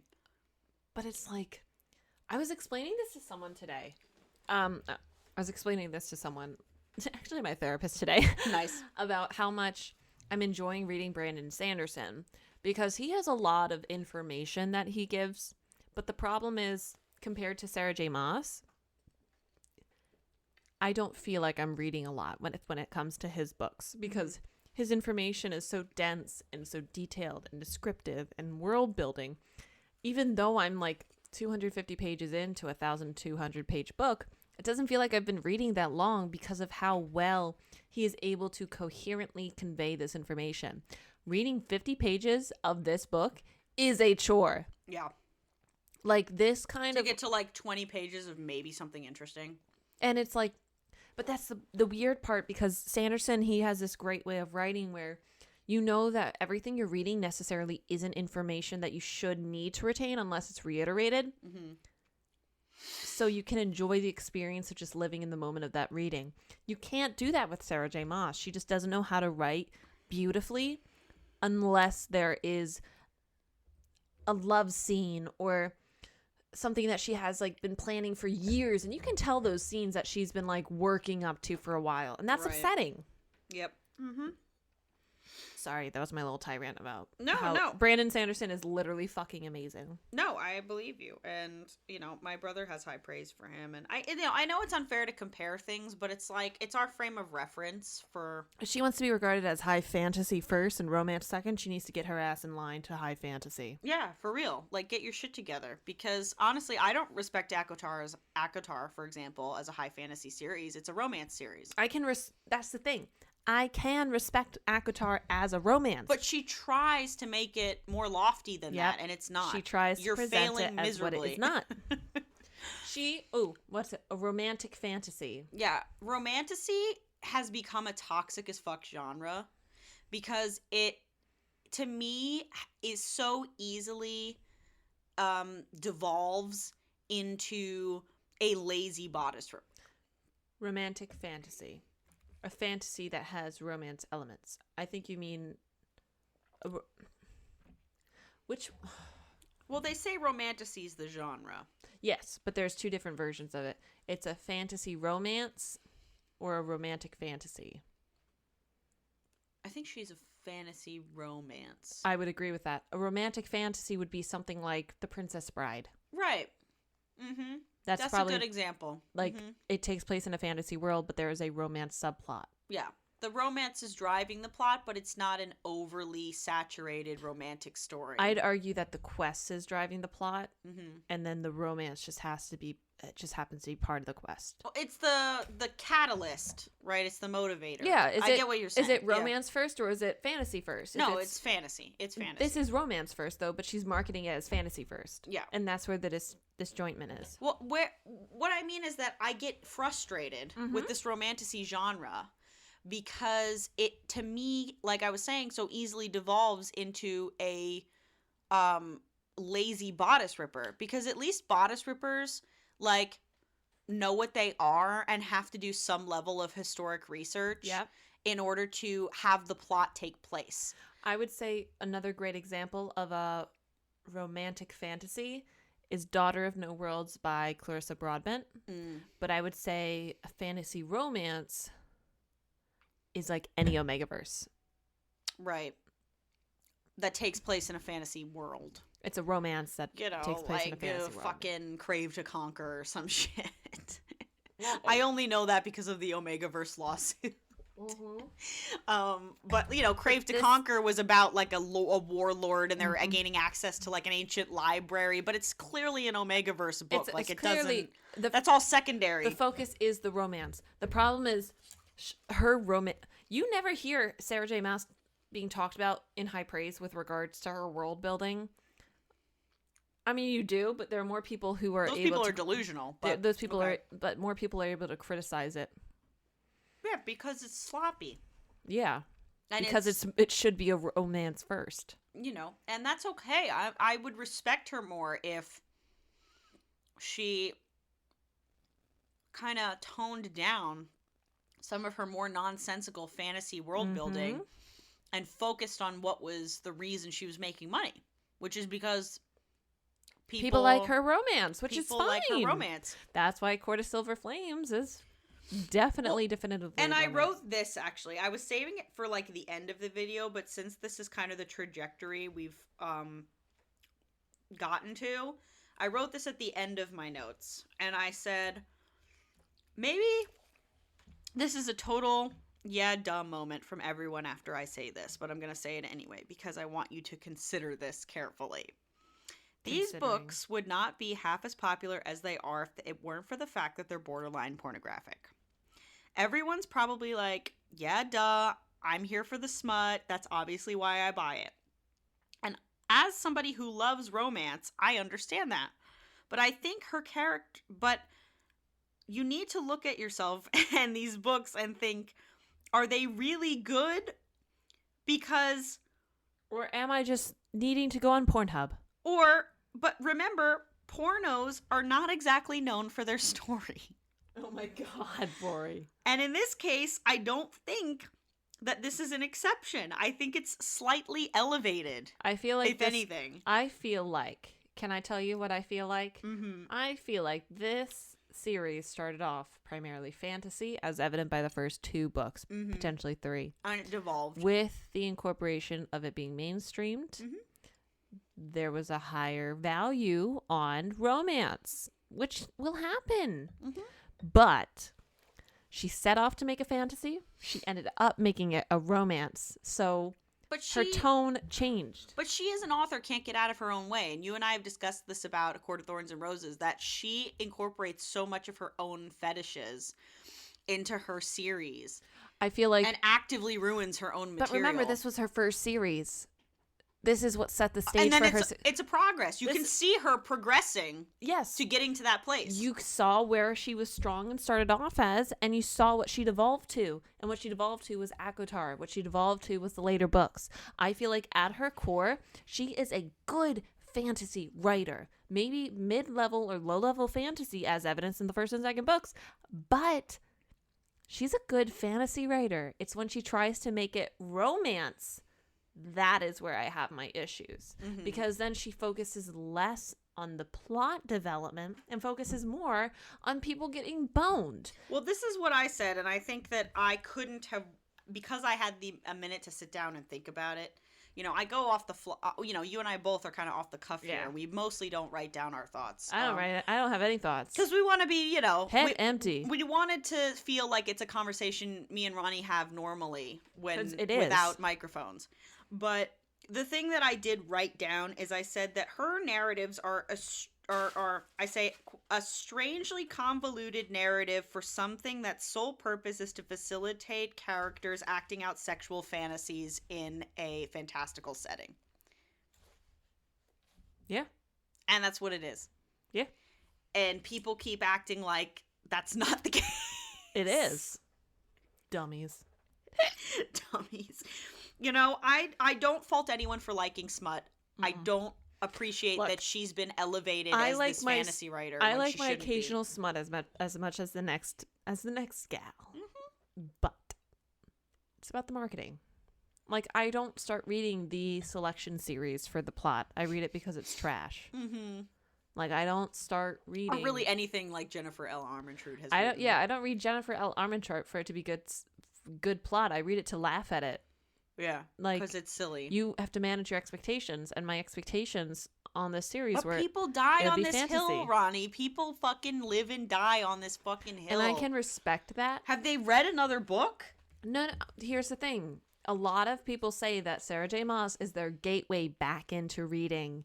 And a lot of people, when they get back into reading, they go back and they say, you know what?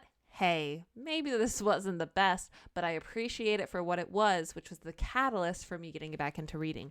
And I'd even say A Court of Thorns and Roses got me out of like a 1.5 long reading slump. I can say that confidently, and I'm okay saying that. But I can also say objectively, it's not a great book. Not a great premise.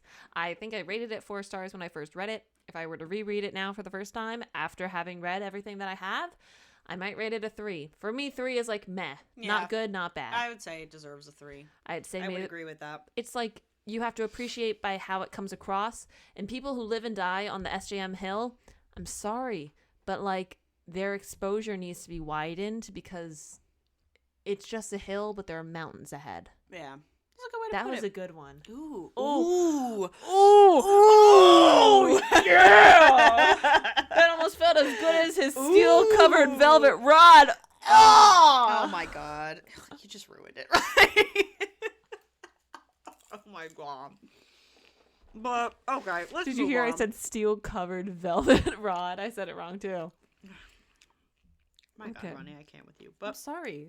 We've got 20 chapters left. I'm so sorry. Oh my god, this is gonna be like a 5-hour long video. You know how what? long have we been I talking don't about fucking this? care. We haven't done this in ages, and if any, look, I'm gonna. Future Ronnie is gonna divide this up into part 1 and part 2. So Okay, that's good. It needs it. it fucking needs it. So, whatever. Fucking needs it. Drink more beer. Okay, I'm trying, man. I gotta alternate. I'm trying to eat popcorn. My stomach is empty. Well, that's why we have popcorn. I'm running on low fumes. This book, I just want you guys to know, makes me genuinely miserable. Like, she looks like she's about to slip into a depression. like, this isn't like an act. Like, I'm not saying this as hyperbole. I really am not trying to do this just to put up a front. Like, this series has made me genuinely miserable. I texted her today. I was like, "Are you still coming over?"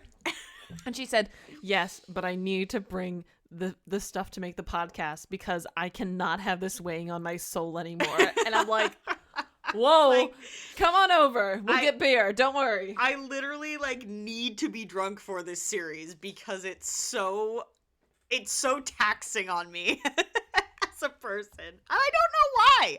I've read much worse. I want to make that clear. But have you sat down and tried to analyze worse? I have probably not. That's why. It's because we're sitting down. I have read so much worse, and for some reason this series grinds my gears. It's like everything I hate about bad fantasy, and I can't help it. It's just personal. So I apologize. I don't think you're bad if you enjoy it. It really, though, is taxing on my soul. So let's move on. 80 questions, Aylin's show of power. We talked about that. That's kind of where we left off. Yeah. And, okay. So, Aylin wants to kill the enemy. So she goes ahead of the others. Apparently they're getting attacked. When Lorcan and Olid finally fucking show up. Yeah. And he senses the immensity of Aylin's power. Okay. What the fuck does that mean? Yeah. Can you feel it in like the sauna waves? Like, whoa, that's like a big earthquake. Did he show up? It's like a wave pool. Like, whoa. Like, oh, got me. Whoa. Wow, that's a big source. Like, what does that mean? What do you mean? What do you mean? What do you mean? No. What do you It's mean? like the Jennifer, Lawrence. Lawrence. What do you mean? What do you mean? Tell me what you mean. Yeah, okay, fine. He throws a magical shield over the two of them. Oh, yeah. Which I guess he just couldn't do. Yeah, I guess that. Weird, that hasn't come in handy before. We're not gonna dissect that any further. Yeah, weird that hasn't come in handy. But her power easily overwhelms the demons. And they say, Lorcan has never seen anything like it. Yeah, well, because she's the most special. That's always going to be the case. Yeah. A lion. Oh. So Fenris and Gabrielle turn into a lion and a white wolf. And they attack Lorcan because their whole job and even fucking being on this, wretched continent is to kill Lorcan. So they're like, oh, sick. He, Rowan was right. He came to us. Let's fucking murder this bitch. So they try to, and Olid jumps in the way. Because she's grown attached to Lorcan. As expected. Even though he's been nothing but a dick to her this whole time. The wolf accidentally latches onto Olid, which is kind of not good considering she's already got like a leg. She's already kind of lagging behind. She already has like a leg that doesn't work very well. She doesn't really need an arm that doesn't work very well. Fenris and Gabrielle can heal her, but only if Lorcan takes that magic shield down. So it's a whole thing. But they'll kill him if he takes the shield down. So he's in a bit of predicament. But he drops the shield, which is telling because it means he wants Alid to be okay. He wants her to be safe more than he wants to assure his own safety. Which, swoon. Oh my gosh. That, I'm like, what? Look, Oh my God, we've known each other for a whole 2 weeks. And even though I'm thousands of years old and have probably had countless relationships with countless women that have lasted for way, way longer, centuries then you've even. been alive. Yeah, it's like so longer that probably lasted longer than you've been alive.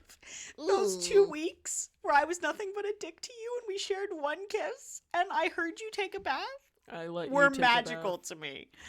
So, he drops the shield. Rowan says it will be an act of war against Aelin if the Fenris and Gabrielle kill Lorcan. Because Why they're under Aelin's protection now. Yeah, why they give a fuck about keeping Lorcan alive, I don't know. Because he's kind of an asshole. But Well, because he showed care for Alid. Okay. And Aelin cares for Alid. Even though she doesn't know Alid, but she knows of Alid. Oh, right, because Manon told her about... Yeah, no. Right. Manon told her about Alid. They talked about Alid's mom saved Aelin. Right, but that was all revealed because she is with Manon now. Yes, but she has always known who Alid was. She's thought of Marion a few times during the series. Interesting. It was just Manon who said, all right, this is that woman's daughter. I literally have so many blanks on It's this like a life series. debt kind of thing. Yeah, so cool. We got a lot of life debts in this series. Fuck. But Alid gives Aelin the stone, finally, from Kaltane, which is a word key. So now Aelin has 2 word keys. Not one. Count them, 2. Manon introduces Dorian as the king of Otterlin. Okay. Okay. Weird flex, but okay. Yeah, like, why? Well, all right. Why? Okay. Aelin thanks Lorcan for bringing Alid back, here safely, even though really he did it because he was trying to, get his shit back, but... To each his own. He realized you tricked him and shit, but okay. And... Can you tell we're getting exhausted by this book? No. I'm not tired. I'm just exhausted by this book. We'll get through it, Ronnie. Don't worry. Oh, yeah. We'll bang it out. We're almost there. Like Aelin did to Rowan. Boom, boom, boom. I'll have a moment of silence for that joke. I gotta, bang who out? I'm, getting geared up. Oh, yeah. Manon for the fight. introduces Dorian as the king of Ardalan. Why? Who cares? Aelin thanks Lorcan for bringing Alid and tells Manon that she claims her, right? Because technically Manon is still... her superior, Alid, Alid is under Manon's Alid protection. Was asked in the last book, does your blood run red or blue? And she said blue. Yeah, so technically Manon is her wing leader. Toby. Even though she's been excommunicated, that's still technically the case. And Alid will respect that. I'm so sorry. Tobes is doing his thing.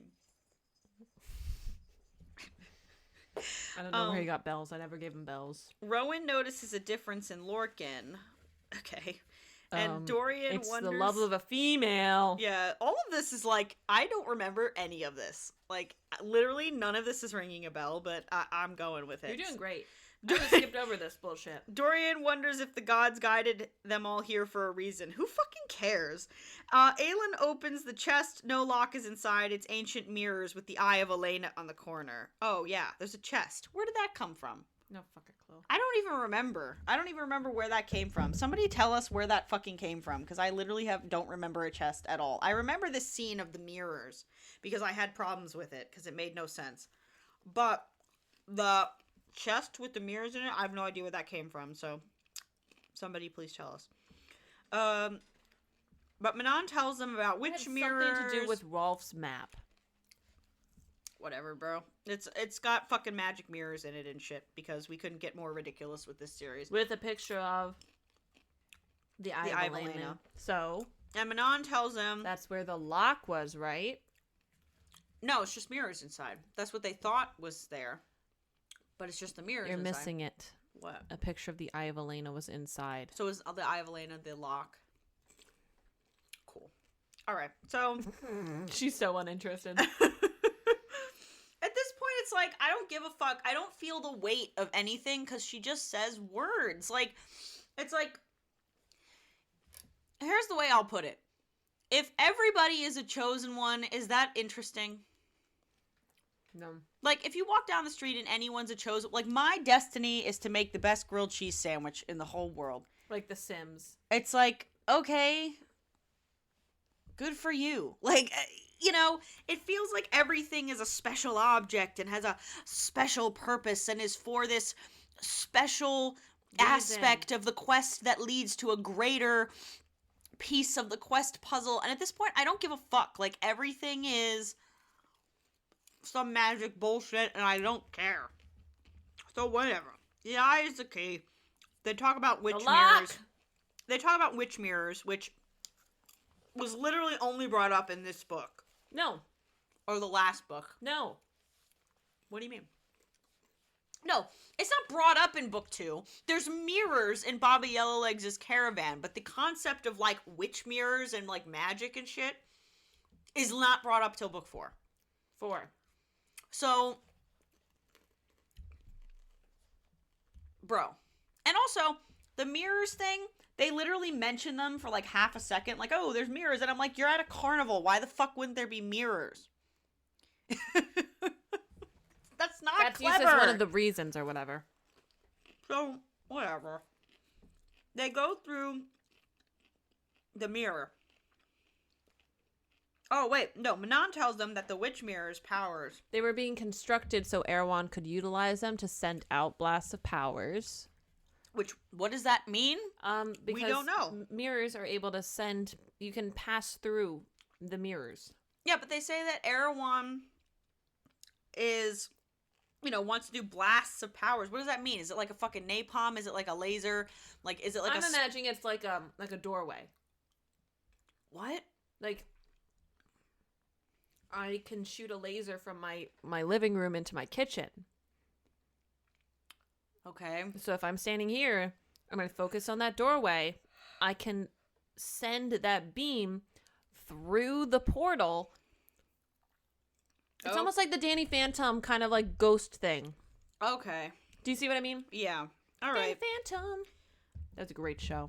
That was a great show. Gonna catch 'em all because he's Danny Phantom. Gonna catch 'em all because he's Danny Phantom. We gotta rewatch that. I know. It's a good show. Danny Phantom. What is it? He was just 14 when his parents built a very strange machine designed to see a world unseen. When it didn't work, the parents just quit, but then he took a look inside of it. There was a great big blast. Everything just changed. His molecules got all rearranged. I hate myself. Change. But, okay. So, moving on from that, I needed a break. Oh my god, snowing white hair. Rowan! We brought it around. We did it, folks. We did. We brought it back. We made it. Speaking of Rowan, the Fae males carry the mirror between them and everyone is exhausted. Me too. Me fucking. Me fucking 3, 4, 5, 6, 7. 9. And when they return to the coast, they see 100 ships, which is Melisandre's fleet. The soldiers are already on shore. Aelin surprises everyone by striding directly towards them. The leader of the troops is Ansel of Briarcliff. I don't know who the fuck that person is. Because you didn't read Assassin's Blade. No idea who she is. Oh, and also the audiobook reader, when I was reading this book, on like when I was listening to it on audiobook, like it was so funny because the audiobook reader for this uses like a southern accent for Ansel for no reason. Yeah, I remember that. Jarring, weird. It's like, I'm Ansel of Briarcliff. I'm like, what the fuck? When did you become like, you know, Katie Ann from fucking Texas? Like, what? It was so weird. But Aelin's old friend, who I presume was like her friend when she was being trained by Arab and Hamel and shit. I didn't read the prequel book, so I don't care. She's just some random person that Aelin She knows. just crossed paths with her, and now she claims to be the queen of the wasteland, which creates a conflict between her and Manon, because Manon wants to be queen of the witches, and the witches should inhabit the wastelands, and yeah. It's all very complicated and boring, and I don't really give a fuck about either of them at this point. And Erewhon is working with the witches, and the witches are allowing him to work with them because he promised to break the curse on the waste to allow them to return. Remember those 500 years? Right. So Ansel has control, or at least she claims, over this land that's really keeping the witches in the fold. Yes, that's their homeland. Yeah, right. All right, you're right. So that actually is important. So that's actually interesting. I kind of like that. But the problem is, I don't know Ansel, and she's only in a prequel book, and she hasn't been introduced in a long time. We don't even get a flashback of her in the main series. So her showing up the fuck out of nowhere with her stupid Southern accent and her like red hair and being like, I own this piece of land that is crucial to the motivation of the witches in the war. You're like, what? Well, yeah. That is dumb. That is fucking stupid that that's the case. Like, I literally, my jaw dropped. I was like, I am fucking confused as fuck. I was listening to this in the car, and I thought I missed something. Like, I genuinely thought I completely misunderstood You did. who a character is. Because you missed it. And, no, like, I thought I was listening to this book, like, hearing a name as somebody else's name. Because I was like... Who's that? I was literally did not know. It was bizarre. Like, that was just too much for me. So, whatever. Ansel's back. And Aylin's like telling her to give the Cochrans the south and a bit of the inlands of the waste to kind of like divide it up. Ansel also said that she was trying to get Aylin out of Andovier, but Dorian had already gone by that point. And that Maeve was behind those fires in Eelway and telling everyone that they're Aylin. So now, for the first time, Maeve is showing up in this cocktail of buffoonery and is trying to make it look like... Well, at least Maeve is a character we know who's, like, re-emerging to cause, like, a disruption, a crucial disruption to the main protagonist. But we still don't know why. We don't know why. And the thing with Ansel being so offensive to me, I get she was in the... I get she was in the prequel and all that, and you're like, you chastise me for not reading the prequel, but it's like... I do. Even if I did read the prequel, she is a prequel character who would have shown up 5 books earlier and is now a answer to a crucial piece. No, I always say my opinion is that you should read Assassin's Blade after the 3rd book, Heir of Fire, and before Queen of Shadows. It doesn't matter. It chronologically takes place before the 1st book.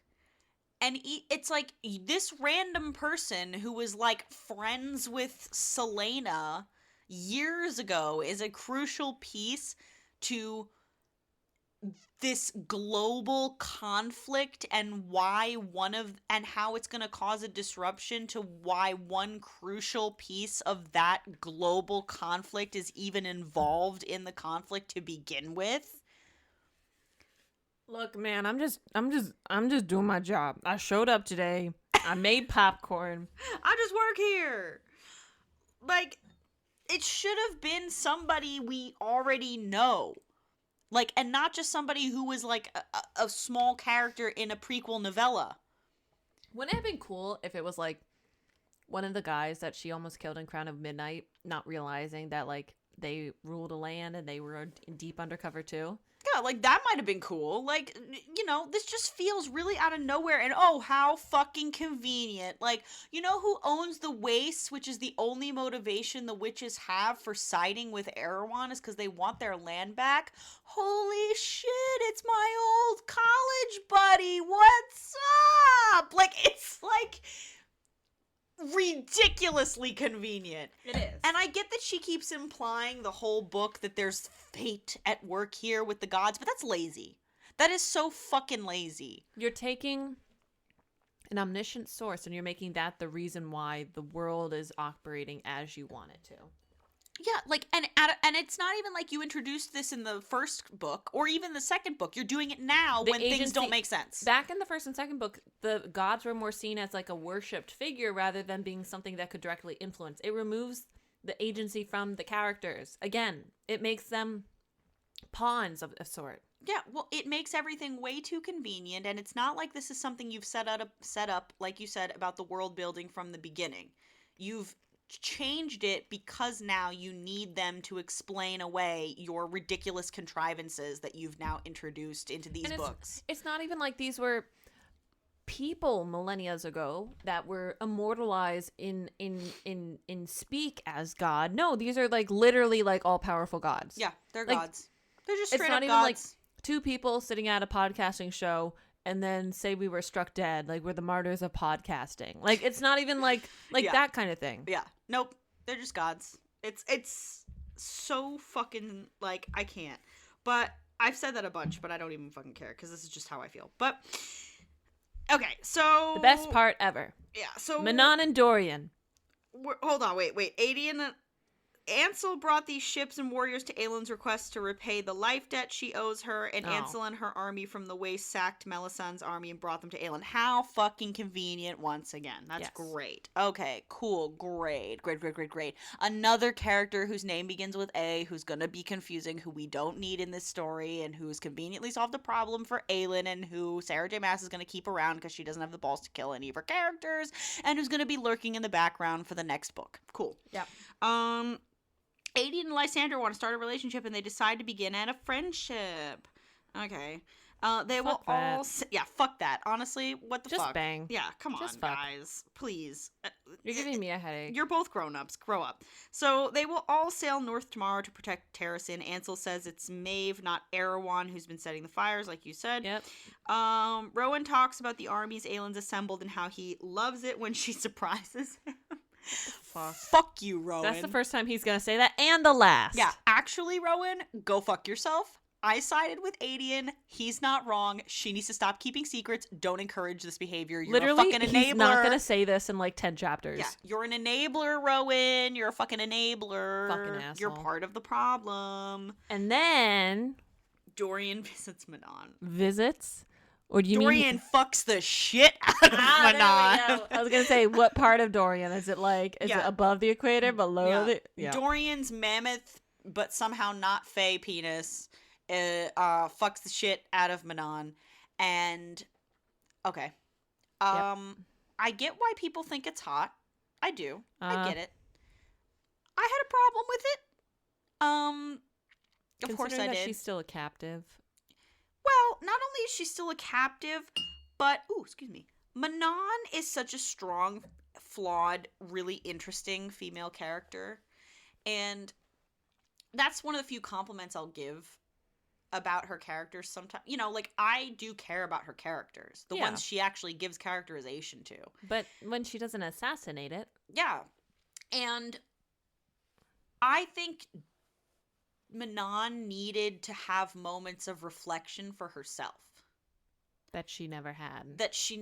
Like literally, she was on the ship. Much. She was on the ship after she was excommunicated, and she could have like taken that time to actually like change who she was internally and reframe everything.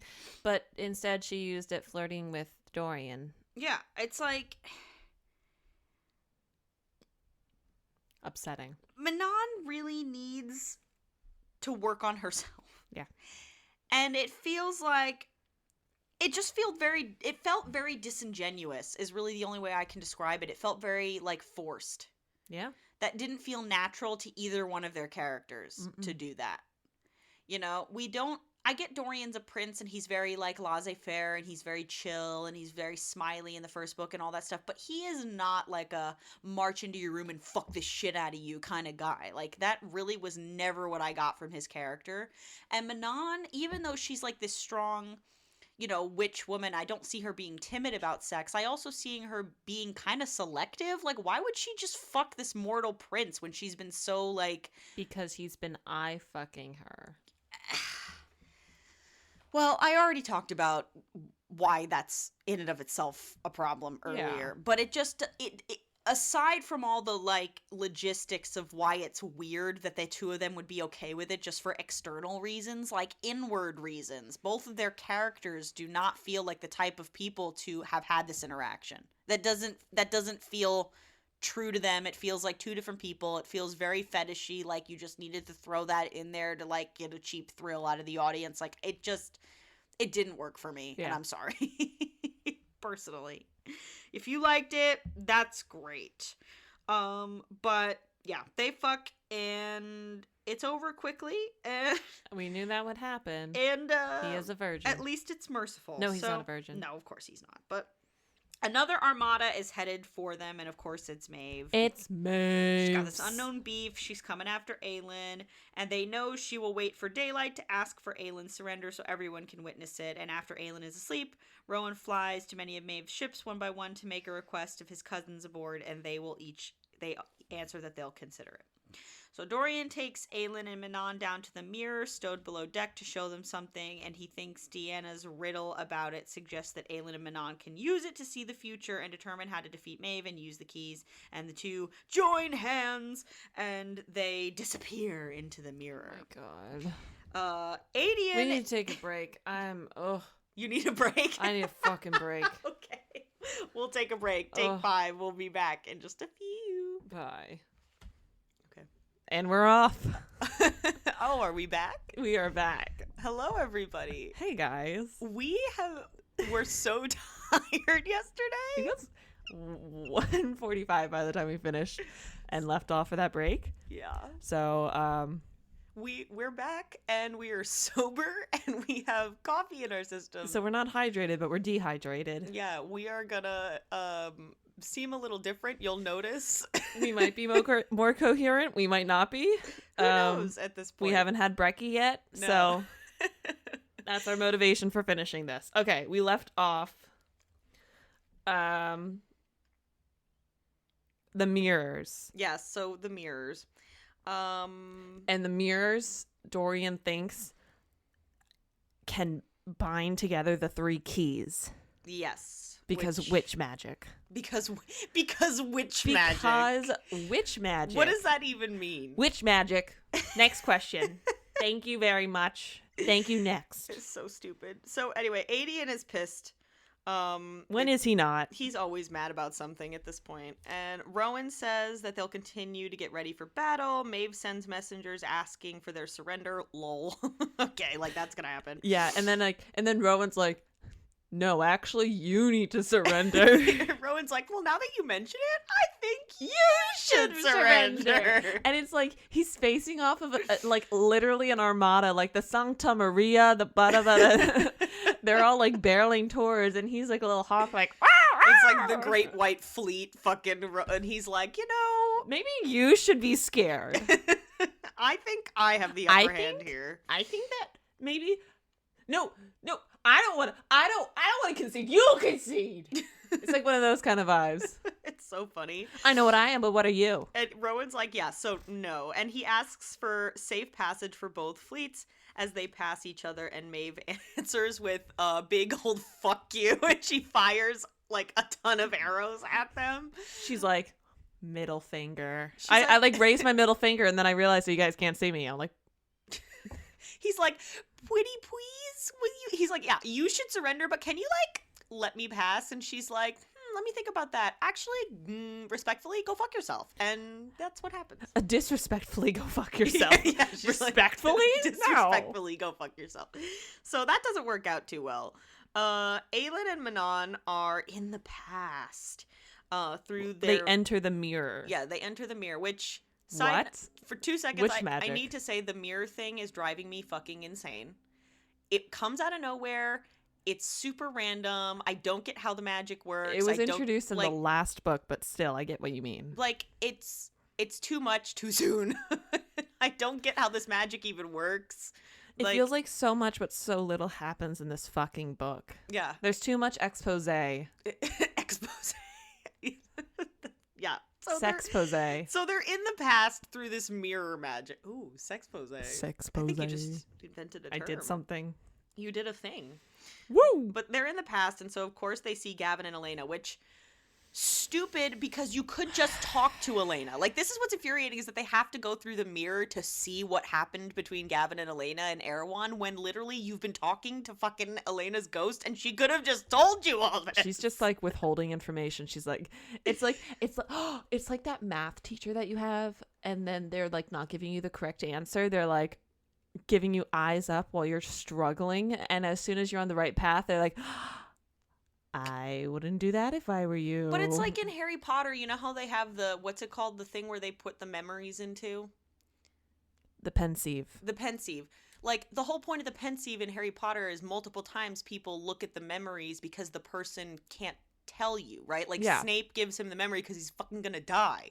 Like, what if like and it's Snape also to was still alive? revisit crucial bits of information. But when you have a first person source right there, you don't need it. It would literally be like if they went into like the pensieve to see like the memory from Snape, but he like never died. Like, why wouldn't you just tell Harry? Why did we have to do this? That's what they're doing right now. Witch magic. That's so stupid. So they see in the mirror magic all the stuff with Gavin and Elena, which is that the eye of Elena is the lock, right? That's like them confirming that the eye of Elena is the lock. Yeah. And Rhiannon Cochrane, which is Manon's ancestor, helped Elena's mother Mala cast her essence into the lock. And Mala threatens to release Erewhon, and Elena begs her to wait. Mala agrees, but at a price and a promise, and this is where that kind of curse comes in. Mm-hmm. Mala's bloodline will bleed again to forge the lock. So, they have to forge the lock, and in that there must be a sacrifice. And, so Elena knows this, and she has to lead the lamb to slaughter. And it's really ridiculous, because if you think about it, Mala is Elena's mother. So I get that, like, she's now a god because she, like, sacrificed her mortal body in order to forge the lock in the first place. Or, like, Brannon sacrificed her mortal body in order to forge the lock, whatever. But, like, why is she a bitch? Yeah, what? That's and her also, mom. Why does Rhiannon, the Cochrane witch, even need to be involved? I feel like because the witches. Witch magic. Yeah, I guess, but why? Like, sometimes I feel like she adds things where a character or a thing she introduces has to come up in a million different ways. I guess it's the Cochrane witch served her purpose. Because the eye of Elena has a witch mirror in it. Mm-hmm. So the eye of Elena, that little reflective bit on it, that's a witch mirror. And so the witches needed to help to forge the lock because it has witch magic embedded in it. But see, what drives me insane about the witch magic is that the witches don't, like, for most of this series, don't, like, have magic. Like, we haven't seen them do any magic. So what is this witch magic? What does that even mean? Next question. It's witch magic. But my biggest gripe is that, like, literally Mala is just, as soon as she loses her mortal body, she doesn't care about anyone that she cared about, like, thus far. And I feel like that's so disingenuous. Yeah, like, it's so weird. That feels really forced, like you just needed this to happen this way, so fucking hell. Yeah, I don't know. But anyway, and so essentially, in order to seal the gate again, someone has to die. Mm-hmm. Apparently. Because the plot says so. No, someone has to die. That's like the prophecy or whatever. So someone has to die. And now we see a memory from your favorite person. Oh, God. So. Nehemia. So we see what happened with Nehemia. So I'm just going to read this real quick, and then I'll give my written thoughts, okay? Yeah. So everybody understands. Nehemia, it says here on my synopses, the princess of Eoway, who died in book 2. Yeah, but we can't seem to let that go. Yeah, she is like the original Danica. Oh, kind of. For those guys, Sarah J. Maas likes to reuse things that she's already written. So. But, like, she's the original. She's the OG Danica because, like, the bestie that, like, is holding all these secrets, and then you don't actually know their true intentions until after they're dead for like 5 years. So yeah, kind of. Actually, she was probably pilot testing that whole concept with Nehemia. So Danica is Nehemia. I love part Ronnie 2. Connecting all the threads, like. But it's like me criticizing her inability to write more complex storylines or characters with development. It's all just recycled, apparently. Unfortunately. But Nehemia. So what Elena, or not Elena? What Aelin is seeing is that Nehemia's in this fucking swamp. And she is greeted by the ghost of Elena, who, once again, is the most unhelpful ghost on the planet. And apparently Elena, who has been withholding secrets from Aelin the entirety of this series, is real fucking chatty when Nehemia shows up. Yeah, she's like, hey, by the way, here's everything that you could possibly need to know, but I'm not going to tell the people who actually directly pertain to it. You have to be the conduit, but actually, like, it's kind of for naught because you can't do anything. You just die. like Congratulations. You think you can help? No, you're just going to die. Yeah. That's how you help. Which, so dumb because, so Nehemia thinks that she's there to pay the price to save the people of Eelway and shit. Which and is so whatever. Circular and reductive. Why is a princess also traveling by herself through treacherous landscapes to get to a swamp to talk to a ghost? Like, okay. But bitch. Elena says it's not her, and she says that it's Mala's bloodline who has to pay this price. And we know who is related to Mala's bloodline. Which is Aelin. Or Adian? Nope. Who else? It's her father's side. Oh. If that helps you at all. Interesting. The Galathinius line, who's also a relative of Bran and Galathinius and Mala and Elena. Who is that? He just fucked Manon. Dorian? Yeah. Oh. Dorian I forgot and about Aelin that. are both descendants of Mala and Brannon. Mm. So one of them will have to die to forge the lock. Interesting. I hope it's Dorian. So Elena tells... I'm kidding. Actually, I would rather it be Aelin. I kind of like Dorian, so someone's got to die. I'll Elena let it be tells her. Nehemia that Mala's bloodline lives in 2 people in the north, and she needs to go northwards in order to kind of like find these people. Because Nehemia doesn't know and involve them in the plot, because currently they don't know what the gist is. Yeah, Nehemia doesn't know that who Elena is even talking about. Again, she's very chatty, but she won't tell Nehemia No, of course not. who these people are when she could just easily say, okay, well, it's Dorian and I think lost Queen of Terrasen. I think she does, right? Does she? I don't remember. I think she does. I think she tells her to find Aelin and Dorian. Oh, interesting. I don't remember. Or she's that. like, find the Galathinii, and she's like the Galathini. the Galathini pusses. Whatever. So the point is, Nehemia. The reason Nehemia is even in Otterland in the first book, apparently, is to specifically find Aelin and do Dorian. What? We don't know. And get them involved in the plot somehow. Which is so stupid as fuck, because it takes away all of the reasoning of the first book. We already talked about how Aelin doesn't really have any reason to be involved in this fight with Erewhon other than the king. Mm-hmm. But like, if Nehemia wasn't there, she would have even less reason to want to participate. Like, a lot of her driving factor is, I want to get retribution for Nehemia, for Nehemia. Well, Nehemia was using you as a pawn the entire time. So it feels like even more so like that agency's taken away. It feels like the plot really can't exist without these omniscient, overseeing, godlike powers. Right. And that's a really horrible way to drive a plot, because these all-powerful people... They don't directly intervene until you provoke them. So now we know they're being provoked. They're going to involve themselves, as with Deanna. Mm-hmm. It's just fucking ridiculous. No, that's a good way to put it. And I think what irritates me the people most... can't want to do things because people want to do things. People are doing things because gods want them to be their pawns. That's literally exactly what I have. That literally almost word for word in my notes. That's really exactly what I what I said. Oh my gosh, that's why we're besties. That's literally exactly what I said. Sorry, like the wording came to me and I had to say it. I didn't mean to. No, it's but you know what gets me about it is that she does. It's hard for me to even word this, but she does too much. Like, it's okay for some aspects of the plot to have been constructed by forces. Do you know what I mean? Like, yeah, it's okay for one character or even 2 characters to have like a master plan that's revealed to the audience or the reader. Mm-hmm. Like, they've been having their own agenda that's been constructed from the beginning. Okay, fine. But she does it a lot in this book that, like, none of the decisions, like you're saying with agency, that any of the characters make are ultimately relevant, because this was all constructed for them. They just fell into a pathway that was Some will call it paved destiny. for them. Some will call it destiny. Some will call it cheesiness. I call it bullshit.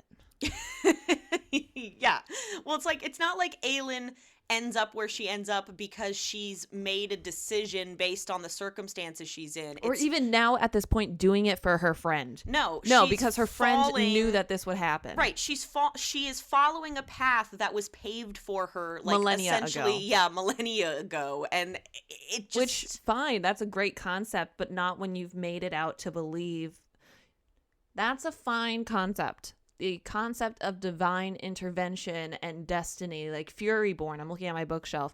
Furyborn has to do with that. There's like there's a part of history that already happened, and we go through the book learning about the history that's become myth and legend. Mm-hmm.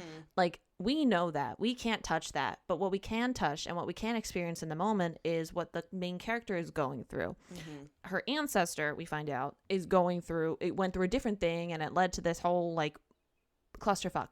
We know that is a destiny that is written in stone. We understand that is divine in its own being. We understand that cannot change. That's a great concept for a book when that's introduced from the beginning. Mm-hmm. It's not when it's used as, like we're talking about, a redcon, guys. This is a redcon. No, yeah, 100%. This is like what I was talking about in the beginning. This is them saying like, well, not them. This is Sarah J. Maas saying, like, I didn't have any other reason for this all to happen the way it did, and the only reason I can justify it is by making it completely out of our character's control. So now every time you thought Nehemia was actually accepting of Celaena because Nehemia wanted a friend, or because Celaena deserved a friend finally, because that was monumental in Celaena's development. That was her first friend. Mm-hmm. Like, people forget that. No, she had an ulterior motive. It had No. nothing to do with She didn't Celaena, actually want to be yeah. her friend. She wanted to use her as a pawn. Maybe a friendship spurred from that, but it's also just disingenuous. Celaena appreciated that Nehemia wanted to see her and wanted to engage with her. Mm-hmm. Nehemia maybe didn't want to engage with her. We have no way to know that now, because nothing that we can see in retrospect, looking back on that friendship, can be taken in the same light. We don't know if Nehemia actually was her friend. We don't know if Nehemia actually wanted to do things for her. We don't know if Nehemia really meant it when she called her Alentia. Something that Yeah, Celaena. it all feels very manipulative now, Yeah, doesn't Celaena it? holds it sacred that, like, she was given a special Ilwe name, like Alentia.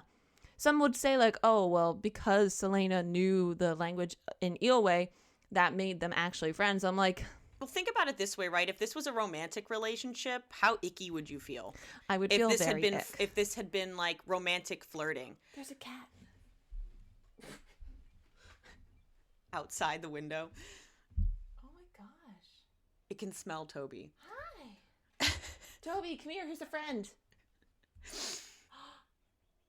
Oh my god. So my I'm point sorry. is, if it was a if like Nehemia had been like to get in Aelin's good graces, like flirting with her, how icky would this feel? And just because it's a friendship, that doesn't excuse the fact that it's incredibly manipulative. Well, that's why the thing with Rhysand feels kind of icky too, because Right, he knew because you exactly knew the whole who she time. was. Yeah, you knew the whole time, and you weren't doing this because it was the right thing to do. You're doing it because you have a personal, vested interest. yeah, like an ulterior motive. It's Like, gross. say what you want about like Rhysand and Favor's relationship, but it's weird that he knew exactly who she was when he met her, and Yeah. he didn't say anything. And none of the stuff he was doing for her was because he's actually a nice guy. It was because they're his mate- mates. Yeah, they're mates, and he wanted her to realize that. Yeah. That's I don't know what her allergy is to having characters do things Because they want because to. they're good people. Like I don't know.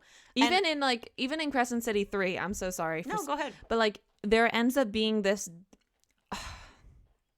it's horrible, because Bryce ends up doing a lot of things that we never actually know her motivation for wanting to do, because we know there's the Asteri, and someone asks her, they're like, so what's actually the bad part about having the Asteri rule? Like, what's so bad? Like, they were providing like food and housing and a caste system and a whatever. Like, sure, there was slavery, but you know, it's better than complete anarchy, was the argument. And she didn't actually answer the question. She never actually said like why she wants to overthrow the Asteri. She's just like, I need to. It's my destiny. I'm like, that's a really horrible way to look at it. So then they involved humans. It's kind of arrogant, isn't it? But then that's when they use humans as the pawn, and they're like, oh, well, the humans are being mistreated, so we need a better system. And once again, Sarah J. Maas is using the mistreatment of humans to justify the means of the good instead of having a better reason individually for the characters wanting to do something. Yeah. Why did they want to save the human lands in Akotar? Because of the humans. What have the humans contributed? Not saying that they need to be extinct, like wiped out of existence, No, but but they're being used as a pawn because it comes off. It's like It comes slavery. off. Like, you can't say no to slavery. You can't say yes to slavery. I mean, yeah. you can't say like, oh, let's just continue slavery. But it comes off It's a bit below the belt. patronizing. It comes off patronizing. Not that they're doing it because morally they see the humans as equals. It comes off like the way that like animal rights activists Yes. like are like, oh, I don't eat. It's like vegetarians, right? It comes off like I don't eat meat because it's really, But it's like even vegetarians wouldn't see animals as equal to humans. They just don't think it's right to eat animals. Do you get what I'm saying? It No, comes I get off what you like mean. it doesn't come off that they see yeah. the humans as equals Disingenuous. who need to be treated with the same respect. Well, It's the only like, reason it's just cruel to treat them this way. I think Like- that became a bit of a backlash for SJM because she made Bryce half human. Bryce is half human, half fae. So she has a vested interest because she is human. But like no one else really. Yeah. It's And it feels like a long throwaway. tangent. No, this is important. This is one of those parts because Nehemia I wanted to spend time on and then we can get through the rest. It's icky. The last thing I'll say when you're talking about the destiny thing is, like you said, it's not inherently wrong to have destiny and like fate be a part of a story, because even in Lord of the Rings, and I use this as an examples a lot, but it's because in Lord of the Rings it's done so well, is in Lord of the Rings there's very clear overtones and undertones and whatever that the hand of fate is involved in the story. But it's not that there was this predetermined path the heroes were automatically going to fall into. Yeah. The way Tolkien sort of implies the hand of fate is working is that, like, basically God and the devil, which is, Morgoth and I forget what the god's name is. Yeah. But, they're tipping the scales, right? Like it was God putting his hand on the scale that Bilbo was the one who found the ring, right? Like that, but it's not that But it never pretended that it wasn't. Well, but it's not that it was predetermined that specifically Bilbo Baggins was going to find the ring and then everything was going to be fine. It was that God was using what power he had to influence the, scale of good and evil. Yeah. That something good happened, that of all creatures who could find the ring, it was a hobbit. Right, Yeah. but then it's the evil putting its hand on the scale With Sauron. you know what I'm saying? Like It's also Harry Potter. There's a Yeah. prophecy involved. Neither can live while the other survives. But it doesn't determine the outcome of the prophecy. We just know that's like driving the plot. It never pretends that it's like the whole journey is Harry coming to acceptance with the prophecy. He's never fighting. He wants to fight against it, but it's coming to terms with it. But again, that's just a better use of the predestination, and Sarah J. Maas doesn't know how to not write predestiny. So the important information, though, that Nehemia gets, Like the fucking riddle. 7 times 7 years? Too convenient. yeah, too convenient. But Sorry. the important, no, you're fine. The important thing that Nehemia learns from Elena that drives me nuts, and I have my like written Okay, I'm whatever here, ready. is that like Nehemia knows she's going to die. Yep. That her whole plan. Let me explain this. This is literally what Go it's ahead. basically saying in the book. That Nehemia's whole plan from the beginning is that she would go to Otterland to find Aelin Galathinius and befriend Aelin Galathinius and let herself die so that Aelin Galathinius, who she assumes will be such close friends with her when they meet, will be so angry and upset by her death that it will spur her back into being the Queen of Terrasen. Yep. Fuck off. And that what? And that's what happens because that's What? Let me read this. okay. I literally said, and then you can respond. I said, what was the point of Nehemia knowing she was going to die? All it says to me is everything that happened afterwards didn't need to happen. Yep. Why did she not mention her meeting with Elena to Selena? Like, why wouldn't she tell her this? Why did it have to be manipulative? Like, everything with Nehemia is the dumbest shit I've ever heard in my whole life. You're telling me that Nehemia knew that when Selena arrived, they would be best friends. She was so confident that when she met Aelin Galathynius, they would be bestie boos. So much so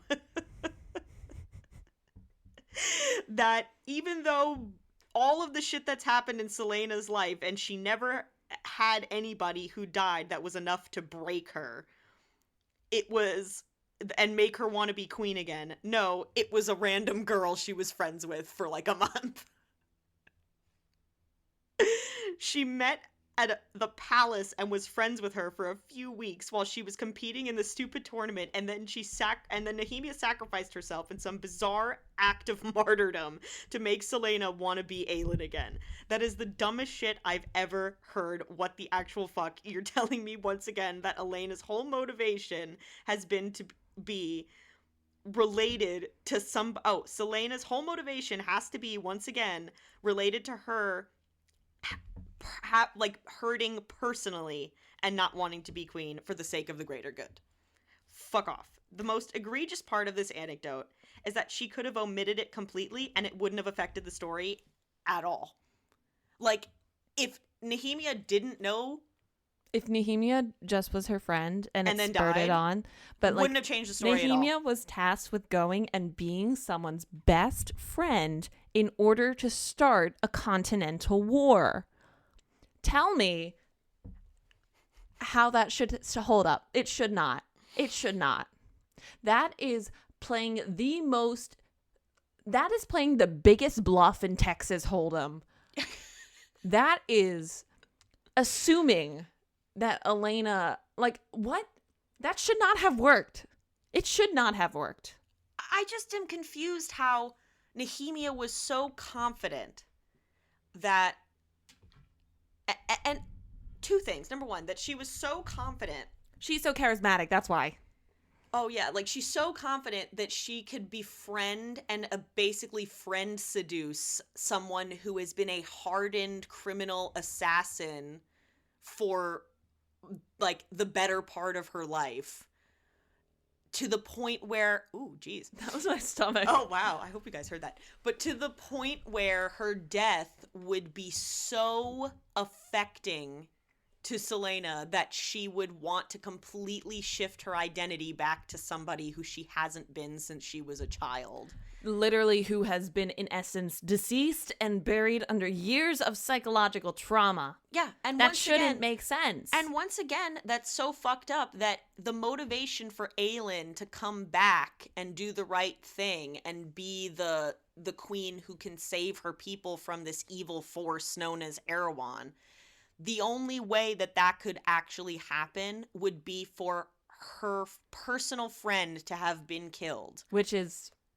There's no other reason but that somebody hurt her personally and she wants revenge, essentially. It's not the greater good. It's revenge. Yeah, it's revenge. They make it seem like it morphs into the greater good. But the problem is it didn't start that way. So any devolution or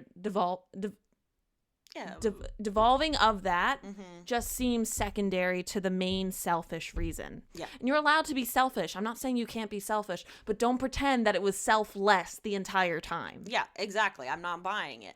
And the other thing about that with Nehemia is, first of all, I hate in stories where, like, they have characters who know they're gonna die. Like, people don't do that. Like, I'm sorry. People really don't do that. Say what you want, but most people don't want to die. Most people are not willing to just, like, walk into a brutal death, like, unaffected. For, like, you know, like... It's because Nehemia is selfless. Because Nehemia is doing it for her greater good. That's established. Mm-hmm. Nehemia is doing it for the reason that Aelin maybe should have been doing it the entire time, but Elena knew that Selena would not have done that on her own accord. Nehemia is the example of a selfless ruler, or like a to-be ruler. But even so, that's stupid as fuck. It is. I'm not saying it's not, but her motivation for befriending Selena was better than Selena's motivation for marching off and, like, deciding that to start this crusade. But that's such a simplistic and childish view of what a selfless ruler looks like. Like, how is it better for Ilwe that their princess was brutally murdered in a foreign kingdom? Like, why I'm not saying that it's correct, but that is what the intended effect was, and therefore that is what, I'm not saying it's done well at all. I'm saying that no, I'm not saying that you was are. the intention. I'm saying that I No, I know what you mean, get yeah. what you're saying, that was the intention, and I'm saying that was Poorly executed. Yeah. because it is so fucking basic, childish, and completely shallow to depict selflessness of leadership to just be to martyr yourself with death. Like, sacrificing yourself, He's going to sacrifice himself. Is not the end all be all of selfless leadership. Like, you're allowed to want to be selfish. Like, I know I keep referring to Harry Potter, but that's the best one I got. Like, Harry goes off to the forest to save his friends. That is selfish, but he knows that secondarily it will maybe end the war. Like, his first thing is, I'm doing this for my friends, and he'll admit that. But it's like this pseudo Selena Aelin is like, I'm doing it for Nehemia, but then also the kingdom. I'm like, no, be fucking for real. You're doing it for Nehemia. But what comes out of it is the kingdom that you actually haven't stepped foot in like years. Well, like, you know, it's Nehemia not even giving her enough credit as a person. Like, think about it this way, right? This undercuts everything about the entire like series thus far, because essentially Nehemia has known from the beginning that Erewhon is coming back, that the most evil creature that any of them know exists is coming back and is going to be a threat to the entire world. Threat level midnight. Yeah, like, is going to be a threat to the entire world, and she doesn't have enough confidence, which, what does that say about Aelin? That just telling her what she knows is going to be enough for her to think that maybe she should do something. That's like, unfortunate. Imagine if I came to you and was like, look, there is a fucking apocalypse that's about to happen, and everyone's going to die, including you and your dog and everybody you know. Well, I would give you grippy socks, but like... Well, you know, think about it in this No, setting. no. I know what you mean. You know what I'm saying? Like, I wouldn't actually do that. I don't discriminate. You knew all this information, and we were saying yesterday that the you know, at least for in terms of like Aelin's actions, you know, can be thought of in the context of, for a while, her main antagonist was just some king. And then we find out it's like this most evil being that's ever existed. But no, Nehemia knew from the beginning what the threat level was and never shared that with Aelin. Like, and maybe Aelin wasn't invested in being herself again, fighting just some random king, but maybe if you told her that there's like an apocalyptic level threat that's coming to destroy everyone, including her, like... And her kingdom that she apparently cares so much about. Yeah, but it's like, does she not even have a sense of self-preservation that she would like want to know that someone is coming to kill her, regardless of whether she wants to be Aelin or not? We don't know, because we weren't given the opportunity to know if she could do that independently of a very like self-involved reason to help. It doesn't add up in my brain. Like, this whole plot thread is the most nonsensical thing in the whole book. And dude, you could tell when you were reading that section of the book that Sarah J. Maas thought she fucking ate. Like, oh my god, what a reveal. Like, no, it actually literally ruined the whole series for me. The one saving grace that was present in the series for a bit was the friendship between Nehemia and Selena/Aelin, because it seemed genuine. It seemed like the only thing that wasn't affected by destiny at this point. Nope. But now, no. Yeah, but now, no. Like, this is what I mean when I said at the beginning of the podcast that, like, this book, for me, was, like, the book that revealed just how deeply flawed this series is. And when people were saying, no, you got to get to the later books, you don't understand, like, blah, blah, blah. Like, no, like, this is a later book. Yeah, like, if this is the answer to the mystery that she's been, you know, blue-balling me for 6 books, it is the lamest answer. It destroys any character development. It undercuts any, like, excuse you could make for some of the flaws I'd criticized earlier about the plot. Like, it reinforces what I already believed, and it actually makes it worse. Yeah. So that's what I have to say. I had a lot to say about Nehemia. That was fucking horrible. So now we have Lysandra is in her sea dragon form. Yes. And she is starting to take down a bunch of the the ships that Rowan told her to take down. And then they start raising Rowan's Whitethorn flag, and they turn on each other to Maeve's fleet. So, like, the people who Rowan asked for help, like his cousin, like Edna or whatever, was in the ranks. And he was like, please help. And she's like, And then during the battle, they're like, yep, they're probably going to win. Like, raising the flag. Like, okay. I was confused about that too. Like, during this battle, I had no idea what was going on. Yeah, because it's she doesn't do battles well. She doesn't study war strategy. And it's evident that, like, I keep bringing it back to Brandon Sanderson because I'm going to say this last thing about him and his ability. He studies like no one's business any subdivision of something that he's studying. Like, he cares about how it comes across. So if he's mentioning fighting tactics, he'll study those fighting tactics so he can portray it in the best, most realistic way. Sarah J. Maas doesn't do that. Isn't that your bare minimum job if you're a full-time author, if you're lucky enough to have your job be that you can sit home and write your books all day, which I fucking wish was my job, that you, like, do a minimum amount of research when your whole book series is, like, you would totally hope. The culmination of your whole series is preparing for and facilitating a great war that's going to decide the fate of humanity, and you literally don't know anything about warfare or how it works. You didn't do any research? It's evident that she doesn't understand battle tactics or the cost of war on a... She's never been to war, but, like, most people haven't, but you can still learn about it. Yeah, come on. Like, people are going to say it's fantasy, and I'm like, but you still on some level need to have, like, a realism about how people behave. Like, I was very confused this whole fight. So stupid. So then Lorcan notices Maeve isn't among her ships, and he sees that she's ashore near where he left a lead. And he's like, oh, fuck. Which, I love that a lead, after all this time of, like, character development for a lead, showing over and over again how her greatest strength is that she has to think. They don't use a lead for battle strategy, or, like, they don't use a lead even though she has great skills. Yeah, no, she's human, so we just leave her on shore. You missed something important, though. What did I forget? Maeve summoned Gavriel and Fenris, and before they whisked away to Maeve, Gavriel points to the cliff where she is. So, like, even though he is still under the thumb of Maeve, he made a conscious decision to aid Lorcan and direct, therefore, Aylin's group towards where Maeve was. Because Maeve wasn't on the ships, she was somewhere else. So in his final act before being summoned, he, like, undercut Maeve, and even though he can't directly go against her, he just pointed. And you can't do things that intentionally go against the person. That's, like, kind of the thing.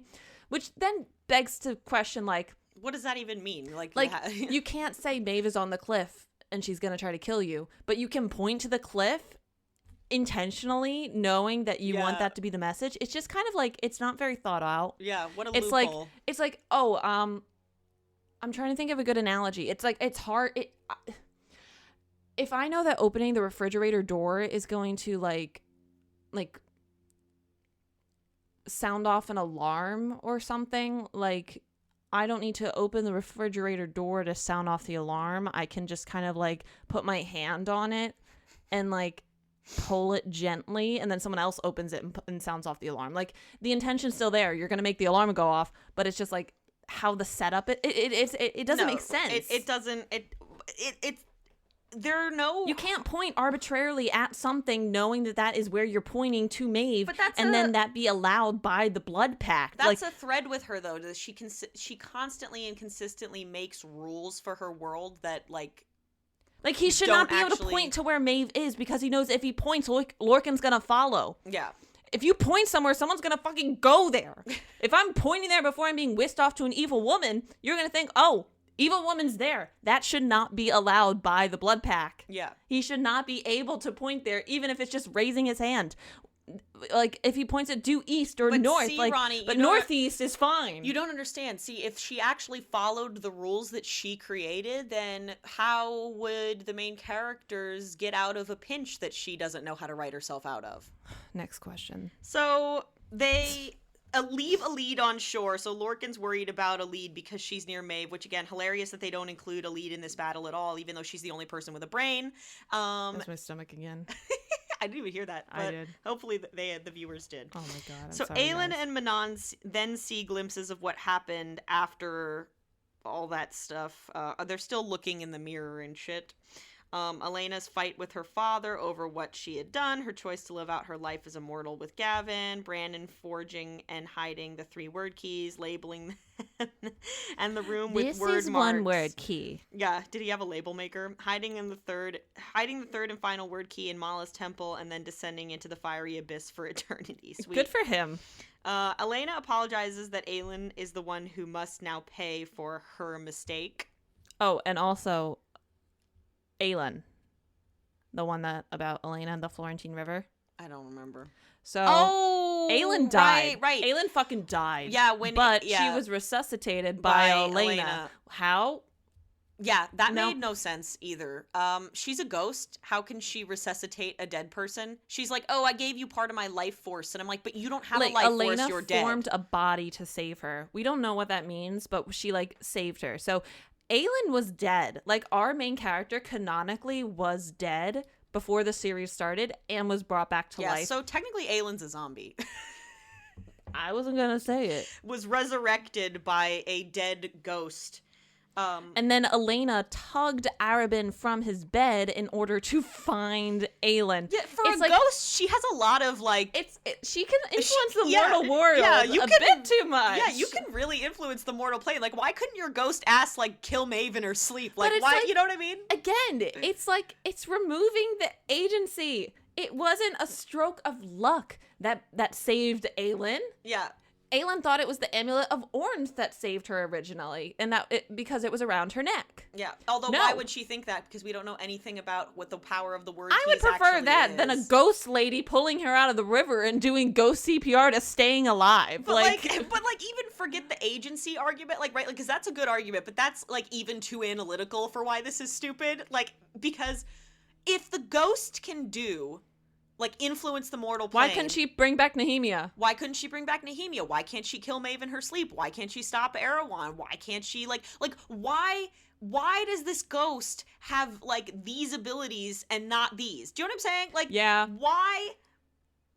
Why can the ghost even do this? Why can't she compel Maeve to jump off of a fucking cliff? Because if you read fantasy, bringing people back from the dead is a really big deal. Nope. It usually requires a lot of magic. It usually requires it happens 3 times in Crescent City to our main character, just so you guys know.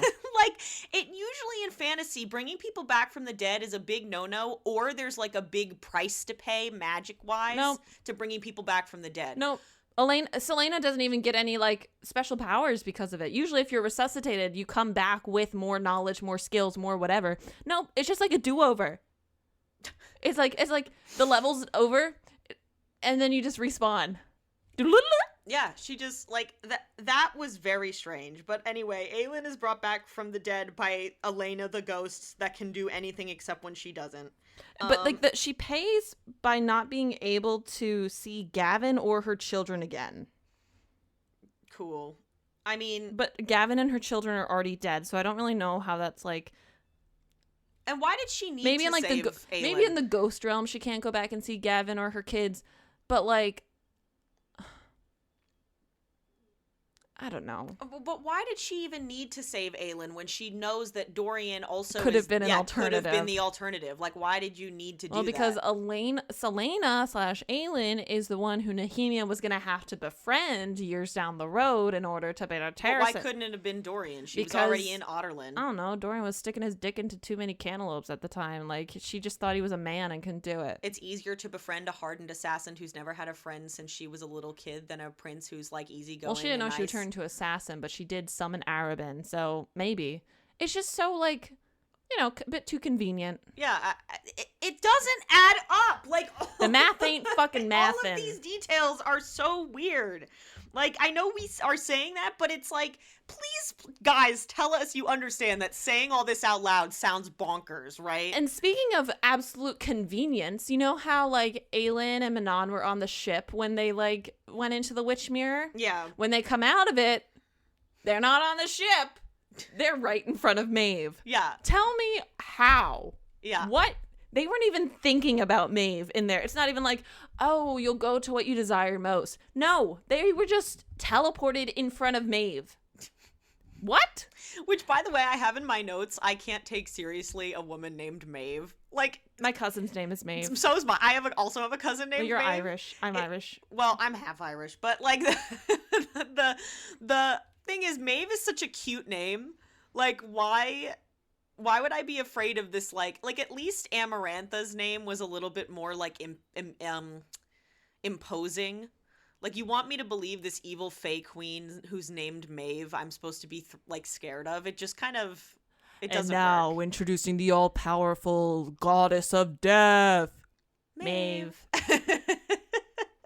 Maeve. It's like, saying, yes, the all-powerful goddess of death, Caitlyn. Like, it's weird. Kaitleyinn. Yeah, I'm like, all right. So, yeah, they're in front of Maeve again. Of course. Which, you know what else I said? I said that, bro, why can't you just kill this woman? Is in my notes. I said, what makes her so powerful? Even barring... Elena, do your witch magic. Because even barring Aylin's powers, like you could say, well, Aylin's not as powerful as Maeve. And I said, but Aylin is still a trained assassin. Is Maeve, like, impervious against a fucking knife? Like, you can't find a way to kill her? Like, Selena was... When she was still Selena before she embraced Aylin, she set an entire city on fire from standing in front of Maeve and had more to go. If you can set a whole city on fire and create havoc and create a literal state of terror in Doranel... Yeah.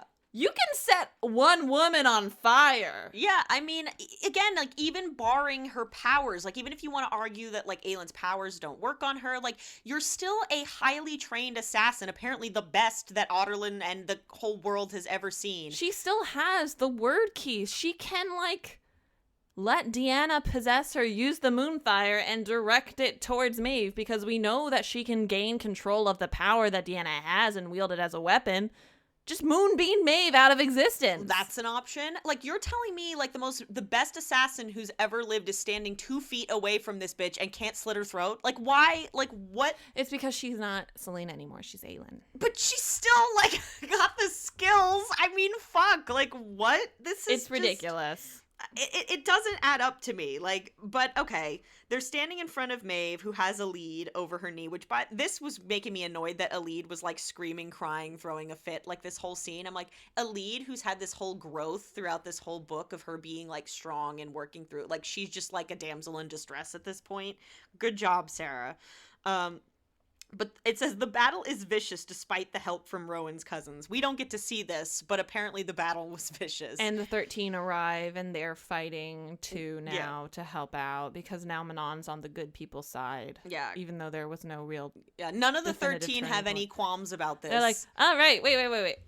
Who we find? Yeah, kill her! Yeah, they don't question this at all, that everything they've known their whole life is no longer the case, and now they're fighting against everything that for the past, 5 books they've been fighting against, but okay. And so they arrive, and they're a big help. Maeve reveals that she planned each thing Aylin has recently encountered to deplete her magic.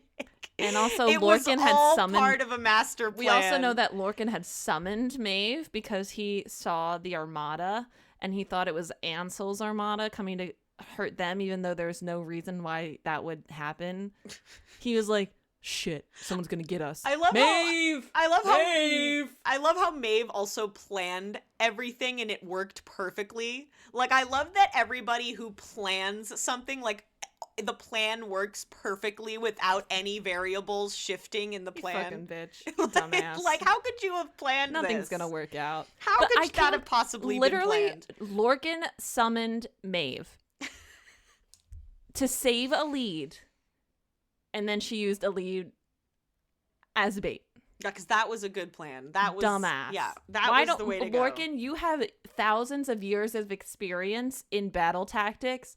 How about you scope out the land before you just assume everyone's out to get you? Also, second side note, why would you think that it's Ansel's fleet? Aren't you a Fae? Don't you know what Fae ships look like? Those are all literally the ships the same? Those are literally your ships, dude. Dude.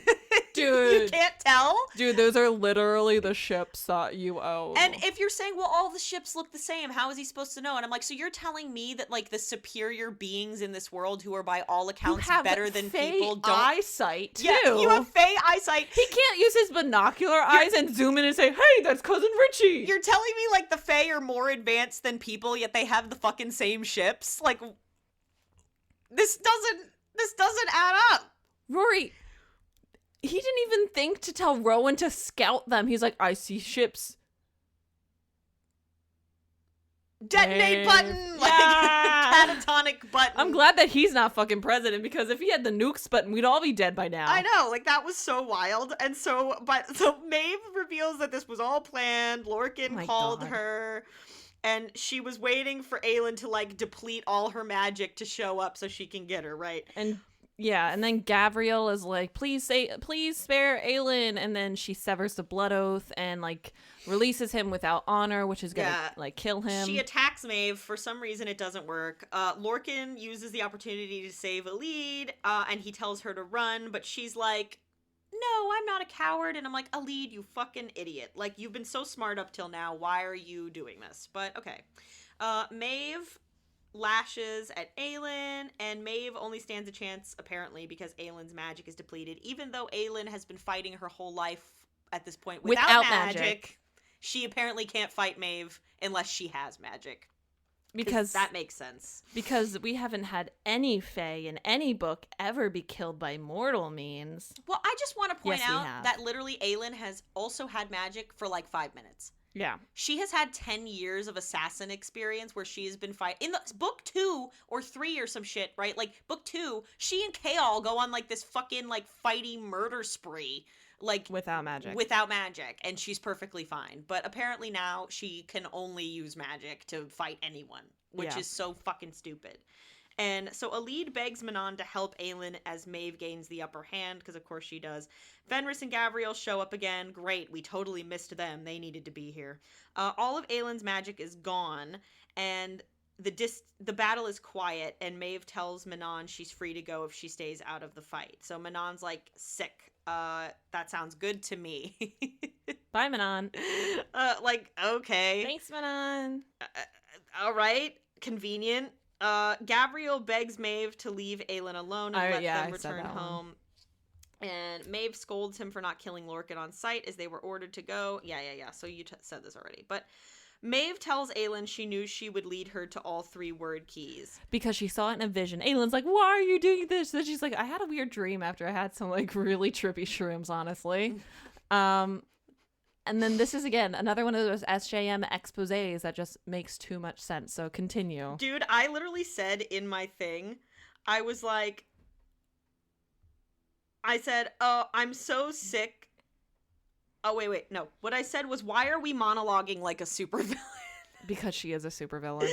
Like, I said, what reason does Maeve have to tell Aelin all this shit? Because it's, again, in those final minutes as she's gutting her, or knows she's coming to her demise, she's just gonna, like, include a bunch of trauma for her. Yeah, mwahaha. So she also reveals that she knows that her and Rowan are mates. No, she had a vision that Aelin and her mate would be powerful enough to rule an empire. And she knew that Rowan was the mate, so she made Rowan think that Lyra was his mate, and so it deterred him. And she also made Rowan just swear a blood oath to her, because if she had control of the mate of Aelin, then she would have control, therefore, by Aelin of proxy. But the one thing that wasn't accounted for in the plan is Rowan swearing fealty to Aelin. Because love. This flawless plan. This flawless plan where you have this this magic that like supersedes anything, which is love. Literally the one thing Maeve didn't account for was the thing you should account for, which is that mating bonds supersede magical intervention. Love trumps all. Except it's not love, it's mates. It's mates. But she wants us to think it's love. Yeah, which is hilarious. A biological love or whatever. It's not love because it's a divine pairing. Rory, let's go over that one more time. The one thing that she didn't account for is the thing that you should probably account for because it completely negates anything, which is mating bonds. She literally didn't account for the thing that you are told to account for first and foremost, which is the bond. How does that make sense? It doesn't. She counted for literally every other piece of the puzzle except the one thing. They're like, oh, don't forget that they're mates. So, like, but at the what same you time, plan to keep them apart, it's not going to work. But at the same time, fucking hell, it doesn't even matter. Like, she didn't account for it, and there's no consequences because the plan still works. Still works, but still, it's like, what the fuck? Like, it's not even like there's any consequences for her, like, not accounting for this, like, aspect of the plan because it doesn't ultimately matter. It's just so stupid.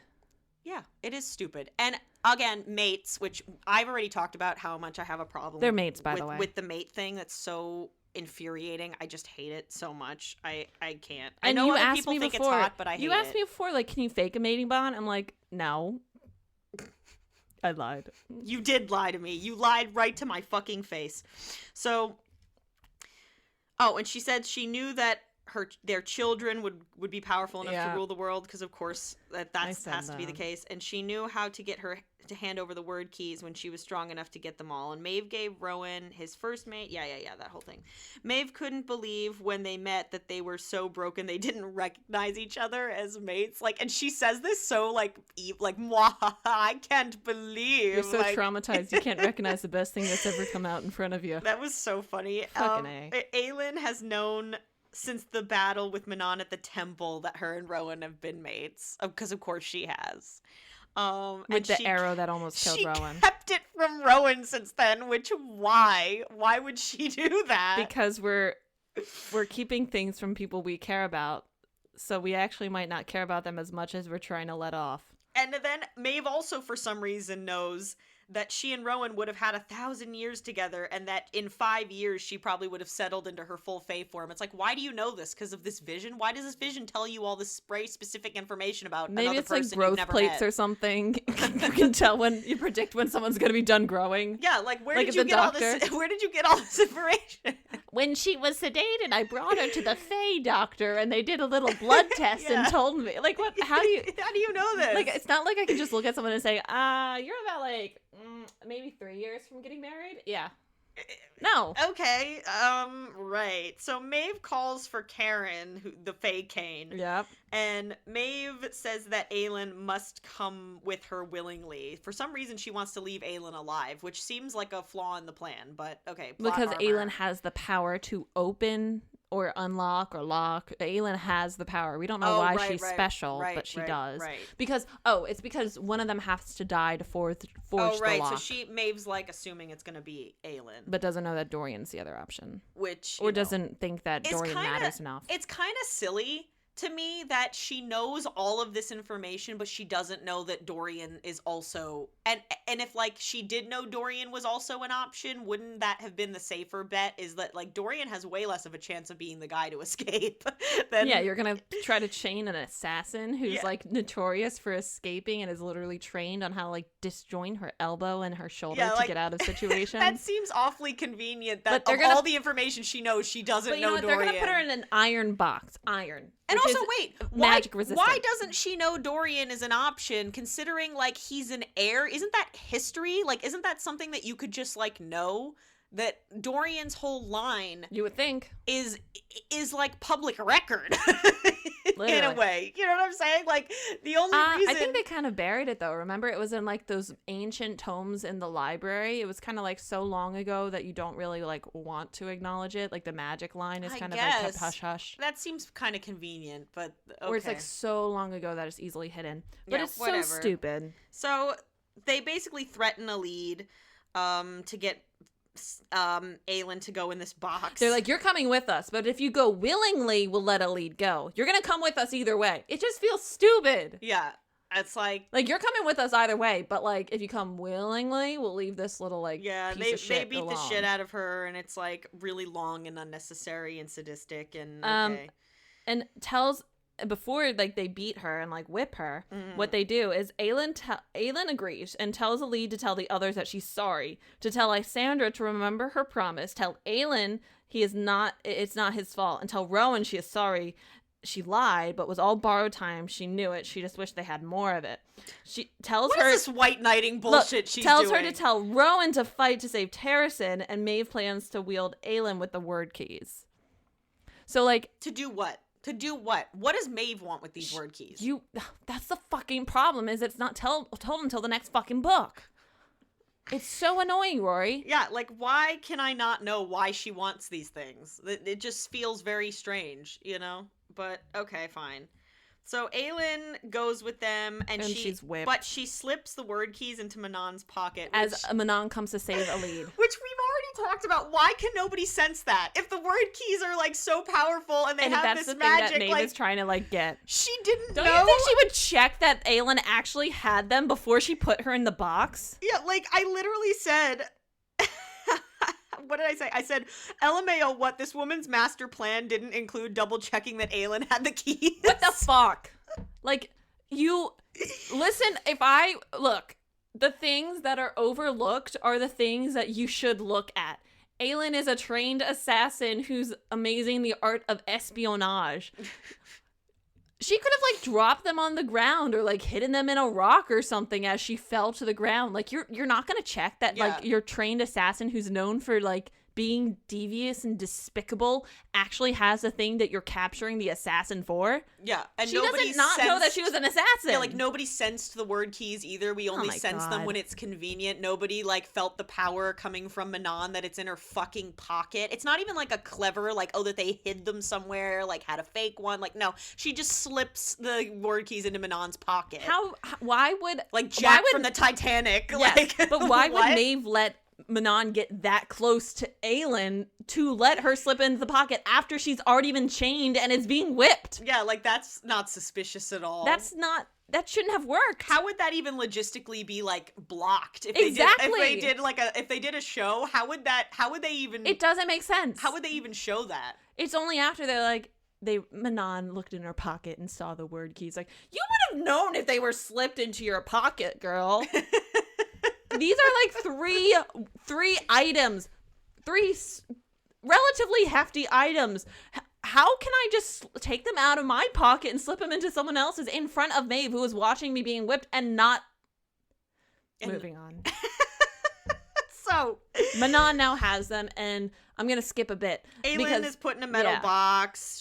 She's whisked away. Lorcan man in the iron mask they put over her face. Lorcan is stripped of his blood oath and his titles as well, so now he, like, doesn't have anything as well. And Manon goes back to everyone as like, hey guys, we got a bit of a situation, and you can explain what Aelin had done underneath everything, because this is bullshit. This is bullshit, and also Adian is, like, super pissed about it, and I literally wrote in my notes, fuck off, Adian. How many times are you gonna get mad that she does something behind everyone's back? How many times are you gonna get mad that she does exactly what you know she's gonna do? I mean, this is, like, what she does. It's like me getting mad at my cat for going to the litter box. Like, he's gonna do it. Yeah, she consistently does things behind everyone's back and doesn't tell anyone. So you can't, like, at some point you're gonna be like, fuck. So her master plan... Well, first of all, Rowan shows up conveniently. And he goes, Where is my wife? Like, Lady of the Night Court move here, where, like, her and Rowan got married behind everyone's back. Where is my wife? They got married the night before. Yes. How convenient. Yeah. Just so Terrasen could have a king. Just so Terrasen could have a king. Not because they wanted to necessarily get married, but because Aelin knew that she was probably going to get captured, and she had to have a king for Terrasen, so they had someone to, like, rally behind. Yes. Fucking hell. Yes. Fucking bullshit. And this was Aelin's master plan. Oh my God. This was Aelin's master plan if this were to happen, which is exactly what happens. And Lysandra knew this whole time. Because... Except they kept Adian out of the loop. Like, everyone essentially in the group knows. Adian and Rowan. Except for Adian and Rowan. So only the two girls know. So the two characters who were portrayed to be the least trustworthy, because one of them was a courtesan and one of them was an assassin. The two people who were shown and treated like they should not be trusted because of their past showed that they could not be trusted because of their past. She literally fed right into it. Yep. She literally fed right into it. No wonder people didn't want to trust Lysandra, because she went and pulled this shit. Yeah. They did this whole plan behind everyone's back that apparently Aylin's master plan here was that because Aylin knows that she's probably going to die because she won't let Dorian die is the implication. Yep. That she's going to be the one to have to seal the thingy, so she's going to die, but she doesn't want to leave Terrasen without a queen or her bloodline or whatever. So her fucking master plan was that she was going to ask Lysandra to shapeshift into her and make Lysandra be her for the rest of her life. Yep. And that because she's married to Rowan, that Lysandra as Aelin and Rowan... Adian. No, wait. No, it's that 80... Wait, we're getting to that. So... Oh. The plan is that Rowan and Aelin will rule Terrasen together. It's fake Aelin. Phelan. It's Phelan, but because obviously Rowan and the real Aelin are mates, that Rowan and Lysandra, even as Aelin, will never, have children because it's not really her. So she expects Adian to just go along with this plan, and that when they want to have heirs to the kingdom, so they have the blood of the Galathinius line, that he'll just father the children, and they'll pretend Wait. It's funny because they're like, oh, well, if you fuck Adian looking like me, that will create the genetics in order to pop out heirs that look like Aelin. How does that make sense? So, it's back to the whole favor thing and how her she... eggs shift, like the with the Illyrians? Yeah, what the heck? Does that change her biological composition? She shifts into an Illyrian, they fuck in the sky, so now the kid is going to have wings? That doesn't make sense. Yeah. So, literally, Aelin... You can clone so many Aelins in that case just by having one Lysandra. Yeah, apparently Lysandra's chromosomes get changed when so she shapeshifts. So they look like Aelins. Excuse you? Fucking hell. This is the most convoluted plan that that she wants Adian so that way her children are technically heirs because they have Galathinius blood, are going to be Lysandra's and Adian's, but they're going to pretend that their children are Aelins and Rowans. For, what? and also the funniest part about this is she never talked to Adian about this. No, just assume that he'd be okay fucking a lookalike of his cousin. And fathering heirs to the throne and not telling anyone. That he would be the literally, secret father. It plays into that whole cousin fetish, that he would be okay fucking his cousin. The fact that nobody considers that Adian would maybe not be okay with his children, not being his children. Oh my gosh, Outlander, with McDougal's kids. It's so dumb. It's so bad. Yeah, and so Adian is angry. He doesn't like this plan. Calls Lysandra a lying bitch. And, Ellie tells Lorcan that she hopes he spends the rest of his life suffering.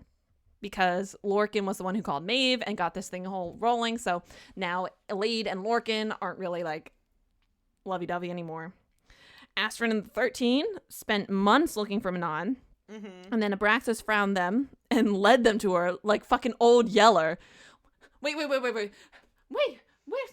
Tommy's in the well? What the fuck is that? What is that? Lassie.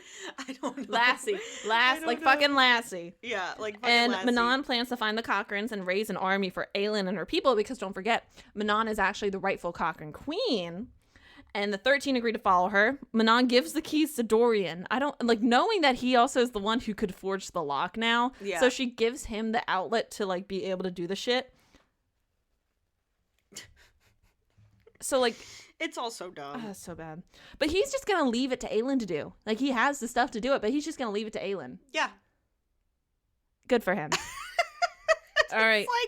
I don't even know what's going on. The ending of this book I'm so confused by. Well, the last chapter is that Rowan and Aelin, they had married, and 2 days before, convenient, with Adian and Lysandra as witnesses. Mm-hmm. Adian has the formal documents, which, lol, okay. Doesn't that take, a while to obtain? Yeah, I don't know. But not in this world. Nope. Galen Ashriver, Prince of Wendlin, arrives, because Aelin actually sent a letter to him to say, hey, come and help me. Which I said, by the way, when Galen Ashriver showed up, I was like, what the fuck? There's another fucking Prince character who was introduced? No. This was introduced all the way in the beginning when she was in Heir of Fire watching the procession of him entering the city. I know, but I totally forgot about him. Well, because you forgot about it. Like, because you read it like a year ago. Well, either way, it's like he hasn't been mentioned since like book 2. He's now relevant when we need more people. And she also gets more people because she calls in her life debt from another one of like the assassin and the apprentice,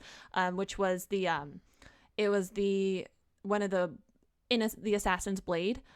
She calls in a life debt from the master of assassins from the Silent Desert, which is how she learned how to be such a great assassin, is because she went away and studied under these really vicious assassins. So she calls in that life debt. So now they're gonna come in and help Aelin. Again, a bit too late, my dear. Yeah.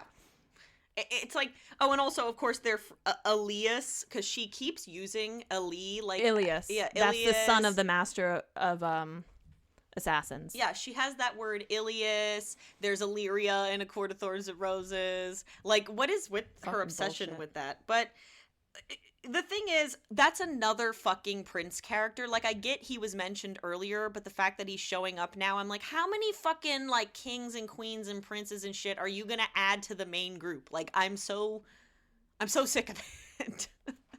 It's just we bullshit. don't need another character. You've barely developed the ones that are already there. Like, I don't need another person. And the book literally ends with Lysandra shifting into Aelin and leading all the allies back north to Terrasen. So even though everyone's mad at her for doing this, she's gonna do it. Oh, and also Dorian will fly north with the witches to convince the Kraken witches to ally with Manon and the 13 to be a part of Aelin's and to try to army. find the third key, yeah. Yeah, which... And Rowan is like, Okay. I'm gonna find my wife. So that's literally the end of the book. Aelin's gone. Lysandra is Aelin. Rowan's a piece of shit. Dorian's going north to try to convince the Cochrans, which it's ironic that he's trying to get the Cochrans when he just got his cock in a Cochran. That's a good one, Ronnie. Oh my god. But yeah, that's the end of the fucking book. Yeah. Do you have any Parting thoughts? head empty? No. Do you have any other notes? I mean, No, I just said gave up at the end. Yeah, I gave up at the end. There's a meme. It's like the last 100 pages of an SJM book. You never know what happened, and I think that is so so bad. Yeah. You should know what's happening when you're trying to resolve, even if it's not a plot of a series. You should know what's happening when you're trying to wrap up a book. You shouldn't be racing to make all the things happen that you want before a book ends, because that's not organic. Mm-hmm. Well, isn't it also convenient that at the end of this book, all of these random allies just show up? Too little, too late, my dear. It's like they're like, the battle ended 2 hours ago when Aelin was taken. You should have come then. Yeah, sorry guys, you're a little bit. This is so awkward. You're kind of late. We ordered food 2 hours ago. I didn't get anything for you. I'm so sorry. It's the thing about this book, right? This review was definitely probably our longest one. Most definitely. And it also was so incoherent. The fact that we got so drunk last night and we could to get through it says a lot. And I know that we said a lot in this review where a lot of what we were saying this time around were just, this doesn't make sense. And I feel like, you and I have had a lot more analytical critiques of this series in the past. As much as it's fun to say, I feel like this is pretty productive and analytical. I feel like you can't listen to this podcast and not at least admit partially that some of the stuff was a bit too convenient or a bit too perfect or just a bit too annoying. But there's parts of this book like that you can't even, there's nothing to say about it except that doesn't add up. That just objectively doesn't make it doesn't sense. add up. You could love SJM, go for it. I don't care if you like her, but you also can't. The best way to support what you like is to analyze it critically. Mm-hmm. That's what they always say. That's why there's dual arguments. That's why you're supposed to challenge your own perception. And if you still love her books after listening to this podcast, power to you. I commend you for that. But you can't listen to this podcast and say, oh, no. Yeah.